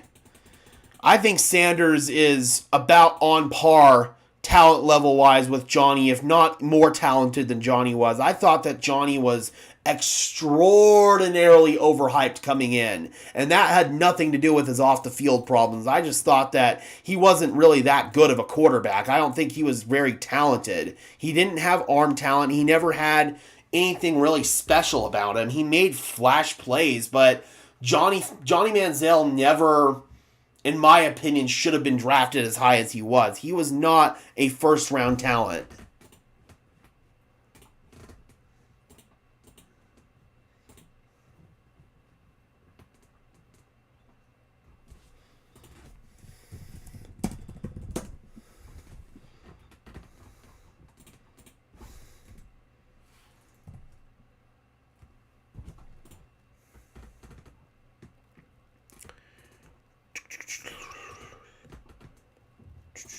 So we got the Cleveland Browns on the clock right now. And they go with a guard, Wyatt Millum. They already have one All-Pro guard named Wyatt on their roster and Wyatt Teller, so why not bring in another Wyatt? That rhymed. Not a bad pick. Again, I will never trash on a team. Oh, that was not the Browns that took him. It was the Jaguars that took him. Okay. Sorry, I don't know why I had the Browns there. It was the Jaguars that took Millum. Still, same logic though. Will never be upset at bolstering the trenches, so that is a very solid pick. Come over here and make sure I get him off the big board.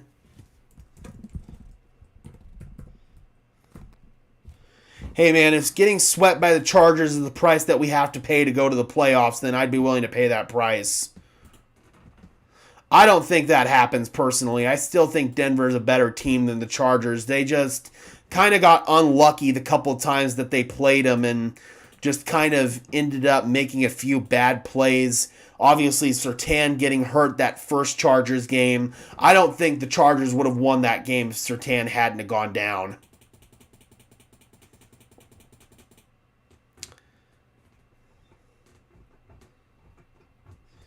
At this point, I pretty much have the Broncos splitting with all three of their division rivals. I think that they go 3-3 in the division, which is slightly worse than last year. Last year they split with they split with the Chiefs, and then they swept got swept by the Chargers, and then they swept the Raiders. So actually, that would have been 3-3 as well. So yeah, it would have been the same division record as last year.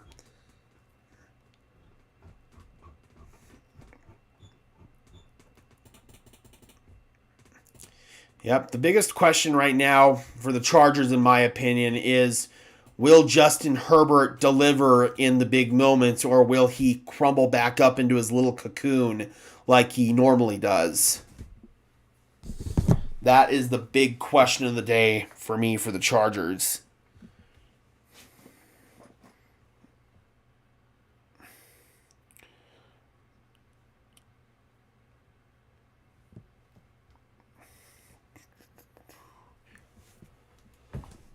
All right. So we've got the Rams on the clock at 90, followed by the Ravens at 91, the Seahawks at 92, and the Saints at 93. Yep, they should have swept the Chiefs. If it weren't for that all-time special teams blunder, they would have. But again, you can't really fairly evaluate that last Week 18 game because the Chiefs were playing fourth, fifth string players. They weren't even playing guys that they had as backups. So that second Chiefs game, you can't really, in my opinion, count as a win against the Chiefs because that was not the Chiefs out there. That was a JV squad. Yep, I agree, all good. Herbert's got the physical gifts to be a top 2 quarterback in this league, but he makes some of his worst plays when he's under pressure. The best quarterbacks in the NFL make their best plays under pressure. And I'm not talking about under pressure as in being blitzed. I'm talking about under pressure of having the pressure to succeed. Yes, Mark, Restrepo is still available. I think he'll be available tomorrow. Might even be there in round 6. So if you could get Restrepo in round 6, that would be excellent, excellent value. Chargers' offensive line is too strong. We couldn't bring Herbert down.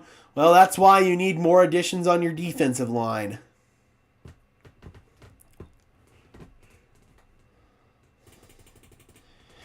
I think they might take a second receiver because you got an outside guy in Pat Bryant. They might want somebody who can play inside, and Restrepo would fit that bill. So I could maybe see it round 6. But again, that's only if they want to double up. Jalen Milroe is still on the board as well, and he actually went to Green Bay for the draft. So he might still be stuck in the green room on day 3.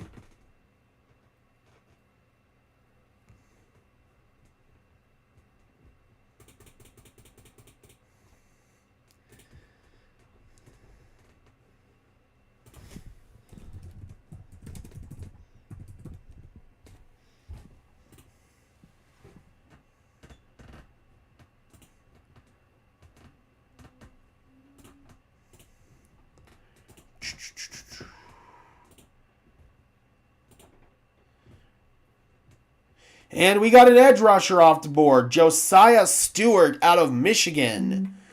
Probably one of the better edge rushers that is still on the board at this point. You got guys like Braden Swinson and Jack Sawyer, so not a bad pick there at all. Rams needed a little bit more pass rushing help just to add some depth to that unit. They've got some really good young pass rushers such as Jared Verse on the roster. So solid depth addition, I would say, for the Los Angeles Rams with Josiah Stewart. So now we have got the Baltimore Ravens on the clock at 91, followed by the Seahawks at 92, Saints at 93, and Cleveland Browns at 94.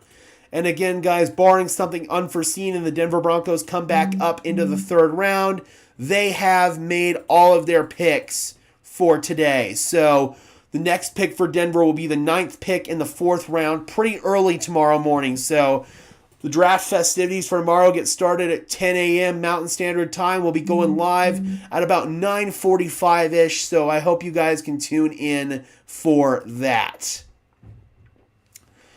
Ravens get a guard, Emory Jones out of LSU. Really good value for the middle of the 3rd round or the end of the 3rd round. That is excellent value. Emory Jones has day 1 starter written all over him. That is fantastic value. Make sure I get Stewart off. There he is.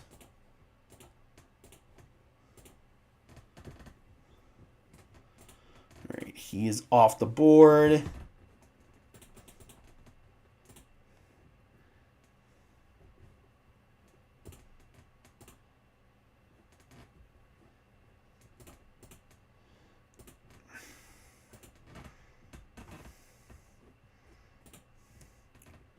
Oh, where did I put Emory Jones? Oh, there we go.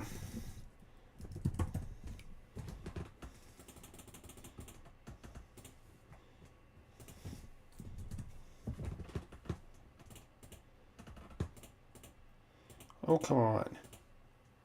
There we go. There he is.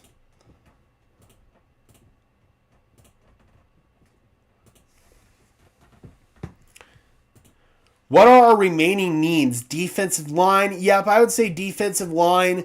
Still tight end. You need an inline tight end.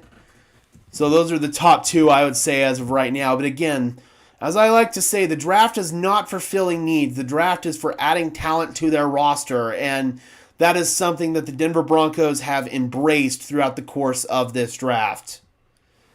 Sanders will get drafted, but at this point, he might not even get drafted tonight, which is nuts.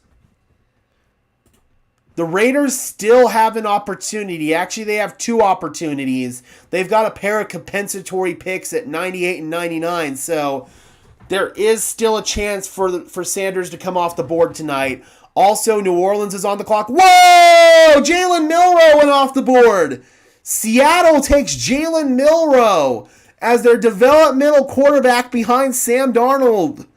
Wow!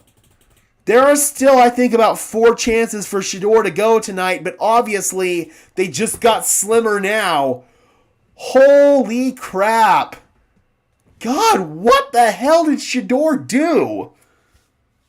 Did he piss in the coffee cups of every single NFL executive or what? Seriously, what did Shedeur do?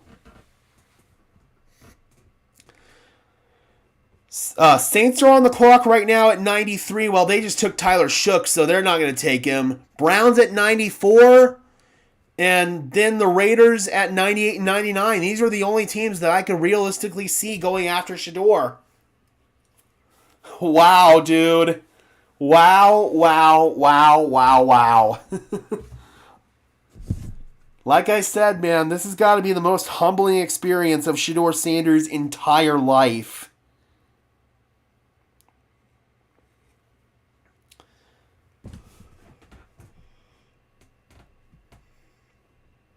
Yep, I still think that he's ultimately going to end up either on the Raiders or the Browns, one of these two quarterback needy teams, but I cannot believe he's lasted this long.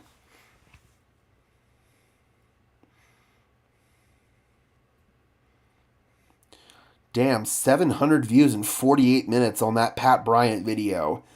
1 out of 10 for the last videos that I dropped. Thank you guys so much. I really appreciate everybody who took a look at that.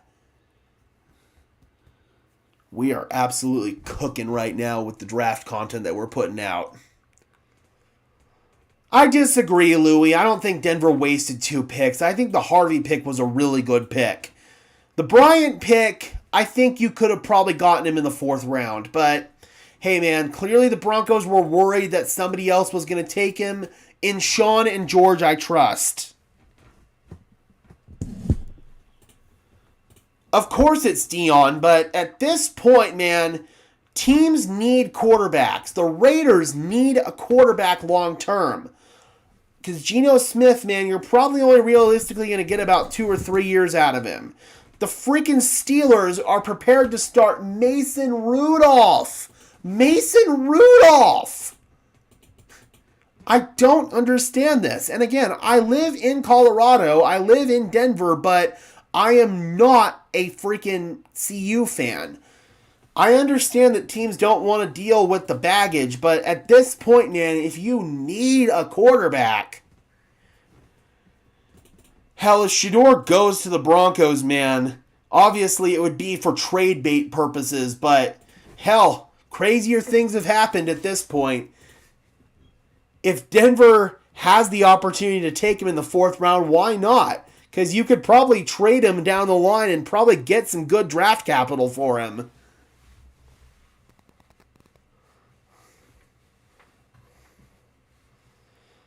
Well, Alvin Kamara's not available, Louie. Dobbins would be. He's a free agent. Kamara signed an extension with the Saints last year, so he's not going anywhere. I could also see Breece Hall as a possible option, but at the end of the day, the Broncos feel confident about Audric Estime moving forward. That's why they made this pick. They think that Harvey can be a complement to Audric Estime, and they could be a thunder and lightning type thing. Again, man, they let the board come to them, and they took Harvey over Caleb Johnson. There's a reason why they did that. We can sit here and complain all we want, but the Broncos have sound reasoning as to why they do things. We may not like it as fans and media, but we got to trust George and we got to trust Sean on this, because they have not led us astray so far. Every single time they have made a move that has caused controversy, it has worked out for them. So, I don't know, man. I don't think it's a fair assessment to say that this is a bad draft by the Broncos whatsoever.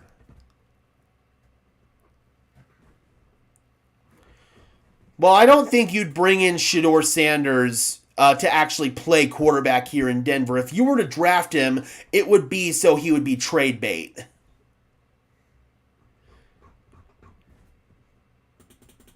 No, they didn't, Louie, but they're hoping after a full offseason of ball security drills that they'd be able to trust him. So at the end of the day, man, George and Sean believe that Estime can take that step forward. I believe that he can take that step forward. I trust George and Sean on this. Oh, yo! Cleveland took Dylan fucking Gabriel over Shedeur Sanders. Ha! Oh my god, bro. I had a 6th round grade on freaking Dylan Gabriel. He's nothing more than a backup quarterback at the NFL level. And the freaking Browns take him over Shedeur Sanders. I cannot, bro. I had a 6th round grade, a backup quarterback grade on Dylan Gabriel. A freaking backup quarterback grade. And he goes over Shedeur Sanders. What is wrong with these teams? This is getting absolutely ridiculous. This is getting legitimately ridiculous. What the actual hell? You took Dylan Gabriel? What?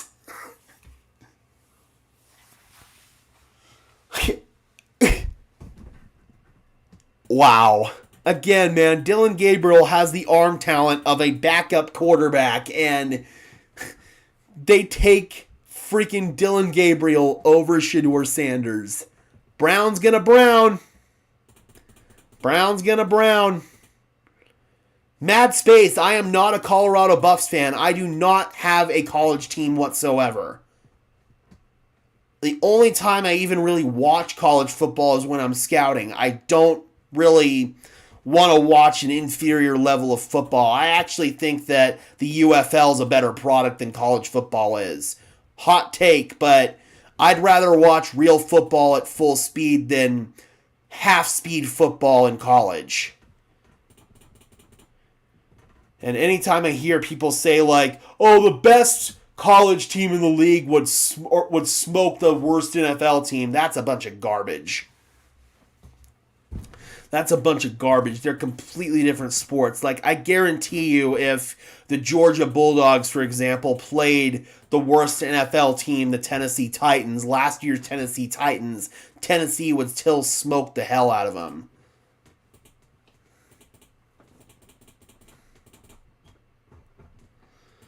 But yeah, man, not the hugest fan of college football. I will occasionally go out to Golden and watch a Mines game. That's kind of fun, but outside of that, man, I really am not the hugest college football fan. I only use it as a tool to scout players coming into the league. Seriously, bro, I cannot believe that. Shedeur Sanders, bro. God, teams really do not want to deal with Dion, do they? I can understand, having reservations about taking him, but drafting a backup quarterback over him, that's freaking ridiculous.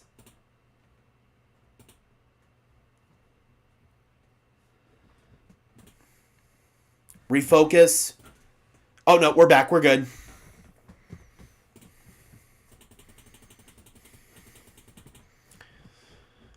Seriously, bro, I don't understand this at all. Did Shador piss in the coffee of every single GM in the league, or what?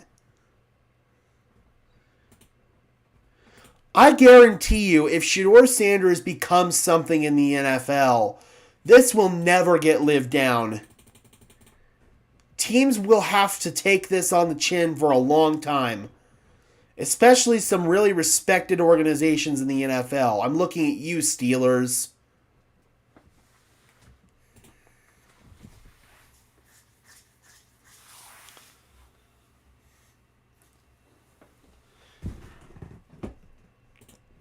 I mean, Shador Sanders, his pro comp is probably somebody like early career pre-injury Teddy Bridgewater, and that's better than, I would say, at least 10 starting quarterbacks in the NFL right now. And especially when you've got a team that's willing to go into the season with Mason Rudolph as their starter. For God's sake, bro.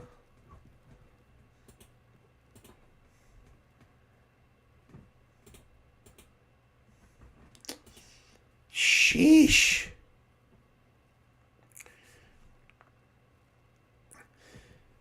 Saints draft Jonas Sanker, DB out of Virginia. So they had a safety to their room. Kind of surprised Xavier Watts is still on the board.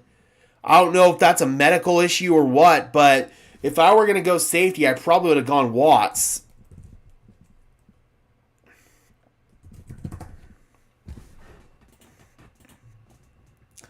Some really good linebackers are going to be available tomorrow. That might be a position that Denver might want to address. You have guys like Danny Stutzman and Jeffrey Bossa. I think both of those guys have defensive captain potential in the NFL.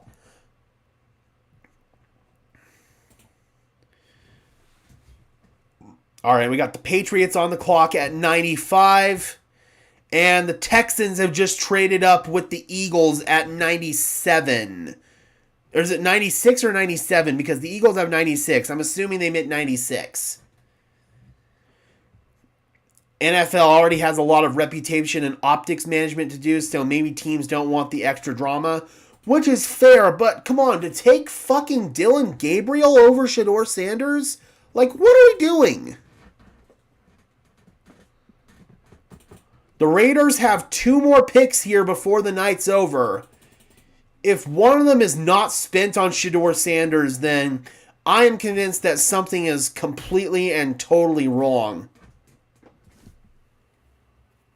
How in the hell? Okay, it's not the Texans that traded up, it's the Falcons. So the Falcons send 96 to Philly for 101 and a 26 fifth. So again, we are starting to wind down here, guys. We go down to pick 102 tonight. We are currently... Oh, you stupid. Come on, load, you piece of garbage. We are currently at pick number 96 with Atlanta, who just traded up. Then it's Minnesota. Then it's the 2 Raiders picks. San Francisco, Philly, and Houston to close out the evening.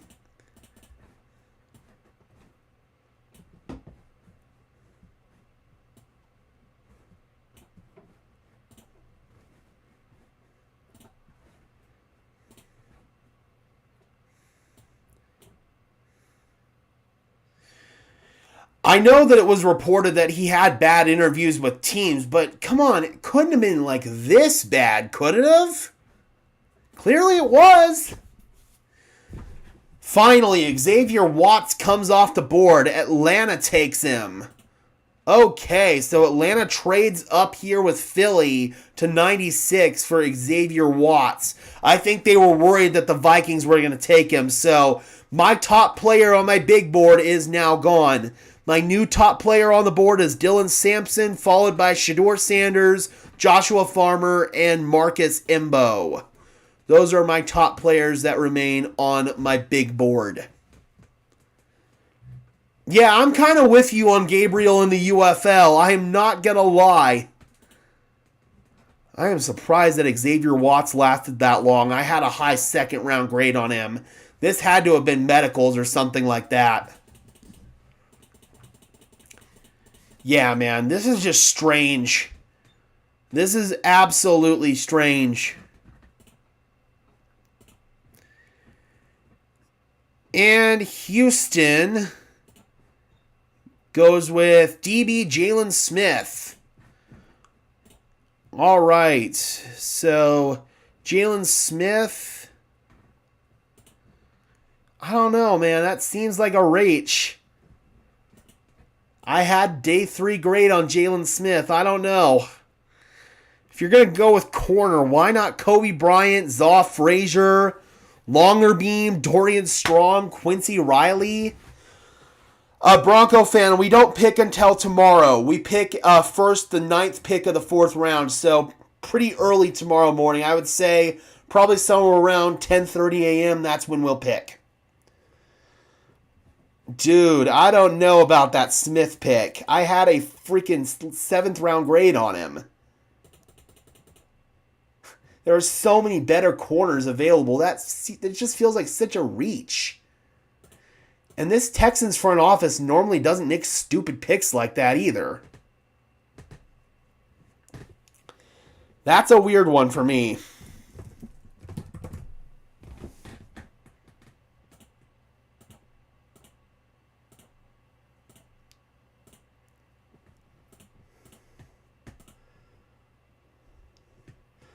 Do you think we'll trade up in the 4th round like how we did last draft? I don't know. We might.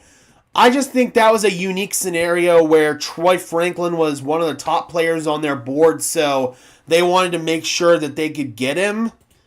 If there's somebody that they really like at the top of the 4th round, though, I could see it happening. Oh boy.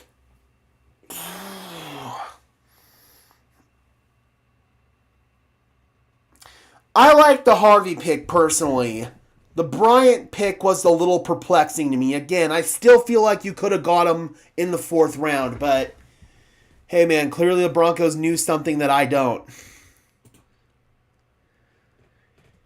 I mean, unless the Raiders take him with one of these 2 picks coming up, then I do think Shedor's going to fall out of round 3, which is nuts. I don't understand it whatsoever, but hey man, these executives get paid millions upon millions of dollars to do this. I'm just some guy sitting in a closet making YouTube videos. But come on, man. This is just bull at this point. It really is. Yeah, I know the screen's shaking. I literally have my laptop on a piece of cardboard right now, sitting on like a on kind of like a closet dowel pipe type thing. So, yep, I need to get more of a permanent desk set up in here. I'm probably just going to get like a big board or something like that and drill it on top of this towel rack here in the closet, and that'll just be my desk. Oh, no kitty. Thought there was a kitty at my door. All right, first pick is in for the Raiders. Will they take Shedeur Sanders? They've got back-to-back picks right here. Come on, dude. You've got to take him, right? There's no way Shedeur's going to fall into day 3.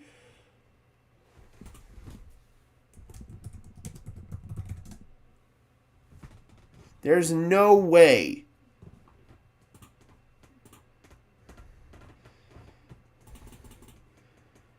Come on, seriously, there can be no way that he falls that far.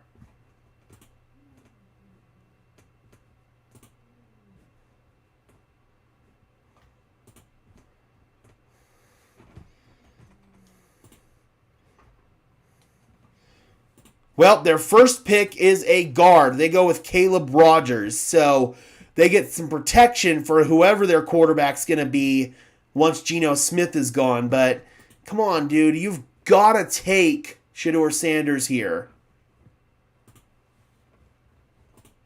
You got one more pick. Their first one was Rogers. Will they take Shedeur?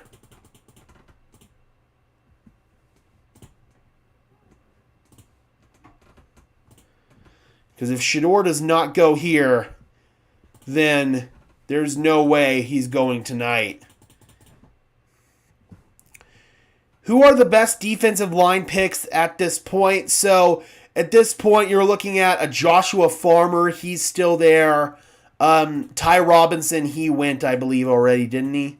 I'll look, make sure he went. Aeneas Peebles is still there. I really like Aeneas Peebles a lot, actually. Who else do you have? Cam Jackson and Jordan Phillips. CJ West is still there. I like Zeke Biggers. So, yeah, there's some good ones. There are definitely some good ones. Yeah, that Porter pick was questionable by the Raiders. All right, the Raiders have another pick. This is their last pick of the day. Let's see if they finally pick Shedeur Sanders. Will the slide stop? If Shedeur doesn't go here, then I legit have no clue where he's going to go. This is insane, bro. Jalen Milroe. Freaking Dylan Gabriel. Literally, I had a backup quarterback grade on Dylan Gabriel. Robinson is there. Okay, thank you. Cool. I thought he still was. That's why I didn't take him off my big board yet. I couldn't remember if he had gotten picked or not. I know somebody was talking about him in the chat earlier.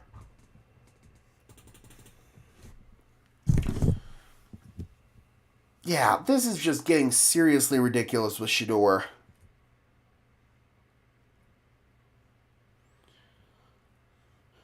Dude, 800 views in the first hour for that Pat Bryant video. That's crazy. Thank you guys so much for viewing that.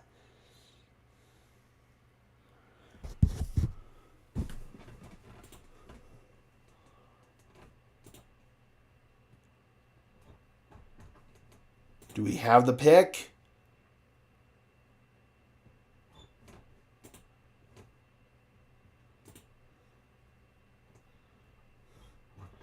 Not yet. So apparently a lot of these interviews for Shedeur just didn't go well according to Benjamin Albright. I still don't get it though. Mark says, I'd like Robinson in the 4th tomorrow. Well, we have the 9th pick of the 4th round, so we pick pretty high.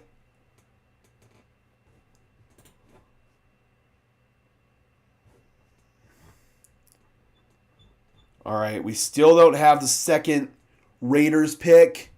And then after that, to close out the evening, it's going to be the 49ers, the Eagles, and the Vikings. That finishes out all of the compensatory picks here in the 3rd round. So this is literally like free draft capital, basically, for the Raiders. Let's see what they do, man.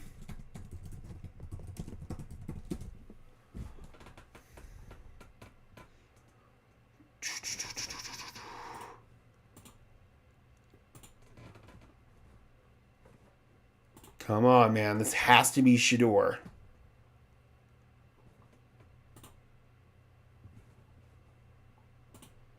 It's not. It's another guard. Charles Grant. No way. They take another guard? So they just went with back-to-back guards in the 3rd round over Shedeur Sanders. No way.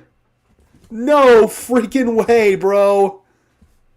What did Shedeur Sanders do? I mean, Grant's a good player. That's good value for where you got him, but what are you doing? So that means that Shedeur Sanders is going to slide into day 3. He's going to be at best a 4th round pick. Come on, man. I think that even Shedeur Sanders' biggest haters, I don't think any of them expected this. Holy crap. That is freaking crazy. The Raiders have back-to-back picks, and they use both of them on guards. Bro. That's insane. Hell, I almost wonder if the 49ers will take him right here at 100. Dude, so Shedeur Sanders isn't even going to be a top 100 pick.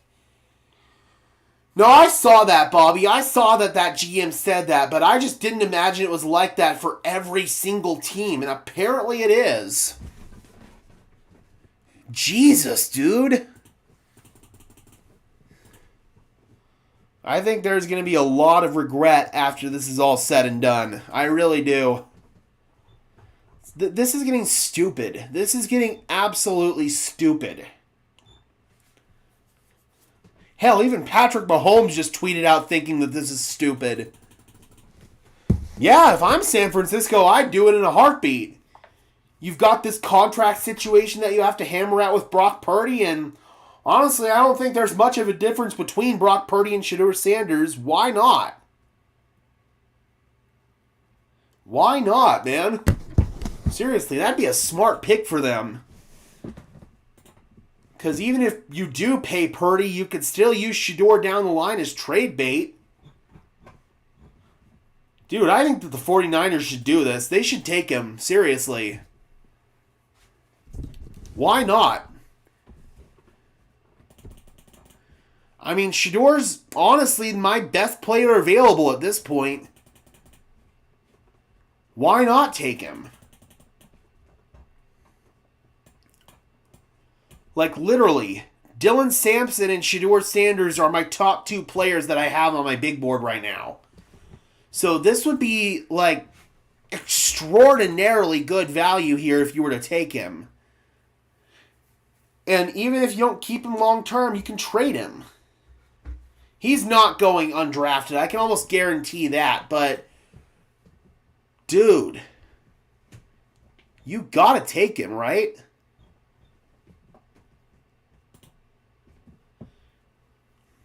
So San Francisco, then Philly, and then Minnesota. Hell, I can even see Minnesota taking him. Just in case J.J. McCarthy doesn't pan out. Oh! The Broncos are trading up! The Broncos are trading up to 101 with the Philadelphia Eagles. They are sending 101 and 130, or they're sending 111, 130, and 191 to Philly for 101 and 134. Okay, we have got a major trade here, guys. The Denver Broncos are coming up. The Denver Broncos are trading up in the draft. Who could this be for?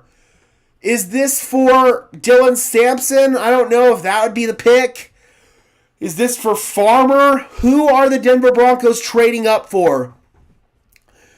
The news was just broken by Aaron Wilson.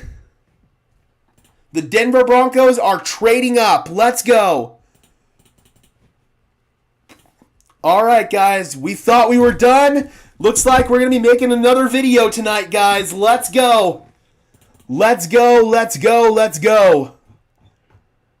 So again, Denver receives pick 101 in the third round and 134 in the fourth round. They give up their two fourth rounders, 111 and 130, and they give up a sixth round pick 191. Who could they be coming up here for? Nope, the trade was with the Eagles, not the Falcons. 49ers go with Upton Stout, the corner out of Western Kentucky. So, I will laugh if this is for Sanders. I don't think it is. But I will laugh my freaking ass off if it is.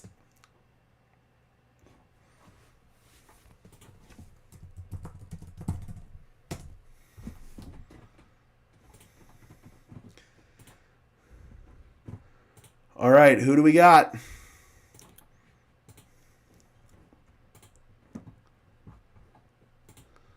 Who do we got?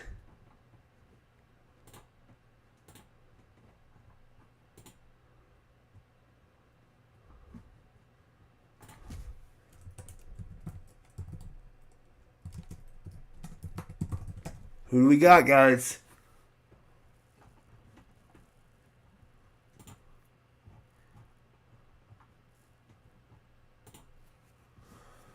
Oh, let's go! Denver Broncos go with Savon Jones, defensive interior out of LSU. Let's go! Let's go! Savon Jones. Oh, I am so down for this pick. You get a rotational guy to come in behind John Franklin Myers and Zach Allen. Let's go! Yes! Oh, I really like this pick. I really like this pick, Broncos country. All right, so we are going to go into video making mode here. Let me go ahead and make sure that we have the compensation here ready to go on Twitter. Let me get Savon Jones's info up.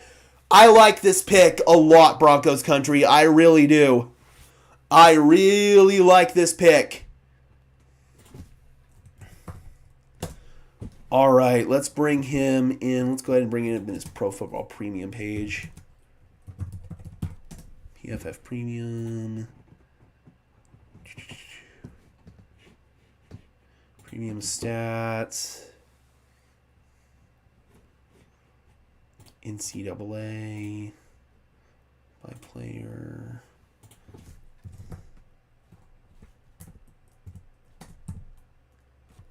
Savon Jones.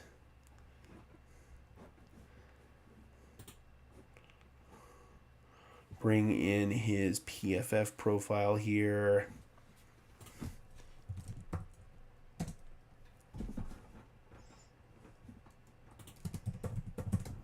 All right, guys. Again, apologies for ignoring the chat. We are just getting into video making mode. We will go ahead and break things down a little bit more in depth in this video, and then we will address your comments and concerns in the chat. All right, fair warning, the stats aren't going to blow you away, but I really like the tape when it comes to Savon Jones. The raw numbers might not be everybody's cup of tea, but you've got to look at the film here, and Jones has really good film. So let's go ahead and bring in the pick here. Just make sure I got all of my tabs in a row. But yeah, guys, he's going to rotate in. And he will be an interior defensive lineman, DN, in this year's, or in this scheme for the Broncos. All right, I think we are all good. All right, guys, we are going into video making mode right now. We are recording in 3, 2, 1, action. Well, we thought the Denver Broncos were done tonight, Broncos country, and they make a surprise move, trading back in to the bottom of the third round.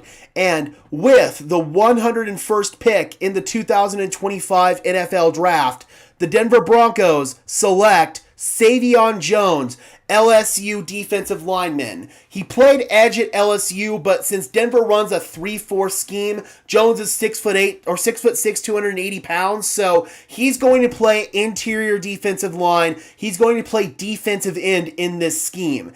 And when you look at the backup defensive ends that the Denver Broncos had on their roster, and you can't account Malcolm Roach into this because he's a nose tackle, you are looking at Jordan Jackson and Ioma Uwazurike. So Denver desperately needed a rotational interior defensive lineman who could rotate in at the two DN spots behind Zach Allen and John Franklin Myers, and that is the role that Savon Jones is going to fill. I think that his tape is really, really good, and that is evident by his PFF grades, which are based on his tape. 76.8 pass rush grade last year, 69.1 run defense grade. I think that he's really, really sound in both departments. I think pass rush-wise, he's got a couple of good moves in his tool belt, has really nice hands, is a really good athlete, especially for his size. And I want to warn you, the raw stats aren't that impressive. Only 4.5 sacks in 2024, 4.5 in 22, and 2.5 in 23. So not the greatest raw numbers, but this is one where you just have to trust the tape and you have to trust your evaluation of the player. And the Broncos got a really good player at a premium position and probably one of the higher rated players on their board, especially considering the fact that they traded up for him. This is a solid A pick for me for the Denver Broncos, getting Savon Jones. I think this is a very, very, very solid pick. And I think that the Denver Broncos overall are having a really good draft, despite some people disagreeing with that. But you're building on a strength, which is a big positive in my opinion. All right, guys, be sure to leave a like on this video as well as subscribe and ring the bell so these videos appear in your notification feed. I would really appreciate it, guys. Those are both free and easy ways to show your support. Helps tell YouTube's algorithm to push us out, and it helps us get seen by more and more members of Broncos country just like you and me. And until next time, guys, I'm your host, Gage Madrid, saying peace out. All right, the video is done. Do we have the last pick of the night, guys? And the last pick of the night is Ty Felton, wide receiver out of Maryland. Again, not somebody I really scouted to Minnesota, but obviously we've got more of a concern here with Savon Jones to Denver. I think that is a really solid pick. All right, guys. We are done with day 3 of the draft. I'm going to get this video up, and we're going to hear from Sean and George very shortly. So we are going to bring that press conference in on its own stream. Before we get out of here, guys, if you could just do me a big favor, leave a like on the stream as well as subscribe to the channel. I would really appreciate it, guys. Those are both free and easy ways to show your support. Helps tell YouTube's algorithm to push us out, and it helps us get seen by more and more members of Broncos country just like you and me. Thank you guys so much for tuning into this draft stream. I will see you guys soon. We'll make some more videos.